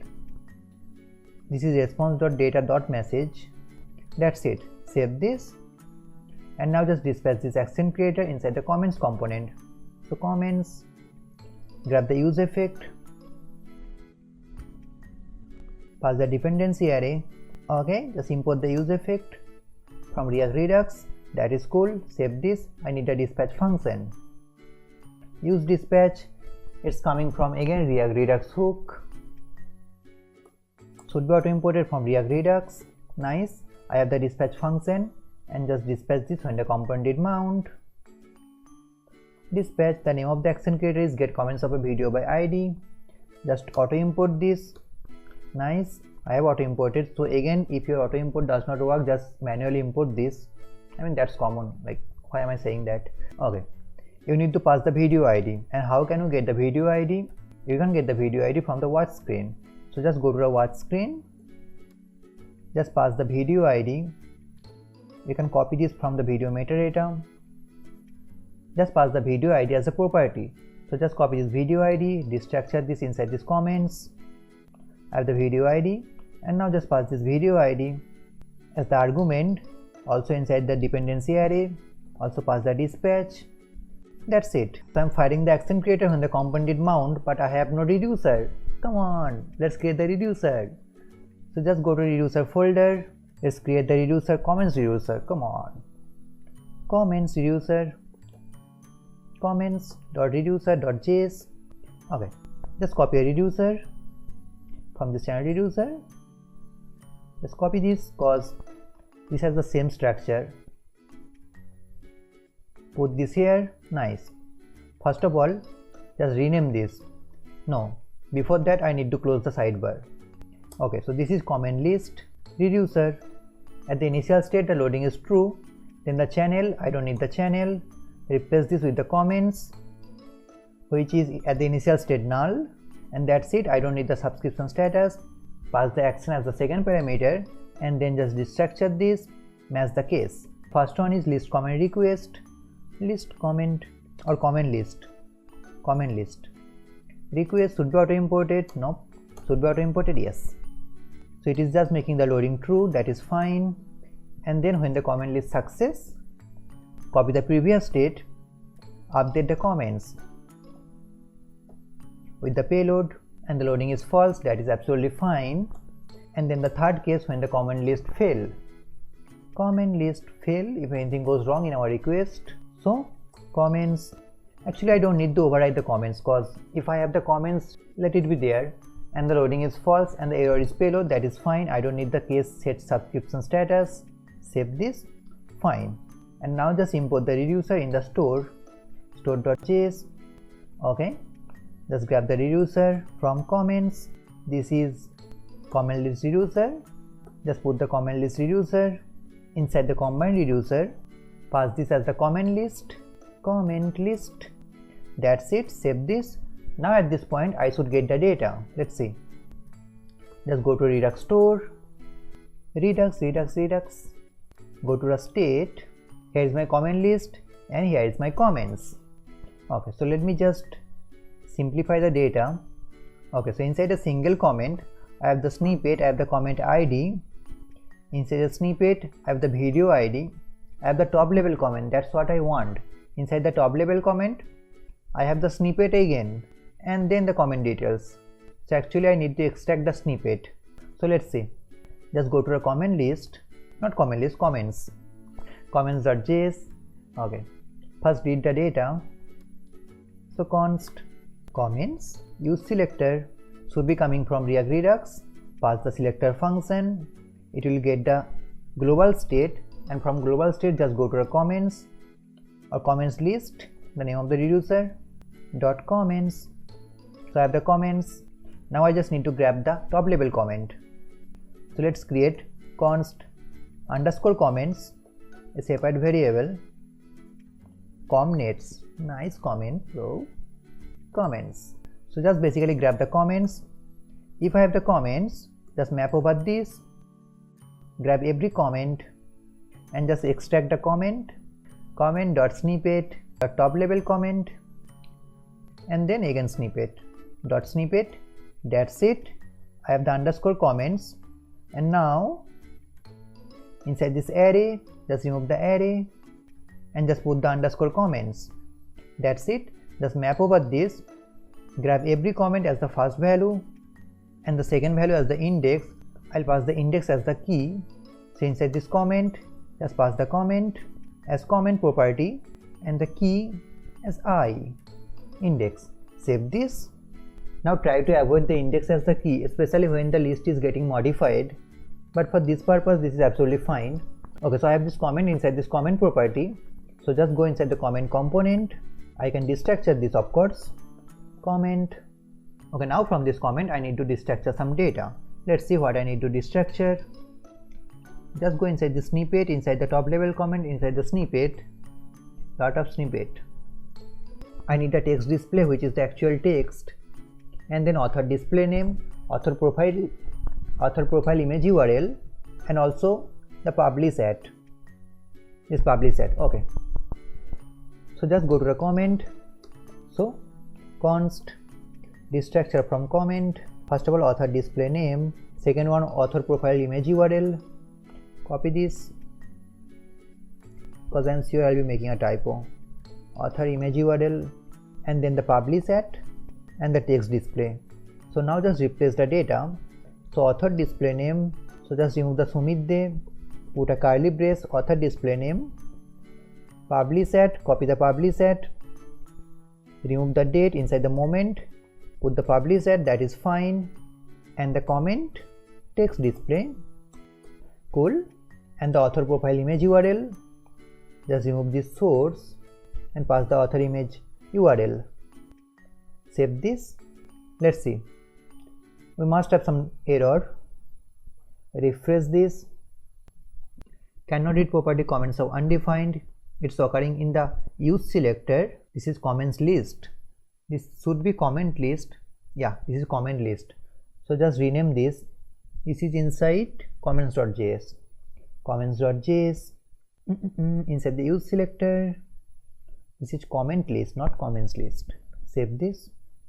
Now another error, sure, damn sure. So cannot read property map of undefined. I should use an optional chaining, I guess. So just go inside this comments, comments.map, save this. Let's see. Look at this, large screen, nice. Like look at this, out of the 11 comments I made 9 comments, self support, like test 90, test 8, test 9. Anyway, let's create the functionality to add a comment.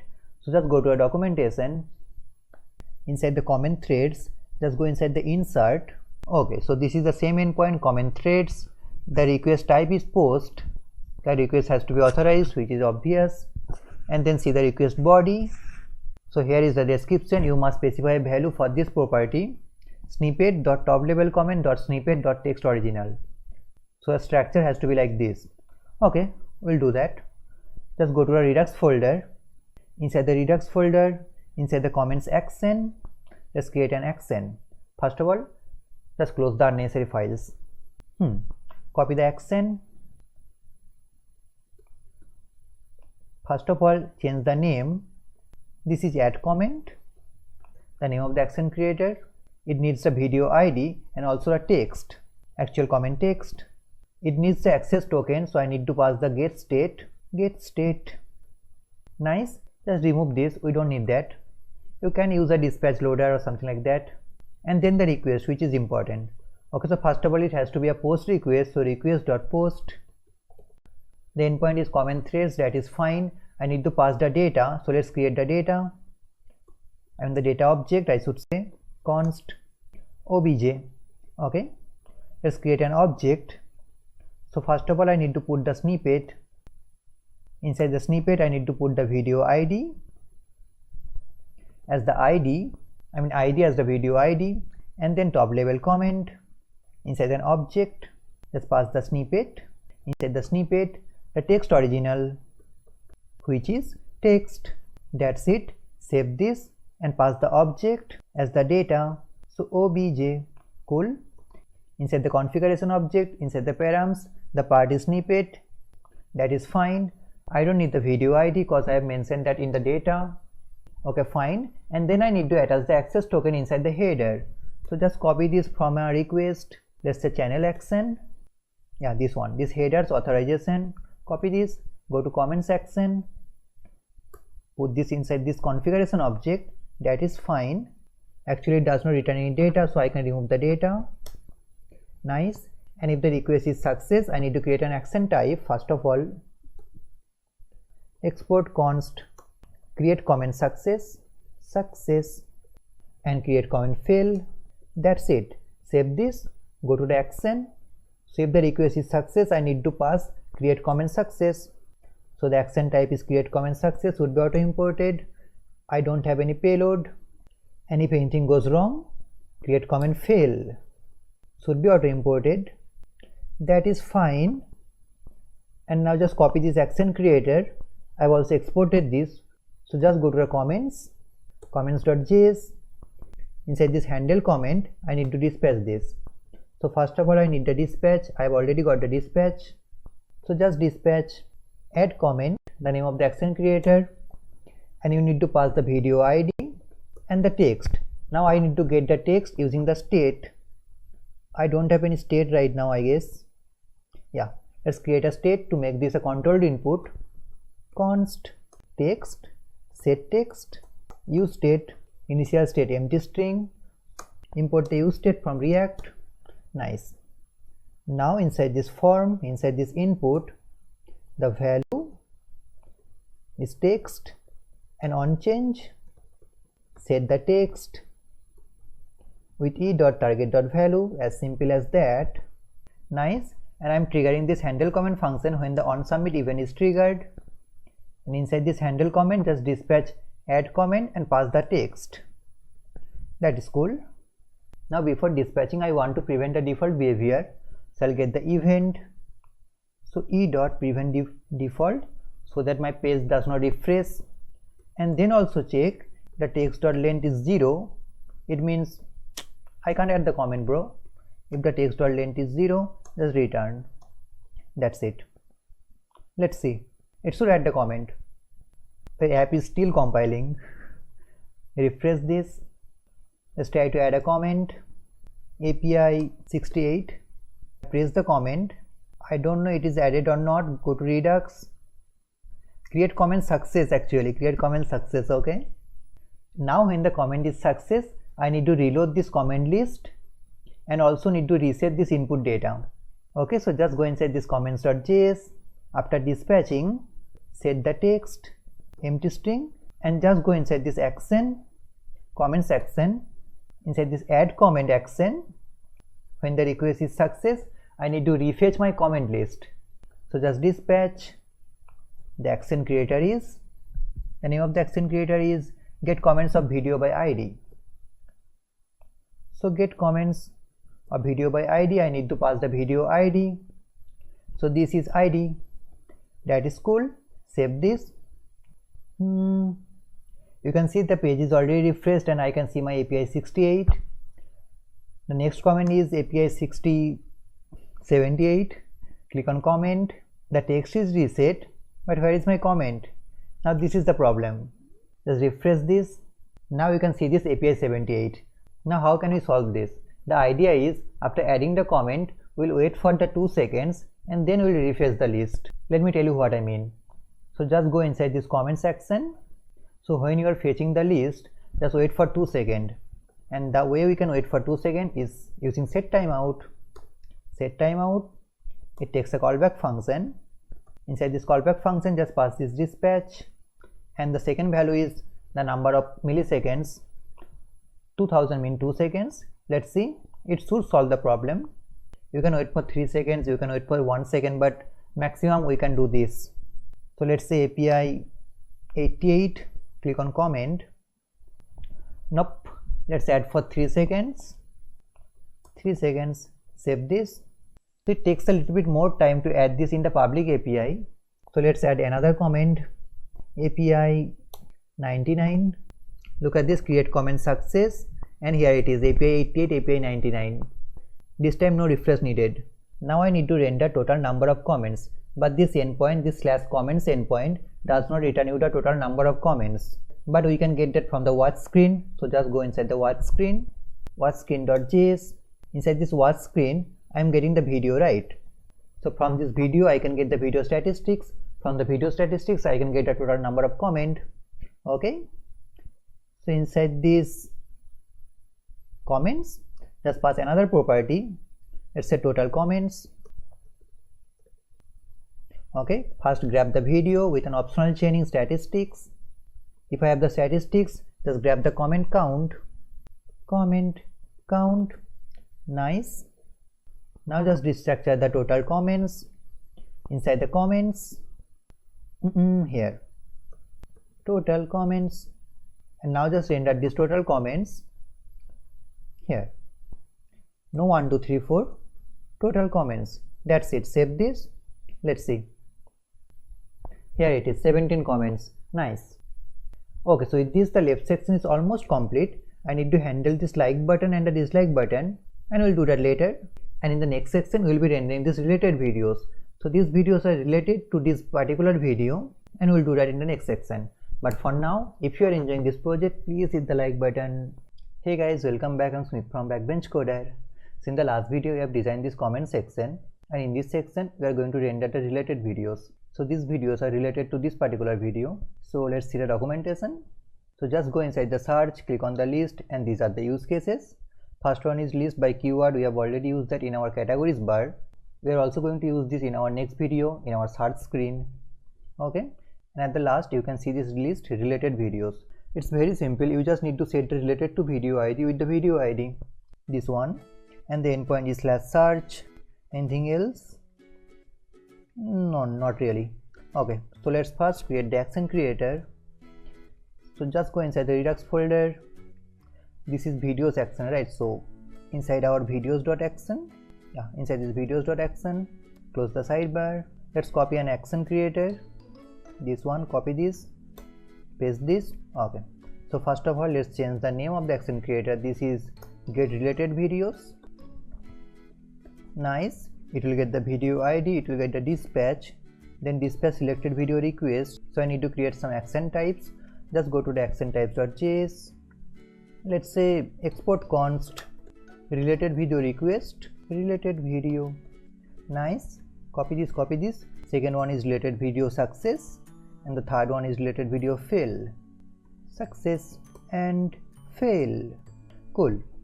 Just go inside the videos.action. Now first of all just dispatch the related video request. Redux is very simple, I told you. Not Redux, related video request. Okay, should be auto imported. Nice. Not nice. Still not nice. Now nice. Okay, so the endpoint is search. Cool. The parameters, I guess I can only send snippet. Let's check this. Inside this part, it has to be snippet, so you will not get the statistics, you will not get the content details. So it means you need to make another request from your component to get all those data related to statistics and content details. Like look at the data inconsistency of this YouTube API. Okay, so I can only pass snippet, remove the statistics, and then ID, it has to be related to video ID. Let's copy this one. This is related to video ID. Related to video ID. Put it. Nice. The maximum result 15. and I only want to get the video, so type video, not videos. Okay, save this, and then when the request is success, this is related video success, nice, and the payload is data.items, that is cool. And if anything goes wrong, this is error.response.data.message, cause it's coming through Axios, right? So that's why we need to make this long extraction. Save this up. Now this is related video fail. The type of the action should be auto imported, that is cool. Now let's create the reducer. So inside this Redux, inside this videos reducer, okay, just copy a reducer, copied, paste this, cool. Let's name this related video reducer. Okay, at the initial state the loading is true, that is fine. The video, you can make this null or an empty array, whatever you want, and then just destructure the payload and the type. The first type is selected video request. Nope, this is related video request. Oops, related video request should be auto imported, nice. Copy the previous state, loading is true, that is fine. And then when the related video success, just match the case, related video success should be auto imported again, nice. Copy the previous state, video is payload, loading is false, that is also fine. And then the third case, which is related video fail, auto imported. This is videos, not video. Videos, this is videos, and this is also videos. I'll not make this null, cause if there are some videos, I'll not remove that. And then loading is false, error is payload, that is also fine. Save this, put this reducer in the store. So just go to store.js, import this, should be auto imported. Let's see, auto import, you can do that. Related video reducer, come on, auto import, it can't do that. Okay, so from this videos reducer, just import related video reducer, nice, and pass this as a related video. That's it, nice. So at this point I should get the data. So let's dispatch this action creator. Go to watchscreen.js. When the component did mount, so inside this use effect, just dispatch get related videos, and you need to pass the video ID. So ID, that is fine. Save this. Let's see, refresh this Redux, and related video success I can see. Go to the state, and inside this related video I have the videos array, and inside this videos array I have my videos. Let's just see the array. So inside these videos you can see the ID, you can see the snippet, you can't see the content details and the statistics, so you need to make another request from our component. We have already done that in our video component, so we'll just copy that. Okay, so this is pretty much the same data. So just go inside the watch screen. Okay, so when I am mapping over this array, this dummy array, just remove this. We need to put our videos array here. So let's just read the data here using what? Use selector const videos and loading from use selector. This hook is coming from React Redux again. Pass the selector function, it will get the global state, and what I need is state dot related videos. That's it. Save this. You can see this loading naming conflict. Let's rename this to related videos loading, nice. Save this, and at the bottom just map over this videos array. So just check if the loading is false, so not loading, loading, not loading, and just map over the videos, use an optional chaining for the safety. Cool. Okay, so I need the video inside this callback function. First value is my video, and pass the video as the property inside this video horizontal video. And what about the key? Let's see.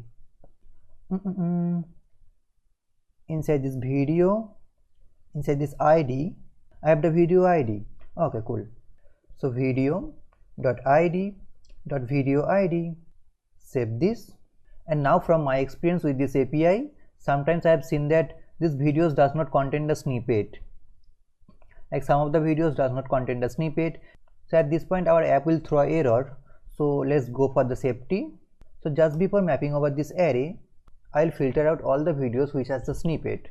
So filter, again a callback function, and just check if the video has the snippet. That's it. Save this. And this is showing me an error because the name of the reducer is wrong. It should be related videos. Just go inside the store.js. It should be related videos. Save this. Cool. Inside the watch screen, I'm mapping over these videos and render the video horizontal. Just go inside the video horizontal. Okay. So first of all, let's restructure the video. Cool. And then we need to destructure some of the data from the video. So const from video, first destructure the ID, and then from snippet, let's make this multi-line. Okay. From snippet, I need the channel ID, channel title, description, the video title, and when the video is released, so publish at, and of course the thumbnails. That's it. Save this. Cool. Now what about the duration? What about the view count? We need to make another request. So let's just copy this from the video component, video.js. Let's copy this use effect. This is to get the video details. So it will set my views, set my duration, and this use effect is to get the channel icon. Okay, so we need both. So copy the use effects, go inside the video horizontal.js, put this here. I also need the states. Just go inside the video. I need all three states. Copy this inside this video horizontal, put this. Nice. Okay, so import the use state from React, of course React, imported. Use effect again from React, imported. Okay, so let's fix the error. Inside this use effect, I am getting the get video details and it needs the video ID, and our video ID is stored inside the ID. So id.video ID. Cool. And inside the dependency array, this is ID. That is fine. So I'll get the video details, close the use effect, and for this one, this is get channel icon. This is absolutely fine. I have the channel ID, so close this use effect. Okay, so let's put this data inside this lazy load image component. So here I need to show my thumbnail. So this is inside the thumbnail. What? Thumbnail or medium? Yeah, thumbnails. Actually from this thumbnails I can get the medium. Destructure this further. Medium. Cool. So the source is medium.url. Cool. Inside the span, the video duration is underscore duration. That is fine. The video title, remove this, replace this with the title. Cool. Number of views, replace this 1 million or whatever with the view count. View count. Is it view count or views? Yeah, views. Nice. And when the video is released, this is with publish at. Nice.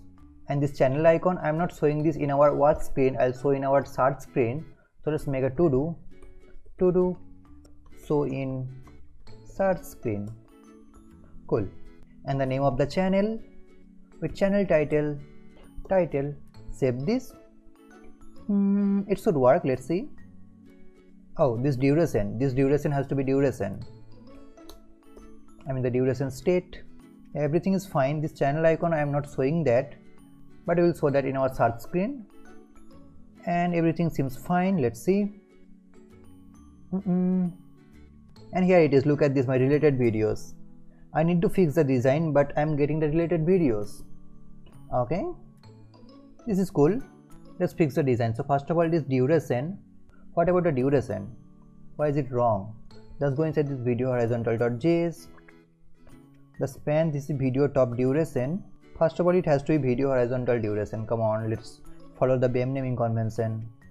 So this is video horizontal underscore duration. And again guys, if anything goes wrong in your code, especially in the CSS part, you will always find the repository in the description box, so just check that out. Okay, and I also need to remove the margin from this padding. So inside this channel title, let's put the class name. of this P, cause paragraph comes with a default margin bottom. So margin bottom 0, that is fine. Let's go inside this video horizontal.sass, video horizontal.sass. This is video horizontal duration, and from bottom let's make this 0.8 rem, and from right let's make this 1.2 rem. Save this, let's see. Yeah, it's better. Decrease the font size. Font size 0.9 rem. From bottom let's make this 1 rem. Save this. It's better, but actually you know what, let's make the thumbnail larger. So just go inside the thumbnail, the video horizontal component, and this column X is 6. So for mobile screen it will take 6 columns, and for medium screen also make this 6 columns.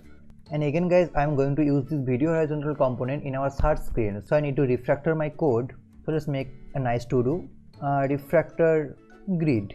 Put this inside a comment. Nice. So this is MD6 and it has to be MD6, the second one. Save this, refresh this. Yeah, it's far better. Now I also want to show 2 lines of title. So this line clip inside this title, let's go inside this video horizontal.sass, video horizontal.sass.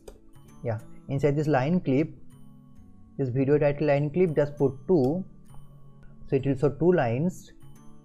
And inside this duration, the bottom, let's make this 0.5. Yeah, it's better. Okay, nice. And the last thing, I also want to add a click handler on this video component. So if I click on this video, it should be in our watch screen. Okay, so just go inside this video horizontal component. When the video is clicked, on this row, so on click, let's add a handler. Let's name this handle click. Define the function const handle click.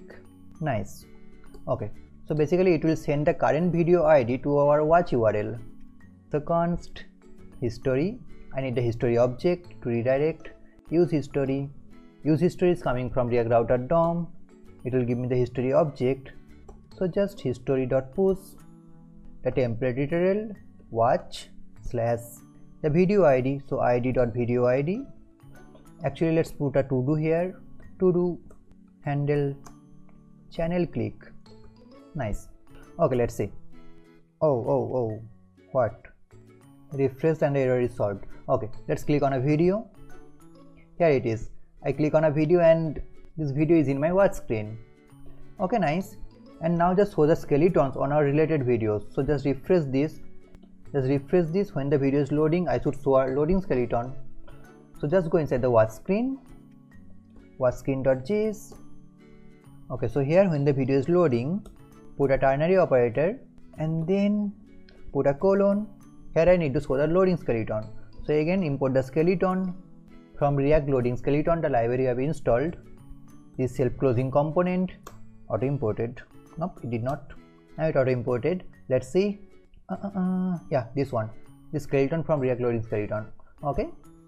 So first of all, the width is 100%. Set a height 130. That is fine. And count number of skeletons I want around 15. Okay. And also wrap this with the skeleton theme, cause I want dark theme. So skeleton theme should be auto imported from React loading skeleton. Nice. Put this skeleton inside the skeleton theme and the theme color. Let's copy this from our skeleton wrapper. Where is my skeleton wrapper?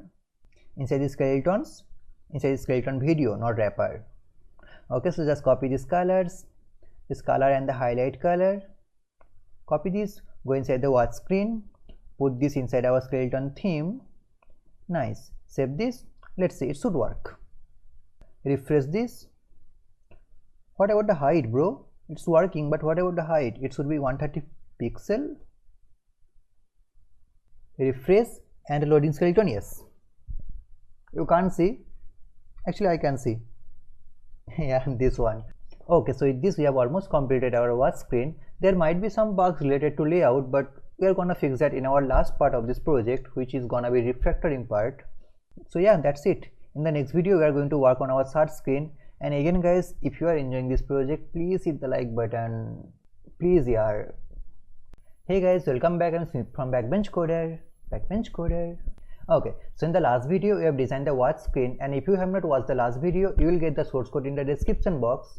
Just clone the repository and then follow along, and if you want to make this project from the scratch, you will get the full playlist. Just enjoy the project. Anyway, in this video we are going to add the search functionalities. So let me show you how this search screen works. So this is my final product, not youtube.web app. Remember, it's not YouTube. So let's search for Backbench Coder. Self promotion, bro. Backbench Coder. Here is my search result. Look at this, I got the channel and the videos. Now notice that this is the same video horizontal component we created in the last section. So this is a channel with a rounded border with some different data, and this is some normal video with some different data. But the point is, this is the same video horizontal component. We just need to tweak something. Okay, let's talk about how this search functionality works. So this is my search input, this is my search button.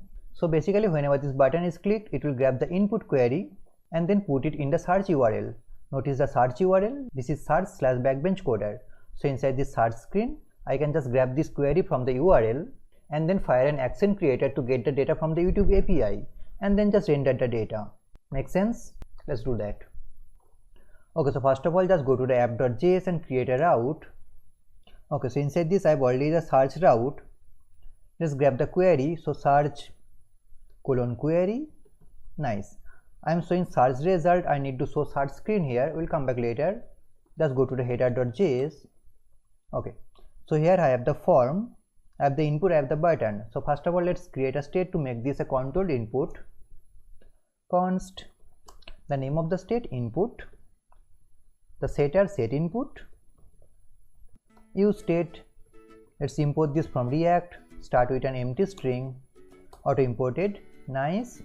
Inside this form, inside this input, the value, this is input, and on change, fire an arrow function with the event and just set the input e.target.value, as simple as that. Okay, and then when the form is submitted, I need to fire a function. So let's create the onSubmit handler. On submit on this form, let's name this handle submit. Handle submit. Let's define the function at the top. Const handle submit. It will grab the event. Nice. First of all, just prevent the default behavior. So prevent default, e.prevent default.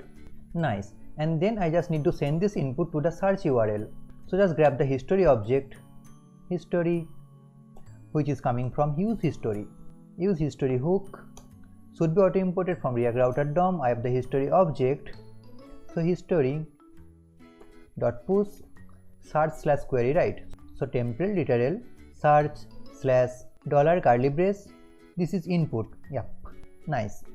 So that's it for the header. Let's create the search screen. Inside the screens folder, search screen.js. I don't need the Sass file. Inside the search screen, let's create the dummy code RFC. Oops, did not work. RFC. Nice. So search screen. First of all, just grab the query parameter which is coming through the URL. So I need the use params hook. Const use params, which is coming from React Router DOM. Nice. It will give me all the parameters, and just destructure the query. That's it. And just log out the query for now and put something called search. Cool. Go to the app.js, import the search screen. Just remove this h1. I don't need you. Search screen, come on, auto import, you can do that. I know. Should be auto imported, like it has already auto imported. At the top you can see. Go to the app. Let's search for coder. Yep, it's working fine. Go to the console. This is my search/coder and this is my query parameter coder. Nice. So at this point I can see the documentation. So go to a documentation. You are familiar with this endpoint. So just go to a search. Inside the search, just go to a list. Click on the list. Look at this. Common use cases. List by keyword. We have already used that in our categories bar. So you are familiar with this. List by keyword. The endpoint is same /search. And part, we can only define snippet. So you need to make 2 extra requests to get the statistics and the content details. But don't worry, we have already done that. Okay. So this is a search endpoint. Anything else? Nope. We can use that. Let's see. Go to the action. Redux. Inside this Redux, go to the actions, click on this video section. This is an action related to video. Okay, so I guess I can just copy this get videos by category, cause this is the same endpoint. Copy this get videos by category, put this here. Okay, we need to change something. First of all, change the name. Get videos by search. I'll get the keyword which is my query. I need the dispatch, I need the get state. So if you want to make this search screen paginated, you can get the page token from the get state. I am not going to do this. I have shown you how it can be done, so you can do that. Remove this next page token. Nice. Okay, so first of all, let's create some action types. Go to the action types.js. Okay, I can just copy this action types, replace the related with the search. Grab all this related, search videos request. Nice. Just go back to the action.js. Okay, so first of all, just dispatch search video request. Should be auto imported. Come on. Yep. Okay, so the endpoint is search. The parameters, part is snippet, max result 20. Query is the keyword, and the type, not only the video, I also want the channel. So video comma channel. Nice. When the request is success, this is search video success. Type, the action type, search video success, should be auto imported. Come on. Yep. Payload, video is data.items. I don't need the next page token. I don't need the category. In fact, I can just remove this whole part, and the payload is data.items. That's it. And just grab the error.message, and the type, if anything goes wrong, this is search video fail. Should be auto imported again. Nice. That's it. Save my action creator, export this. Nice. Let's create a reducer. Go to the videos reducer. Inside this Redux, inside this reducers, videos reducer. Okay, just copy a reducer cause same structured. Copy this related videos. Okay, put this here. Nice. Change the name to searched, search videos reducer. Searched, this is videos. Okay, loading is true at the initial state, fine. Videos and empty array, that is also fine. Just grab the payload and the type from the action. The first type is search videos request, should be auto imported. Nice. Copy the previous state, send the loading as true. And then the second one, this is search video success. Search video success should be auto imported. Copy the previous state, update the videos, and the loading is false. Absolutely fine. And the third one, this is search video fail. Nice. So again, copy the previous state, loading is false and error is the payload. Nice. Just export the reducer, go to the store.js, and import the reducer here inside this combined reducer. So search videos reducer should be auto imported. Let's see. You can't. Okay, so from this videos reducer, let's import the search videos reducer. Inside this combined reducer, just put this as search videos. Nice. Save all the files, go to the search screen, search.js, sorry, search screen.js. Here I just need to fire this action creator when the component did mount. So inside the search screen, use an use effect, obviously. Import the use effect, but before that pass the dependency array. Import the use effect from React. Inside this use effect, I need the dispatch. So just grab the dispatch const. There is a shortcut called use dispatch. Yep. Remove the function. Use dispatch should be auto imported from React Redux. Redux hooks are revolution. Okay. So inside this use effect, dispatch, the name of the action creator, get search videos or get videos by search. Yep, get videos by search. Pass the query we got from the URL query, and inside the dependency array just pass the query. So every time the query gets modified, I need to make another request. So query and the dispatch. That is fine. So at this point I should get some data. Remove the console log, go to the app. Let's see. Oh, I know how to solve this error. I just need to refresh this. And boom. Okay, go to Redux. You can see search videos request, search videos success. Go to the state, go to the search videos. and I have the videos. Look at this, I have the videos. Inside the videos I have the snippet, I have the ID. Now let's render this data. So inside the search screen, first of all let me close all the unnecessary tabs.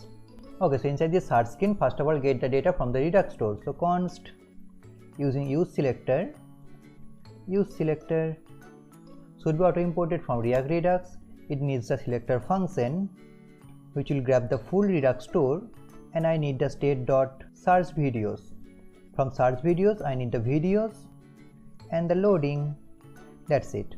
So just remove this div and put a container, remove the div, put a container. This container is coming from React Bootstrap.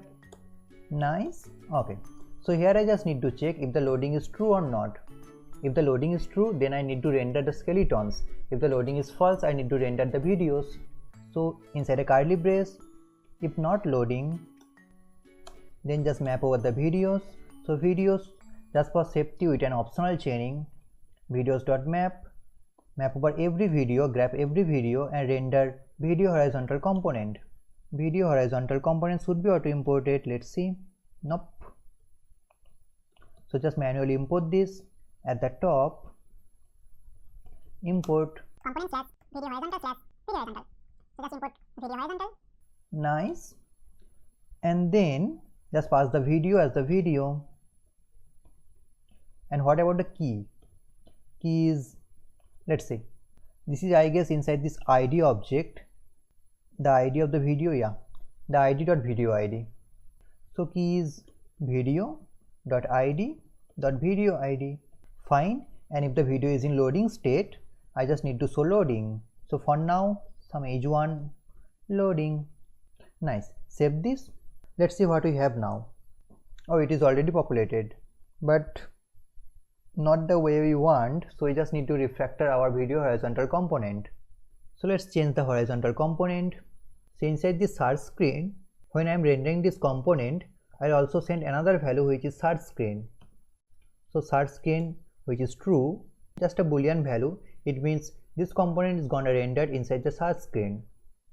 Now go to the video horizontal, grab the search screen, destructure this. Okay, so what I need to do basically, first of all just change the grid. So change the grid of this column.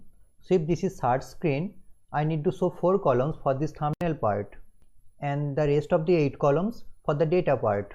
Okay, so inside this MD I can put a conditional block. So search screen, if the search screen is true, come on, my VS Code is damn slow. Okay, so if the search screen is true, I'll show 4 columns, else I'll show 6 columns. And the same, just copy this for the second column, because the sum has to be 12. So this will be 8 columns for the search screen. Save this. Let's see. Yep, it is far better. Now I just need to customize the data for the channel and the video. And how can I do that? I can do that from a property called kind. Let me show you. So let me show you. Just go to Redux store, click on a Redux, go to a search videos, videos array, click on a video. Inside this video, click on an ID. So here you can see the kind. So the kind is YouTube has channel. It means this item is a channel. Just go for a defined item. Look at this. This ID is YouTube has video. So this is a video item. So based on this kind property, I can check if the item is channel or the video, and based on that I will render some defined data. Okay, so just go back to the video horizontal. So here I am getting this ID, right? So first of all, let's create a variable, const, let's name this is video. See if this item is a video or the channel. So I'll just check if the id.kind is equal to 3 equal to is same as YouTube has video. Okay, so it means this is a video, else it's a channel, because I'm only getting the video and the channel in my request. So I just need to show the channel icon if this is a video. So just go to the channel icon. Here is my comment. Just remove the comment, uncomment this lazy load image code. Okay, I just need to check if the is video is true. So if is video and then only I will show this channel icon. Cut this out, cut the curly brace. put it here. Nice. I just need to replace the source. I can replace the source using the channel icon, I guess. Yep, this channel icon.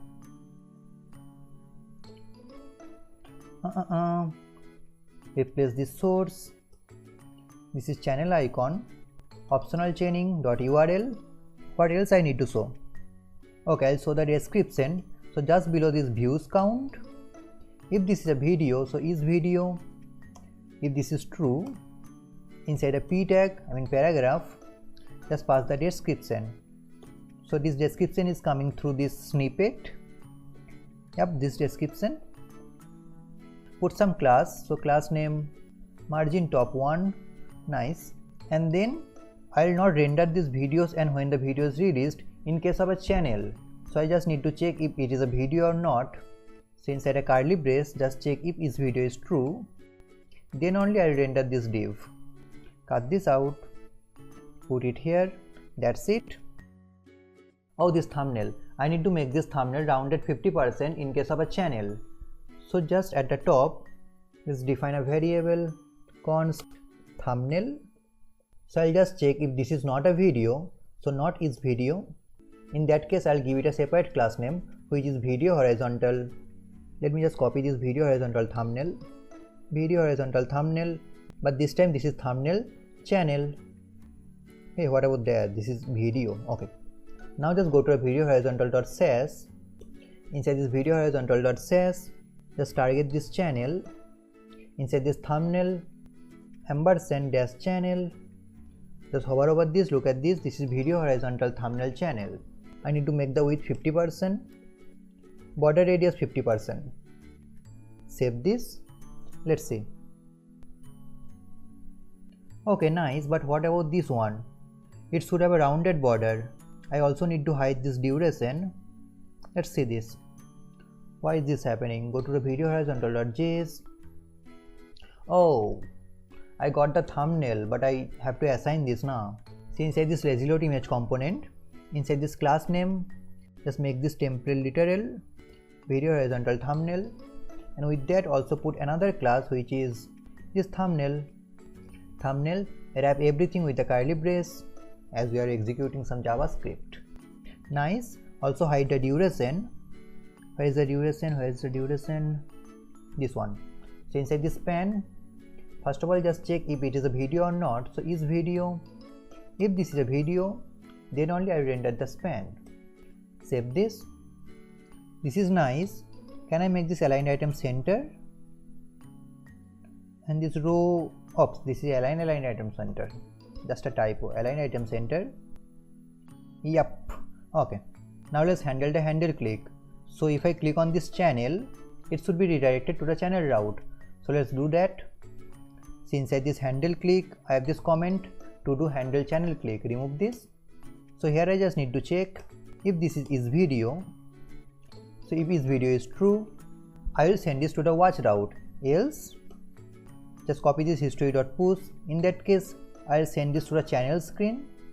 Channel route, channel/id.video id. Nope. id.channel id. Anything else?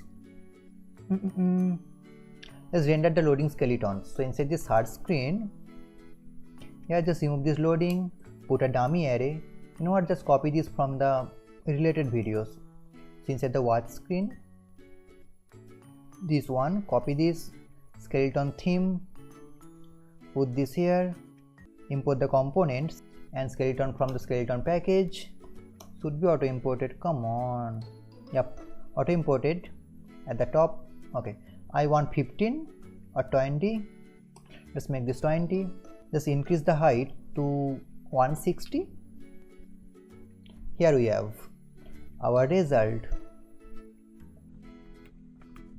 So that's it for this video. If I need to make any changes, I'll do that in the last part of our project. And guys, if you are enjoying this project, please hit the like button. Like, look at this, it's 3:34 AM. Hey guys, welcome back. I'm Smith from Backbench Coder. So we have almost finished our project and this is probably the second last part before the deployment. Okay, so in this video we are going to get all the channels the user is subscribed to. Let me show you that in my final product. So this is a deployed version, not YouTube.web app. Remember, it's not YouTube. So if I click on these subscriptions, Look at this. These are all the channels I am subscribed to. Look at this. This is the same video horizontal component. So we are going to reuse our component. Now getting data from the API is really straightforward, but rendering the data will be a little tricky, as we are going to use the same video horizontal component, and you know that YouTube API sends you very inconsistent and unstructured data. So we need to manage that, and we as the developers like to face challenges. So let's do that. Just go back to your code editor and set up the subscription screen. So first of all, just go to the app.js and create a route. Let's copy a route. Nice. The route is feed/subscriptions, feed/subscriptions, because YouTube follows this structure: feed/like videos, feed/history, feed/subscriptions, subscriptions. Cool. And it will be wrapped with the layout, and here I need to show subscriptions. Okay, let's create the screen. Inside the screens folder, let's create a folder because I need the styles file, subscriptions screen. Let's create a .js file and the .sass file, .js and the .sass file, .sass. Cool. So inside this .js file, let's create a dummy component. Here it is. Nice. Just import a .sass file, import subscription.sass. Nice. Just show subscription or something like that, subscriptions. Cool. Now just go to a sidebar and set up the link, sidebar.js, inside this nav, inside these subscriptions. Okay. So just wrap this list with the link. Import link from React Router DOM should be auto imported. Let's see. Come on. Yep. Auto imported from React Router DOM. I need to pass the to property and to what? /subscriptions or no, /feed. Come on. /subscriptions. Put this list inside the link. Nice. And look at this. The link is auto imported from React Router DOM. Cool. So at this point, I can just go to the app and test my route. This YouTube using YouTube. Okay, click on the subscriptions. Nothing happened. Why? Refresh this, because my app is still compiling. Look at this, the color is blue now. We need to fix that. But click on the subscriptions. Look at this. I'm on the feed/subscriptions and this is my subs. Cool. Now just go to a documentation and let's see the endpoint. Just click on the subscriptions and then click on this list. And here I have all the details. Use cases, list by channel ID, and then the second one is list my subscriptions, what I need. Just read the description. This example uses the mine parameter to retrieve a list of channels the user is subscribed to. Okay. The endpoint is /subscriptions. The part I can pass content details, snippet and subscriber snippet. I don't need this. Then I need to pass this mine, of course, as this data is related to the user, and then it has to be authorized request, so you need to pass your access token. We can pass that, not a problem. Anything else? The page token, if you want to make this paginated, you can use this page token. Nothing else. So let's create the action creator. Just go to Redux folder. Redux. Now these are all the videos of a channel, so just go to a videos.action. Cool. Let me copy an action creator. So I can just copy this from the channel.action, because here is my endpoint /subscriptions. This is the same endpoint. I don't need to change much. Go to the videos.action. Put this here. Nice. Close the sidebar. Beautiful. The name of the action creator is get videos by channel. Get videos by channel. Cool. It needs the ID, I mean channel ID. It needs the dispatch, the get state, and from the get state I can retrieve our access token. That is fine. The endpoint is /subscriptions. That is cool. Inside the parameters, I can pass snippet, I can pass content details. So content details. And then for channel ID. Actually, I don't need the ID. Why do I need the ID? So just remove this for channel ID. The mine is true. That is fine. This request is authenticated with the access token. That is also fine. Okay, so we need to create some action types. So just go to action types.js. Let's copy these action types. This is what? Subscriptions channel request. It's a good name. Select all of these and then subscriptions channel. That is fine. Now just go to action creator and import this. So at the starting of the action creator, just fire the request. So dispatch type subscription channels, something like that. Yep, should be auto imported. Come on, now auto imported. Okay, and then when the request is success, here this is subscription success, sorry, subscription channel success, should be auto imported. Why it does not auto import? The payload, this is data.items, cool. I don't need to console the data. Then for the error, this is error.response.data, and just dispatch. Something went wrong, so dispatch subscription channel fail. Redux is very simple, so you need to agree with me. The payload is error.response.data. Okay, cool. My action creator is ready, and I need to create the reducer. So just go to reducer folder, reducers, inside this videos reducer. And by the way guys, all the codes are available in the description box, so if anything goes wrong in your code, just check that out. Let's copy a reducer, copy this one, search videos reducer, put this here. Nice. The name of the reducer, subscriptions channel reducer. Yeah, that is better. Subscriptions channel reducer, that is cool. Okay, the initial state, the loading is true, videos is an empty array, that is fine. Just destructure the payload and the type, and the first case, this is subscriptions channel request, it will set the loading as true, that is fine. And then the second case, this is subscriptions channel success. Nice, should be auto imported, come on. Yep. Copy the previous state, set the payload as the videos, and then the loading is false, absolutely fine. And then the third case, which is subscription channel fail, should be auto imported. Nice, not nice, now nice. Okay, let's copy the previous state, loading is false, error is payload, that is fine. I've also exported this, so just import this in my store. Copy the name, go to store.js, inside this combine reducer, let's put this here. Can't auto import. What? So just manually import this from the videos reducer. Imported. Put this as subscription channel. So subscriptions channel. That's it. At this point I can dispatch my action creator. So just go to a subscription screen. Okay. Again the process is same. Dispatch the action creator when the component did mount. So let me just copy this from a screen. Let's go for the search screen. Okay. I need the dispatch. Also I need the use params. I need the use effect. Okay, cool. Copy all these 3 lines inside the subscription screen. Cool. Okay. Just import the use params from React Router DOM. Imported. Import the use dispatch from React Redux. Fine. Import the use effect from React. Nice. And then dispatch. Just remove this. Okay. So first of all I need the params. The name of the params is channel ID, I guess. Let's go to the app.js. Oh, actually I don't need the channel ID. Okay, that's cool. And by the way, inside this layout, just import the subscription screen. Subscription screen. Come on, auto imported. Cool. Just go back to the subscriptions. And on this context, if you are enjoying this project, please hit the subscribe button. At least hit the like button. Like, look at this. This is 2:36 AM. Please do me a favor, hit the like button. Cool. Anyway, I don't need this use params. Just don't import this also. Cool. So just dispatch get videos by channel. Get videos by channel should be auto imported. Nice, auto imported. I don't need the query. Just dispatch. Oh, not auto imported. Let's try again. Nice. Cool. So at this point I should see my data. Let's see. YouTube, using YouTube. Refresh this. Go to Redux. Redux. Here it is. Go to a state. Subscription channel. Here is my videos. Okay, that is cool. Let's see what we have. I have the snippet, I have the content details. So we just need to render this data. So just get the data from the Redux store using use selector. So const destructure something, use selector.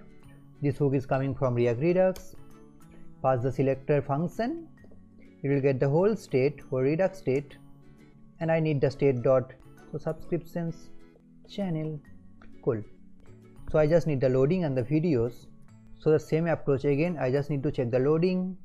If the loading is true, I will show some skeletons. If the loading is false, I'll just map over this and render the video horizontal component. And same typo again. This is loading. Like this is my 100 typo, you can say. So just remove the div, put a container. This container is coming from React Bootstrap. Should be auto imported. Cool. I don't need any padding, so just put this fluid property. That is cool. Okay, inside a curly brace, just check if the video is loading or not. So if not loading, I'll just map over the videos. So videos, just for safety and optional chaining, videos.map, get every video and render the video horizontal component. Should be auto imported, horizontal, nice, auto imported. Just pass the video as the video. And what about the key? What is the unique value? Let's see. This is video.id. Cool. Video.id. And if it is loading, I need to show some skeletons. Just copy this from the search screen. Copy the skeleton theme part. Go to a subscription screen. Else, so just put a colon. Nice. Import the skeleton theme. Skeleton. Okay. And also import the skeleton from the package skeleton. Nice, imported. Cool. Yeah, so we have rendered this video horizontal component. Let's see. Look at this. We already have some styles. With that, we already have some errors. So we need to fix all of this. Look at this. This is what we want. Nope. So let's modify this. So inside this video horizontal component, I'll pass another property which is subscription screen. So subscription screen as true. Oops. Subscreen, it's better. Subscreen. Okay. So now I can modify this component based on this property. So just go to the video horizontal component and destructure this. Destructure the subscreen. Nice. So if this is true, it means this component is going to be rendered inside this subscription screen, and all the components are the channel items. Make sense? First of all, just modify the grid. Inside this grid, okay, this search screen. So if this is search screen, it will show 4 columns for the thumbnail part, else it will show 6 columns for the thumbnail part. So let's also do this for the subscreen. Subscreen. So or subscreen. Just copy this, and for the second column also just put the subscreen. Nice. Let's see. Now I need to render the channel descriptions, the number of videos this channel has. So just go back to the component. Okay. So right now I am checking if it is a video or not. With this logic, id.kind equal to YouTube video. But now I need to modify this. Nothing much. I'll just reverse this because I have this subscreen now. Okay. So just check if the kind is YouTube has channel or subscreen. So if it is one of them, it means this is a channel, and just put a not, it means it's a video. Cool. So now I have this is video logic slightly modified, and then inside this use effect, I need the get channel icon, that is fine. Inside this fuzz use effect, the get video details, I don't need this. So I'll fire this get video details if and only if this is a video item. So inside this I can just check if is video is true. Is video is true, then only I'll fire this get video details, and also put this inside the dependency array is video. That is cool. Okay, let's see what we have now. Inside this handle click, what about this? Look at this. If it is a video, then push to this URL, and if it is not, in that case just push to this channel/channel ID. Now let me show you. This id.channel ID is not valid in this case. Let me show you. Just go to Redux. How can you get the channel ID? Here's my Redux store. Go to a subscription channel. Go to the videos. Let me expand this. I'll show you how inconsistent YouTube API is. So just click on these videos. Click on an item. Look at this. This is your ID. No, this is not the channel ID, but I am getting all the channel. Okay. Then inside the snippet, this is my channel ID, and also inside this resource ID, this one is the channel ID. Now which one is valid? Let me show you. Just go to the original YouTube, youtube.com/channel, and then / just copy a channel ID. Let's first copy the second one. Go to here, just put this, enter. Look at this, this is the user's channel ID, and then the second one, copy this, put this after the channel. This one is the right channel ID, what I need. Look at this. Right, so I need to get this channel ID from the resource ID, and I told you how YouTube the API is inconsistent. So basically, first of all, I need to destructure this resource ID from the snippet, and then I can get the channel ID. So just go back to a video horizontal component. Inside the snippet, just destructure the resource ID. Okay. So now for the channel ID, where is the channel ID? Just close this use effect. This one, this channel ID. I can access this from the id.channel-id. So let's create another variable, const underscore channel ID. So first, just try to get this from the resource ID. It can be undefined, so just use an optional chaining. So resource ID dot channel ID. And if it is not true, in that case, just go for this id.channel ID. Just copy this, put it here. That's it. And just replace this with the channel ID. Replace this one with channel ID. Cool. It looks fine. Yep. Actually, I can just replace this with the channel ID. I don't need the id.channel ID. Cool. So now my thumbnail is fine. The row is also fine. The views, I don't want to show this. The descriptions, actually I want to show the descriptions.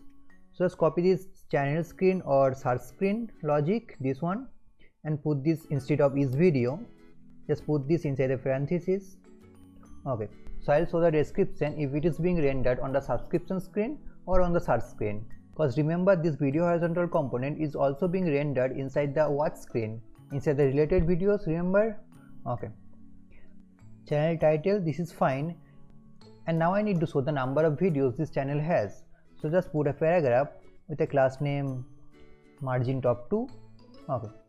So how can I get the number of videos? Just go to Redux store. Let's see the content details. Look at this. I have this total item count. So I can get this from the video.contentdetails.total item count. So inside the curly brace, just go for the video with an optional chaining. Do I need the optional chaining? No, I don't need the optional chaining. Video.contentdetails.total item count. Cool. This number of videos, just put a space videos. That's it. And I will show this only on the subscription screen. So subscreen, and cool. It is fine. Let's see. Refresh this. Okay. I just need to clip the description, else everything is fine. So just go to a .sass file, video horizontal.sass. Okay. Inside the description, do I have a description class? Inside the description, where is the description? Yeah, this one. Let's put a class, something like video horizontal descriptions underscore disks. Just go to the Sass file. Just target this and desk. Just hover over this video horizontal desk. Perfect. So just copy this line clamp 2. That is fine. Line clamp for 2. And if it is under this breakpoint small, I will not show this. I will not show the description. So just uncomment this. Underscore this display none. That is fine. Let's see. Better. Let's click on a channel. Oh, it is redirected me to the home screen because it thought that slash channel route does not exist. So it is a 404 route. So that's why it is being redirected to the home screen. Let me just catch this. So I'll go to the app.js. Copy a route. This is channel channel ID, and this is channel screen. Let's see. Go to subscriptions, and by the way guys, I need to fix these styles. We're gonna do that, not a big deal. Click on a channel, and here we have channel / the channel ID, and I have the channel screen, which I am going to do in the next part. Anything else? Just search for a video. Coder. Oh, this is channel / search / coder. Nope, it should not happen. Go to the header.js. Oh, it should be /search, not just search. Let's see now. Yeah, now it's better. I mean, it's perfect, not better. Look at this. I have the coder, the name of the channel, and I have the channel descriptions, practical tips for beginner and web developer. Okay, so perfect.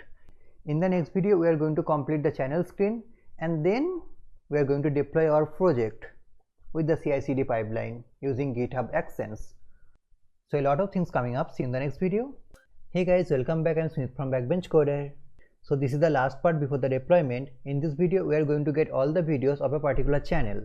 So if I click on the subscriptions, it is all my subscribed channel, and let's click on a channel. Look at this. The URL is channel/the channel ID, and this is my channel screen. So here I need to render all the videos of this channel. So just go back to the documentation. Well, this is a two-step process. First of all, you need to get the upload playlist ID of a particular channel. So every channel has a playlist called upload playlist. So first need to get that playlist ID, and then you need to make another request to that particular playlist, and from that playlist you can get all the videos of that playlist. All playlist. Okay, so let me show you. So just go to the channels and click on this list, and here the first use case is list by channel ID. So this endpoint will give me the upload playlist ID of this channel, and then using this ID, here it is. This is my endpoint playlist items, and the parameter this one, playlist ID string. The playlist ID parameter specifies the unique ID of the playlist for which you want to retrieve the playlist items. Okay, so this is basically a two-step process. Let's do one by one. Go back to the action, and by the way guys, I have just noticed that I have made a wrong action name. So just go to the actions, videos.action. Yeah, it should not be get videos by channel. It should be something like get subscribed channel. So just rename this F1 and F2 on Windows. Get subscribed channel, subscribed, enter. So it will modify all the parts. Go to a subscription screen. Look at this.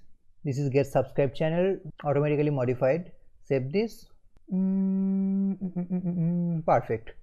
Okay, close all the unnecessary files. Go to the videos action, videos.action. Okay, just copy an action creator, copy this, put it here. Cool. So this one is get videos by channel, get videos by channel ID or just channel. Cool.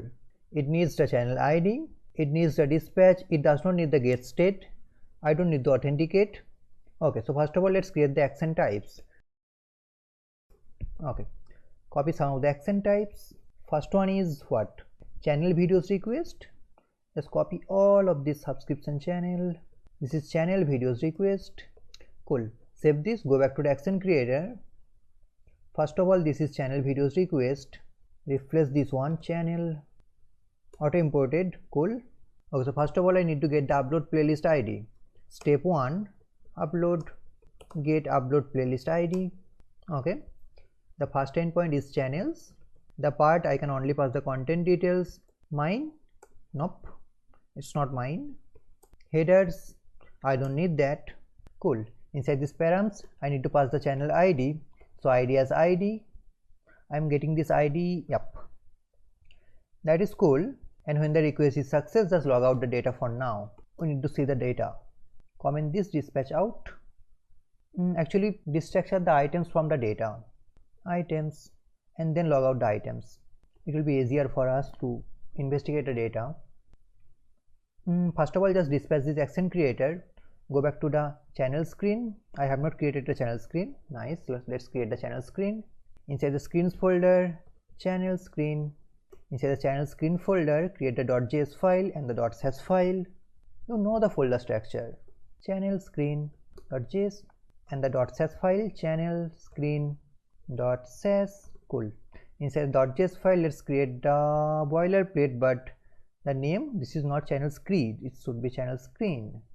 Underscore RFC, cause I don't need the React in the latest version. I don't need to import the React. Come on, I need the React. Okay, inside this channel screen, I need the dispatch, I need the use effect. So just copy this from the subscription screen. Okay, copy this. Cool. Go to the channel screen. At the top, use dispatch should be auto imported from React Redux. Use effect should be auto imported from React. Okay, I need to dispatch this when the component mount. So just import the action creator, which is get videos by channel. Nice. I need to pass the channel ID, so I need the use params hook to get the parameters from the URL. So const destructure the channel ID, and this is coming from the use params. use params hooks is coming from React Router DOM. And by the way guys, if you have not watched the last section, this channel ID is coming through the URL. Let me show you. Just go to the app.js, inside this channel screen, here is my channel ID. So I'm just getting that channel ID through the parameters. Just import the channel screen also. Hey, inside layout, channel screen, auto imported, nice. Save the channel screen, cool. Pass the channel ID, nice. Also pass the channel ID inside the dependency array, channel ID. I love React, man. Okay, channel screen. It should work. Let's see. My app is still compiling. Go back to the YouTube using YouTube, the fake YouTube. Refresh this. Any error? No error. Surprising. Go to Redux, cause I write bugs and then I solve that. Channel videos request is fired. Go to the console.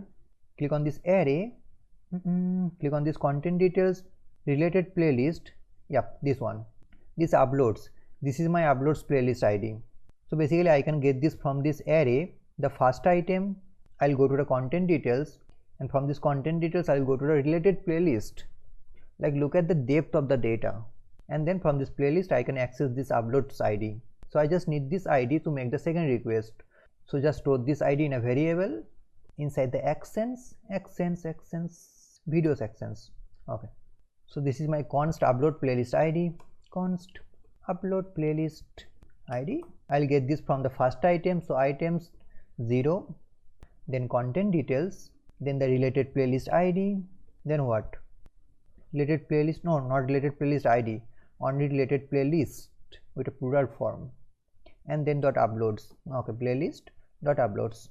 Save this. Nice, we got the upload playlist ID, and then make the second request.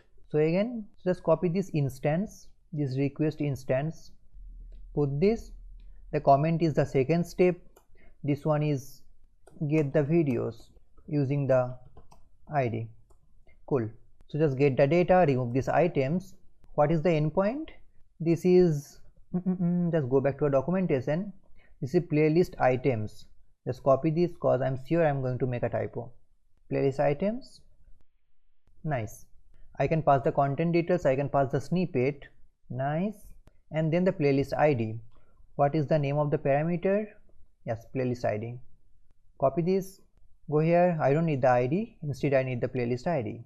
Cool, this is my upload playlist ID, and max results around 30. Cool. And if the request is success, just uncomment the dispatch. Oops, uncomment bro, not remove that. Just remove this console log. Okay, what is the type of the action type? This is channel video success. Video success should be auto imported, nice. The payload is data.items, absolutely fine. And if anything goes wrong, just log out this error.response.data.message if you want to be more specific. And then this is channel videos fail, should be auto imported, nice. Not nice, not nice, nice. Okay, cool. So I have my action creator ready. I've also exported that. Let's create the reducer. Go to the videos reducer, videos.reducer.js, nice. Copy a reducer. Okay, cool. The name, channel videos reducer. At initial state the loading is true, videos is an empty array, absolutely fine. Grab the payload, grab the type. The first case, what? This is channel videos request, should be auto imported. Copy the previous state, loading is true. Then the second case is channel video success, channel auto imported. Okay, set the payload as the videos, the loading is false. And then the third one, which is channel details fail. Hey, wait. What is this? Channel video success, auto imported, nice. So copy the previous state, set the payload as the videos, set the loading false, nice. And then the third one, this is channel details fail, auto imported, cool. Copy the previous state, set the loading as false, and then the error is the payload, absolutely fine. I've also exported this. Copy this one, import this in the store.js. So import this from the videos reducer, channel videos reducer, import this inside the combined reducer, channel videos reducer and pass this as channel videos. That is cool. At this point I can render my data. So just go back to the reducer, save the file, go to the channel screen, just go to the app. So let's see the app. I should see my data. Refresh this, go to Redux. Oh, hey, wait, 404 error. Why? Click on the response. The playlist identified with this request parameter cannot be found. Am I getting the playlist ID? Let's see. Click on this channel. What is the response? The response is uploads playlist ID.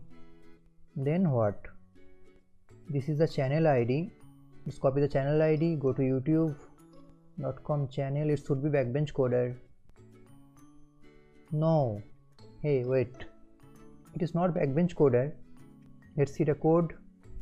There are some problems in my subscription screen. Go to a subscription screen.js. Okay, so inside this I am rendering this video horizontal component, right? So just go to a video horizontal. I am not passing the correct channel ID. Okay, see, if I have the resource ID, then I will go for the channel ID. So inside this resource ID, go to Redux, go to state, subscription channel, subscriptions. These are all my videos. Click on these videos, click on a video, live debugging on, guys. Click on snippet, click on this resource ID. Inside the resource ID I have the channel ID, so it should be correct. Go to the video horizontal component. I am getting the resource ID. It should be from the snippet. Oh, sit. Resource ID. Now I am getting the resource ID and then the channel ID. And this is why you should use TypeScript. Now just refresh this. Click on backbench coder. Channel videos request, channel videos success. Click on the state. Click on this channel videos request, channel videos success, but I still don't have the channel videos. Our loading is still true. What is going on? Go to a channel reducer, go to a videos reducer. Inside this videos reducer, channel videos request, channel video details. Oh, it's not channel details, it should be channel videos. Channel videos, probably I have noticed that. Save this, refresh this. I look at this, it's 4:14. I am still debugging. Okay, so this time I have the videos. So I have the channel videos. That's cool. So let's now just map over this and render the videos component. Go to the channel screen. I need the videos component, not the video horizontal.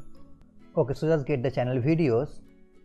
Const destructure the videos and the loading.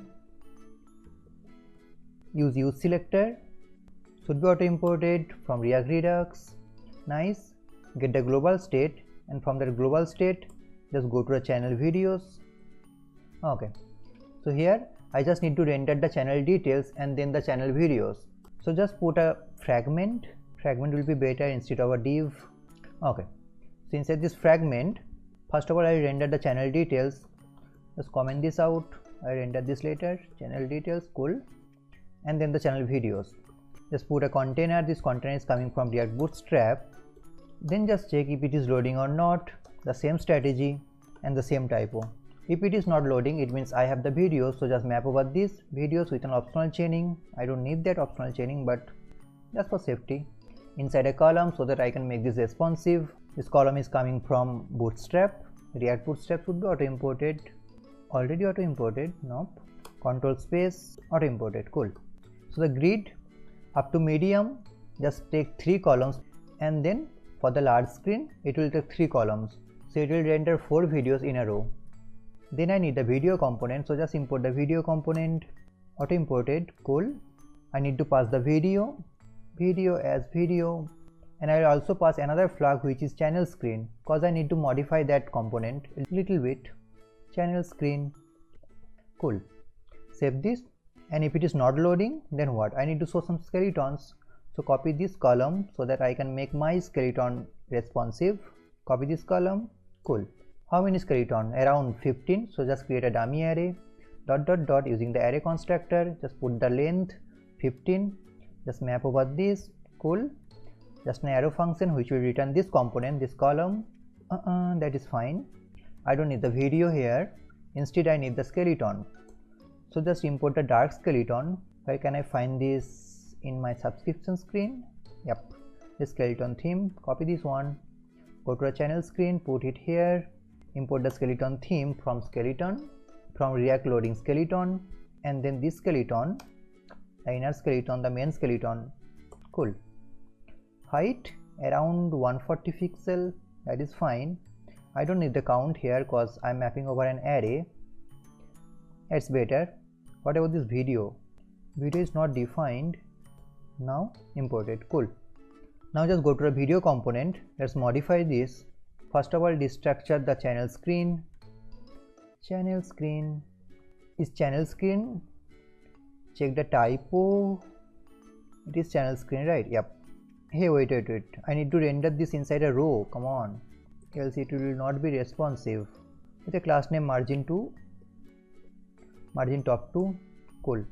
And let's just wrap everything with this row and import this row from the React Bootstrap.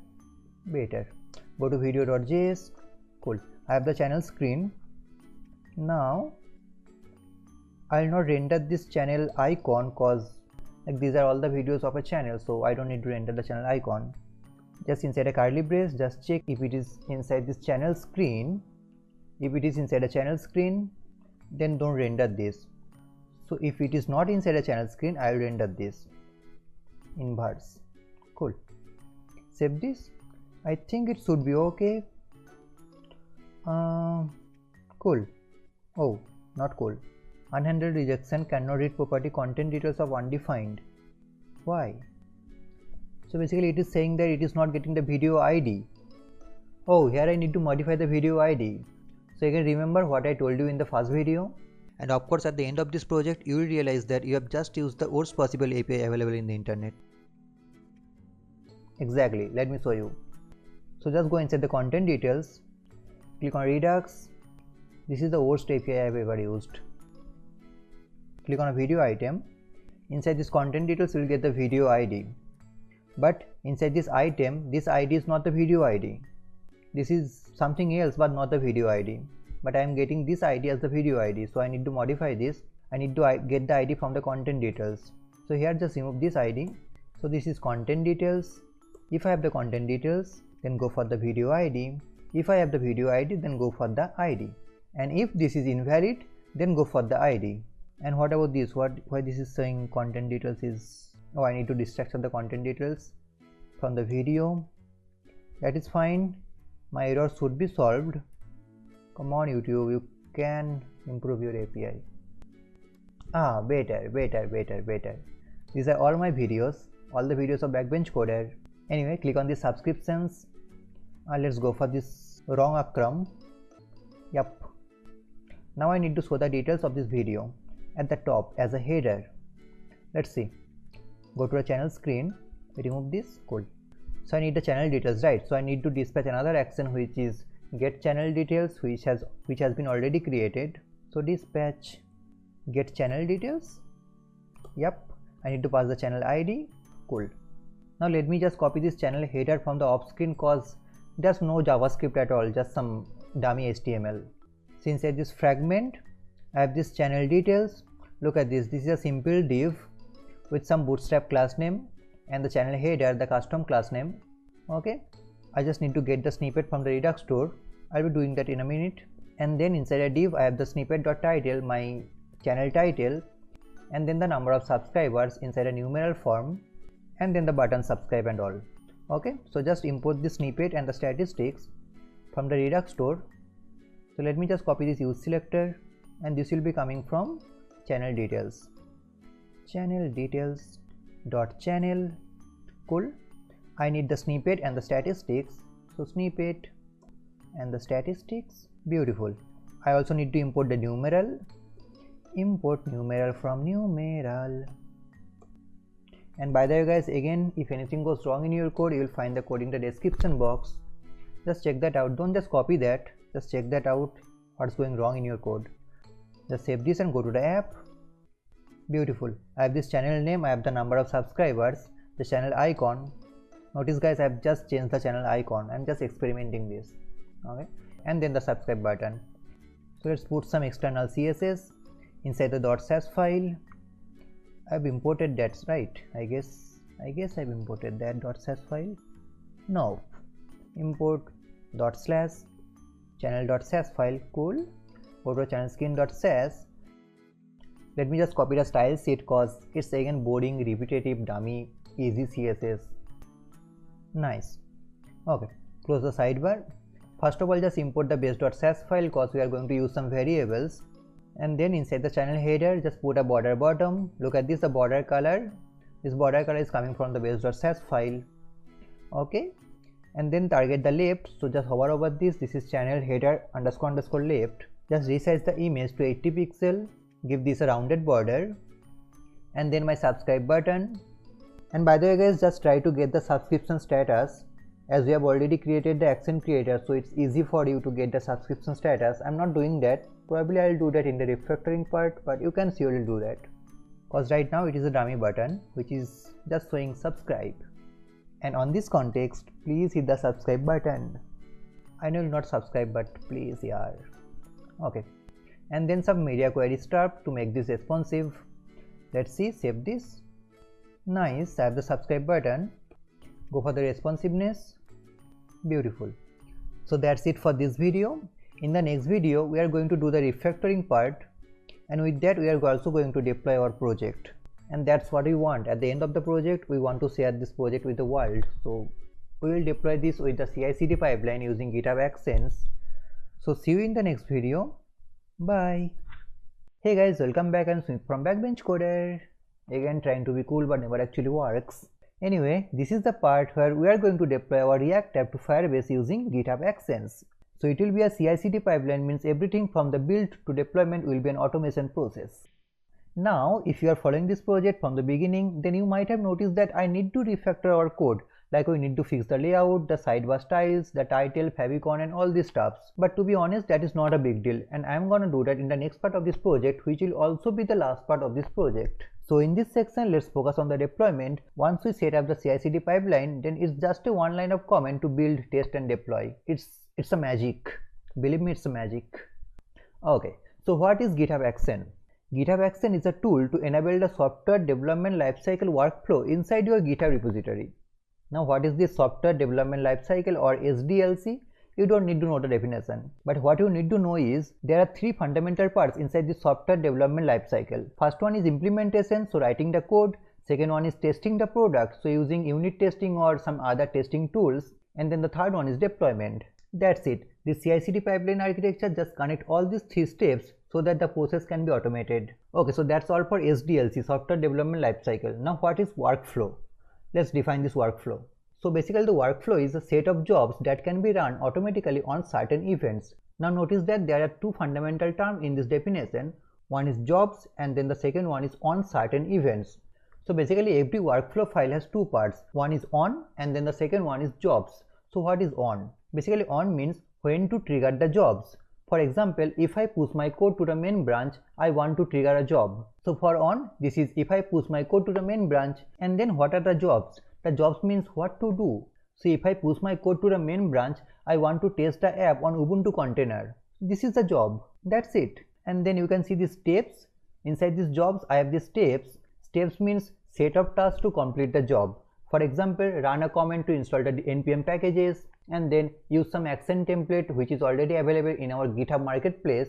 If it seems confusing, don't worry, I'm gonna write a workflow file from the scratch, so just get an idea about these terms like this workflow, on, jobs, steps, and anything important. Yep, this workflow file is nothing but a YML file which should be located inside this github/workflows folder. The name of the file does not really matter, like main.eml, deploy.eml or whitehatjunior.eml, whatever you want. And then for the steps, these steps can be run parallelly or sequentially based on a condition. So if you specify a condition, it will run sequentially, else it will run parallelly by default. Okay, anything else? Not really. Okay, so let's look at this. So how we are going to configure our workflow file in our app. So basically again the workflow file, this has a two part, which is on and the jobs. On means when to trigger and the jobs means what to do. So in our app we want to trigger our jobs when we push our code to the main branch. The main branch normally contains the clean code, okay? And then the jobs, what we want to build our React app and then deploy it to the Firebase. That's our jobs. And again every jobs has some steps. So what are the steps? So the first one is bring the source code to the container. Now what is this? So basically every workflow file creates a separate container. Now what is a container? Container is nothing but a virtual environment. If you are familiar with a Python project, so every time you create a new Python project, you should create a new Python virtual environment. The container is the same as the virtual environment. So inside that container you need to copy all the source code which is located in your main branch. So you need to copy that code and put that into the container. And then the second step is install the node inside the container, which is obvious because this is a node environment project and we need to install the node.js so that we can install the dependencies, we can build our app and all these stuffs. Cool. And then the third one is install the dependencies, because remember we are not pushing our node modules in our GitHub repository. So we need to install our dependencies through the package.json and the command is npm install. That's it. The fourth one is we need to build our React app. So again npm run build. Cool. And the last step is deploy the build folder to the Firebase. That's it. That's all our workflow file. That's all our steps, jobs and on. And let's try to write a workflow file. But before that we need to set up our Firebase deployment. So just go to your terminal, go to your project directory and install the Firebase tools. So just run npm -g Firebase tools. This will install the Firebase CLI in your machine. Cool. I have already installed that. Okay. So first of all you need to get the Firebase token. So for that just write the command Firebase login CI. Make sure you are in the right directory. I mean in your project directory. So login CI and enter. It will open a link in your browser. Come on, come on, come on, come on. Here it is. Just sign in with your account. Which one is mine? I guess this one. I don't know. Like I have around 12 email ID. Click on allow. And here it is. Firebase CLI login successful. And now just go to your CLI and copy the Firebase token. This one, this long token. Just copy this. Go to your GitHub repo. Now I guess you already have a GitHub repo. If you don't have that, just create a GitHub repo and connect the GitHub repo with your app. Now I guess you have a repo. Come on, I can guess that. This is my GitHub repo. Just go to the settings. We need to create an environment secret because we don't want to expose our Firebase token to the world. So just create a secret. Scroll down, click on the secrets. Okay, click on this new repository secret. Cool. Put the value here. And what is the name? Name is Firebase token, all in caps. Firebase token. Cool. Click on this add secret and scroll down. Look at this Firebase token. Nice. Now just go back to your CLI. Let's set up the Firebase deployment. So Firebase init. Write the command Firebase init. Let me make this larger. Cool. Are you ready to proceed? Yes. Now what are the services I want to use? I only want to use the hosting. So using the down arrow, go to the hosting, press space and enter. Cool. And then please select an option which is use an existing project. Yes, I already have a project. What is the name of the project? Not YT. What do you want to use as your public directory? This is build. So build. Enter. Configure as a single page application. No, because our React app will take care of this single page application. So don't worry. Press no. Cool. And that's it. At this point you should see two files which are firebase.json and then the second one is firebase rc. So just go to your code. Yes, this is my code. Go to the not YouTube. Hey, yep. Okay. So I have this firebase.json, I have this firebase rc. Nice. We don't need to touch these files. So close this one. Cool. Now let's create a workflow file. So again, remember this one. We need to create a YAML file located in the .github/workflows folder. So let's go to the code. Inside this root folder, let's create a new folder named .github. Inside the .github folder, let's create another folder which is workflows. Oops, folder bro. Workflows. Cool. Inside this workflows folder, let's create a YAML file. The name of the YAML file does not really matter, so this is main.yml. Cool. So close the sidebar. Nice. So again, every workflow file has two main parts. One is on and then the second one is jobs. So let's put on, and then the second one is jobs. So let's configure this on. So when to trigger the jobs? We want to trigger the jobs when we push it to the main branch. So under the on, put a tab, push. Inside this YAML file, the indentation is must. So inside the push, we want to listen to some branches. So branches, it's an array. So I want to listen to the main branch. Cool. That's it. That's all for the on. And what about the jobs? What do we want to do? So inside these jobs, we need to specify an ID, the job ID. This should be unique. So in this case, this is deploy. Okay, so inside this job, again press a tab. We can actually define a name. This name is optional, but we'll make this code more readable. So let's name this build and deployment. Nice. Next, we need to define a runner. Runner means on which environment you want these jobs to be run. As simple as that. So runs on, let's make this Ubuntu. It does not really matter in our case. So Ubuntu latest, that is cool. And now remember, inside these jobs there are some steps. So inside these steps, the first step is get the source code into the container. So again we can define a name of this step, which is optional. So the name is get the source code. Just to make this more readable, get the source code. Cool. Now inside this step we want to use an action which is already available in our GitHub marketplace. Let me show you. Look at this. This is action/checkout.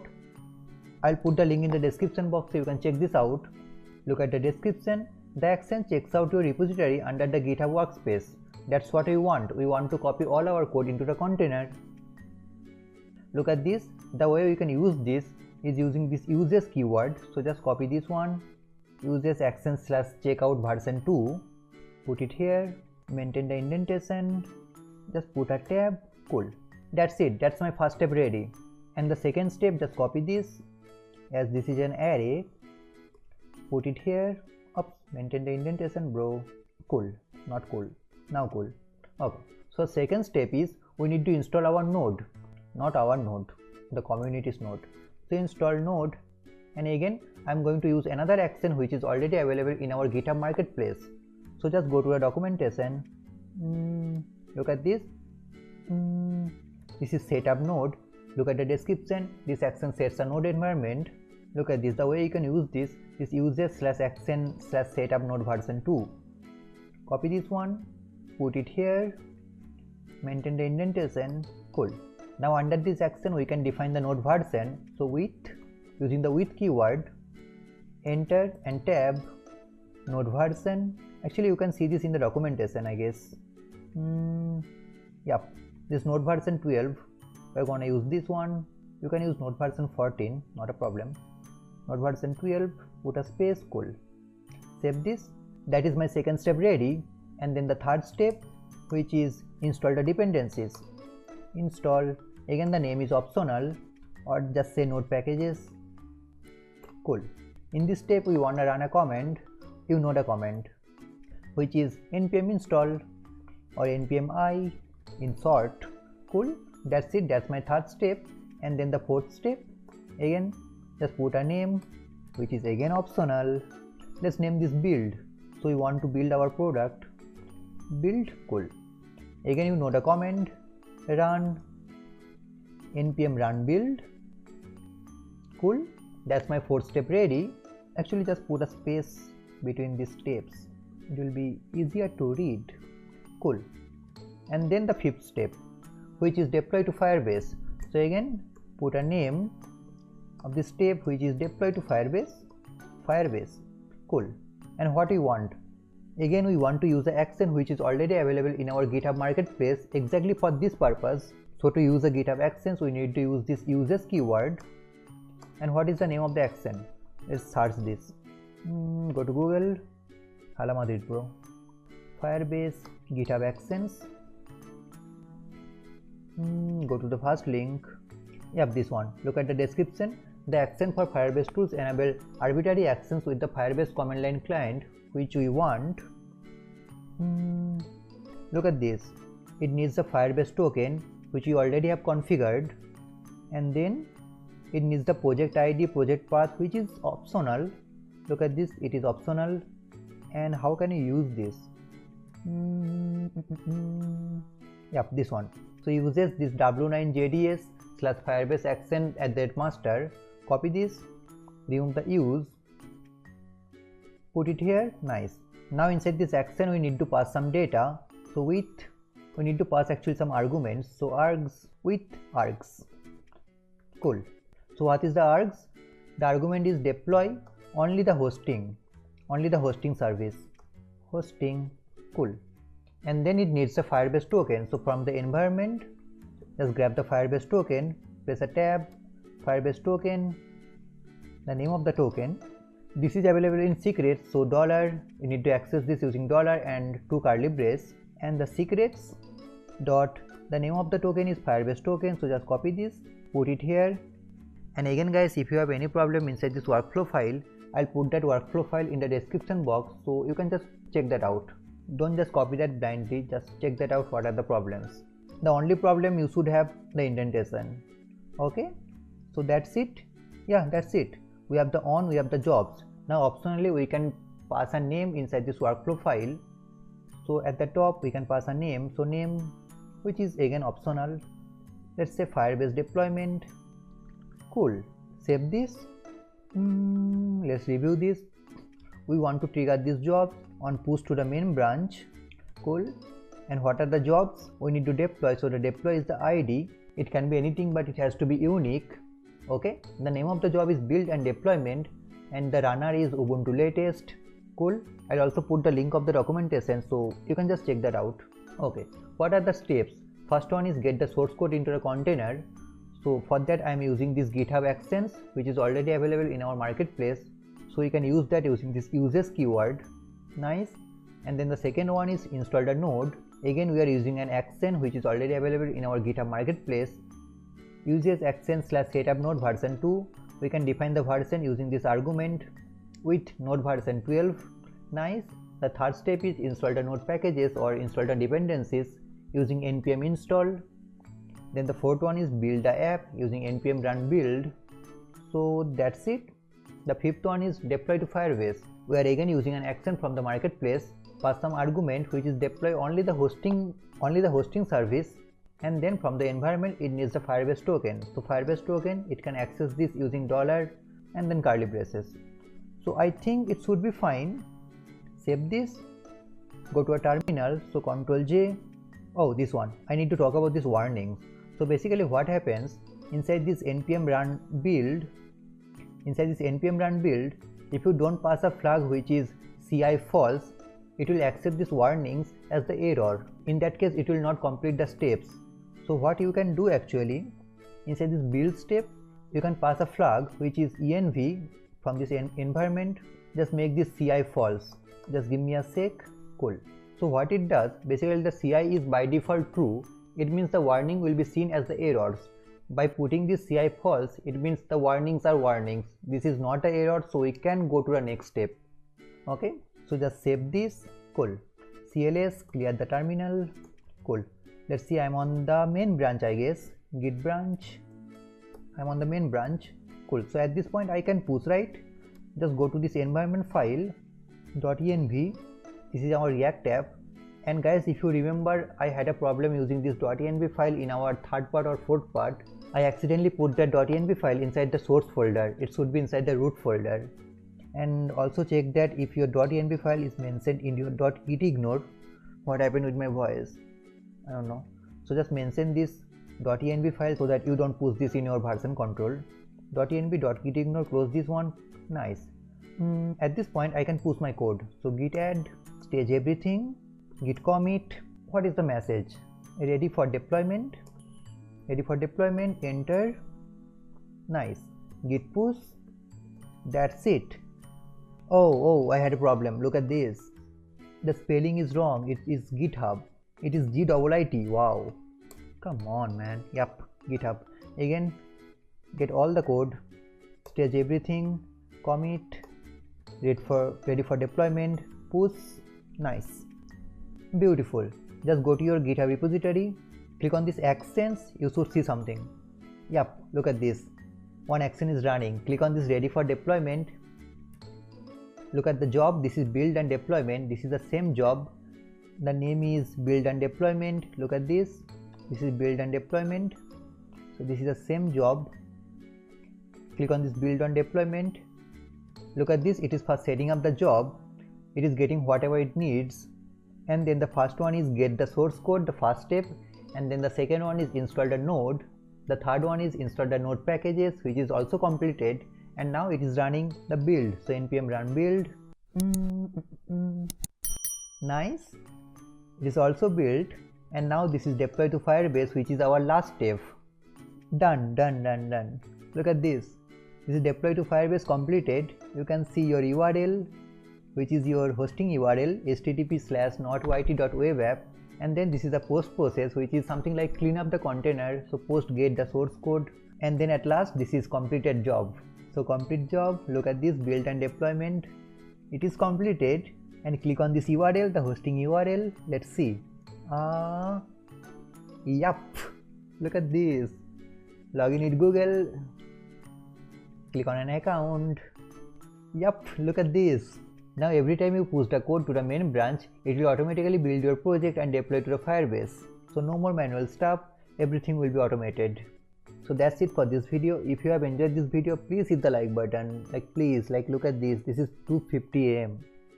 So please hit the like button, please show some support, and see you in the next video where we are going to refactor our code and wrap up our project. Hey guys, welcome back. I'm Sumit from Backbench Coder. So we have almost finished our YouTube clone project, and in this section we are going to refactor our code.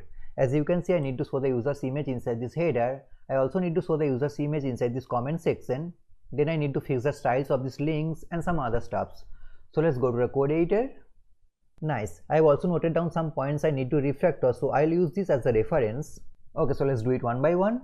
But before that, please hit the like button if you are enjoying my content. That's the only source of motivation, so please show some support. Okay, so first of all, I need to fix the sidebar links and color. So just go to the sidebar.js. Cool. Here I need to wrap all this list using the link. So just copy this link, wrap this. And by the way guys, this section is completely optional for you. I'll put the link of the updated code in the description box, so you can just check that out. So just wrap this. Nice. The link is home, so just a single slash. Nice. And then the second link, like videos. I'm going to talk about this in a minute. History, I'm not going to do that. Library, I don't know. Logout, yep.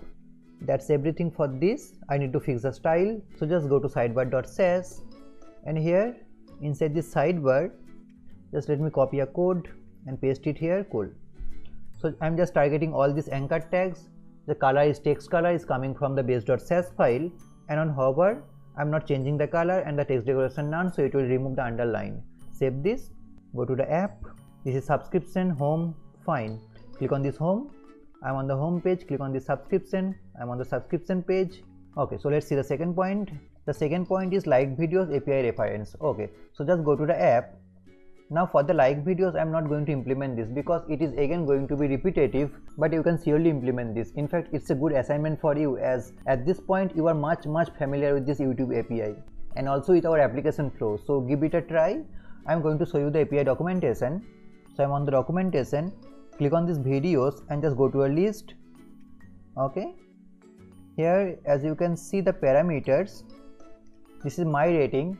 So just define this my rating, the dislike or like, and this will return you the videos related to like and dislike. So look at this, you can pass two values, dislike and like. This will return all the like videos by the authenticated user. So just give it a try. And then the way you can like a video, just click on this rate. The endpoint is video/rate. Remember, you also need to pass the access token because it is related to authorization.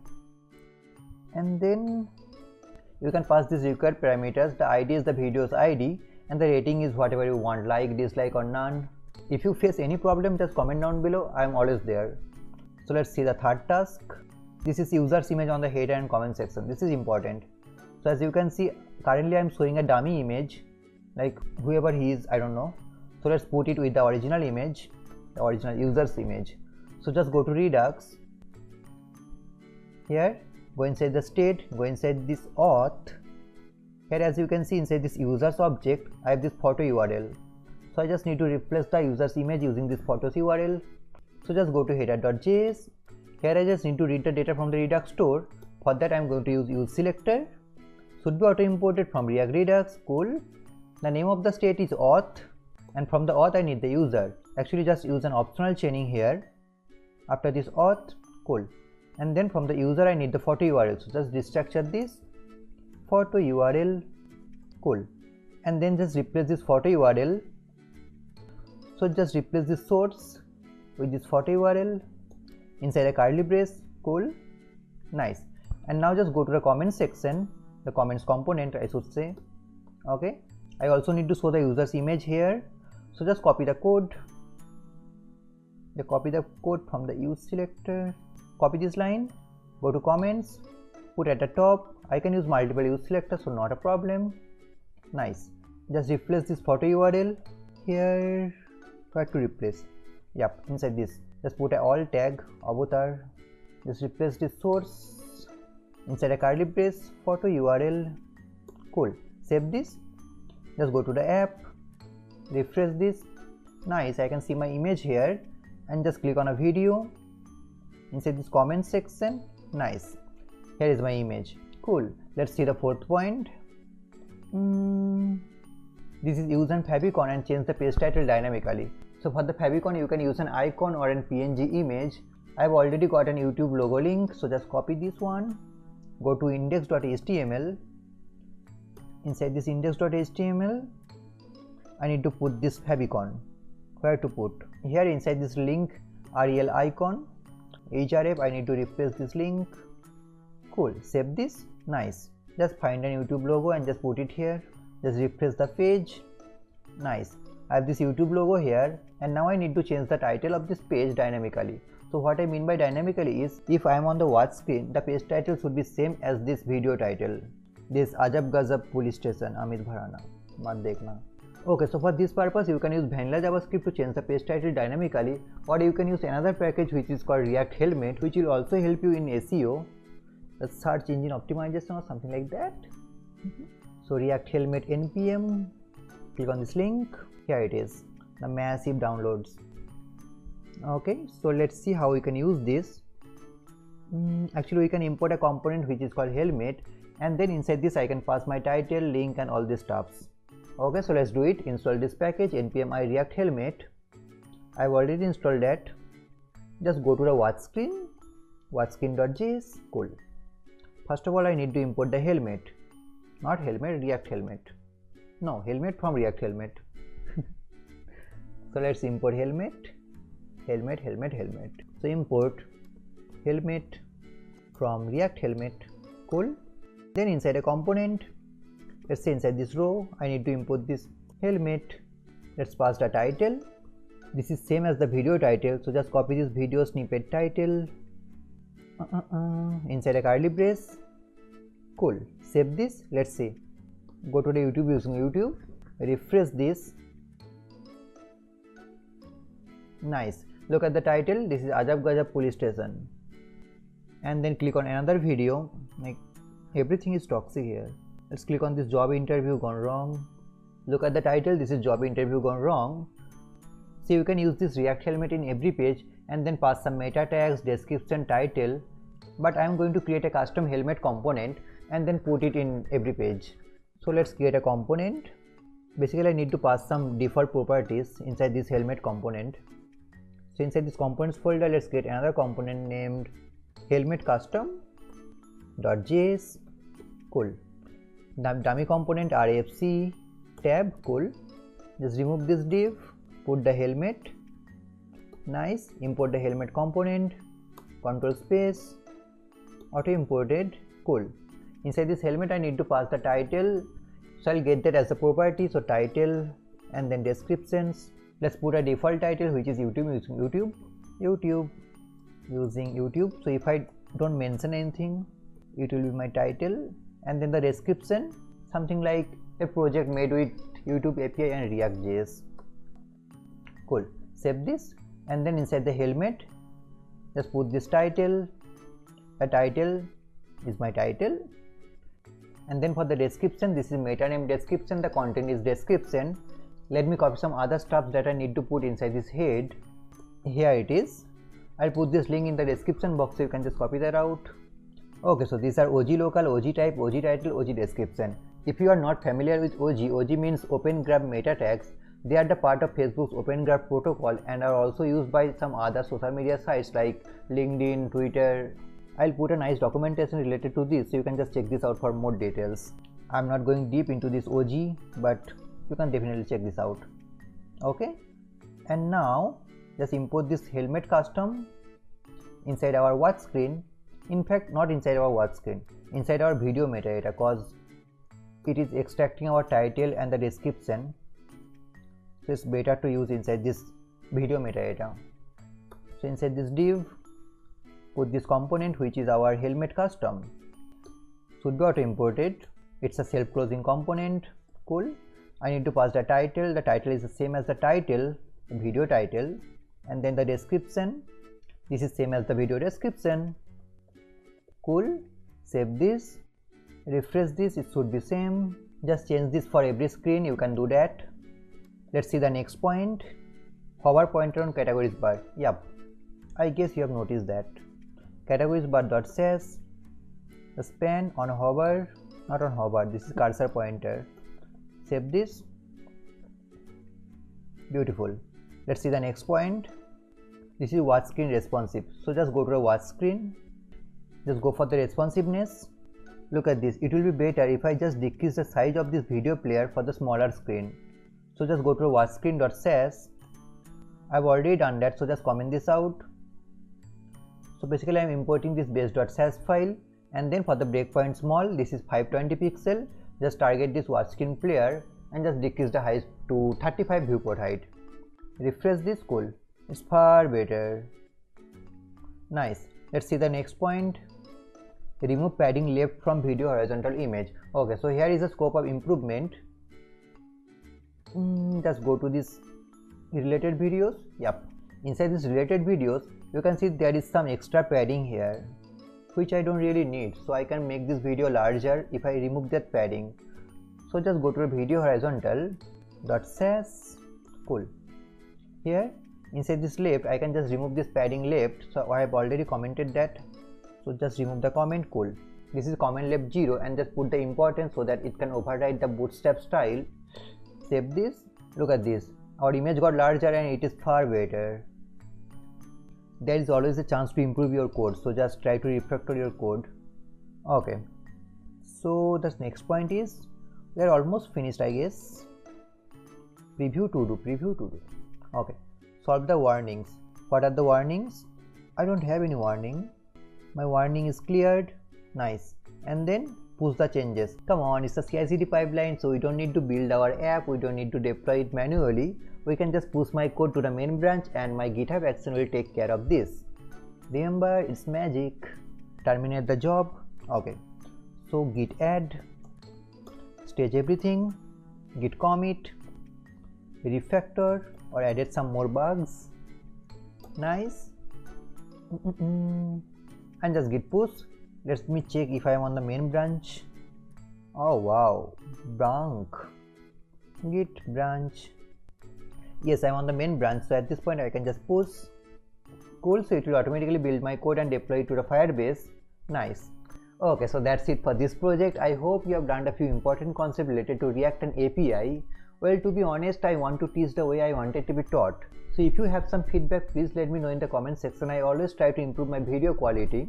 And so far, if you are enjoying my content, please hit the like button. And if you are new to this channel, I make videos on web development and web designing. So if it somehow sounds interesting, please hit the subscribe button. Do me a favor, support me, support this channel. So see you in the next video with another awesome project. Bye.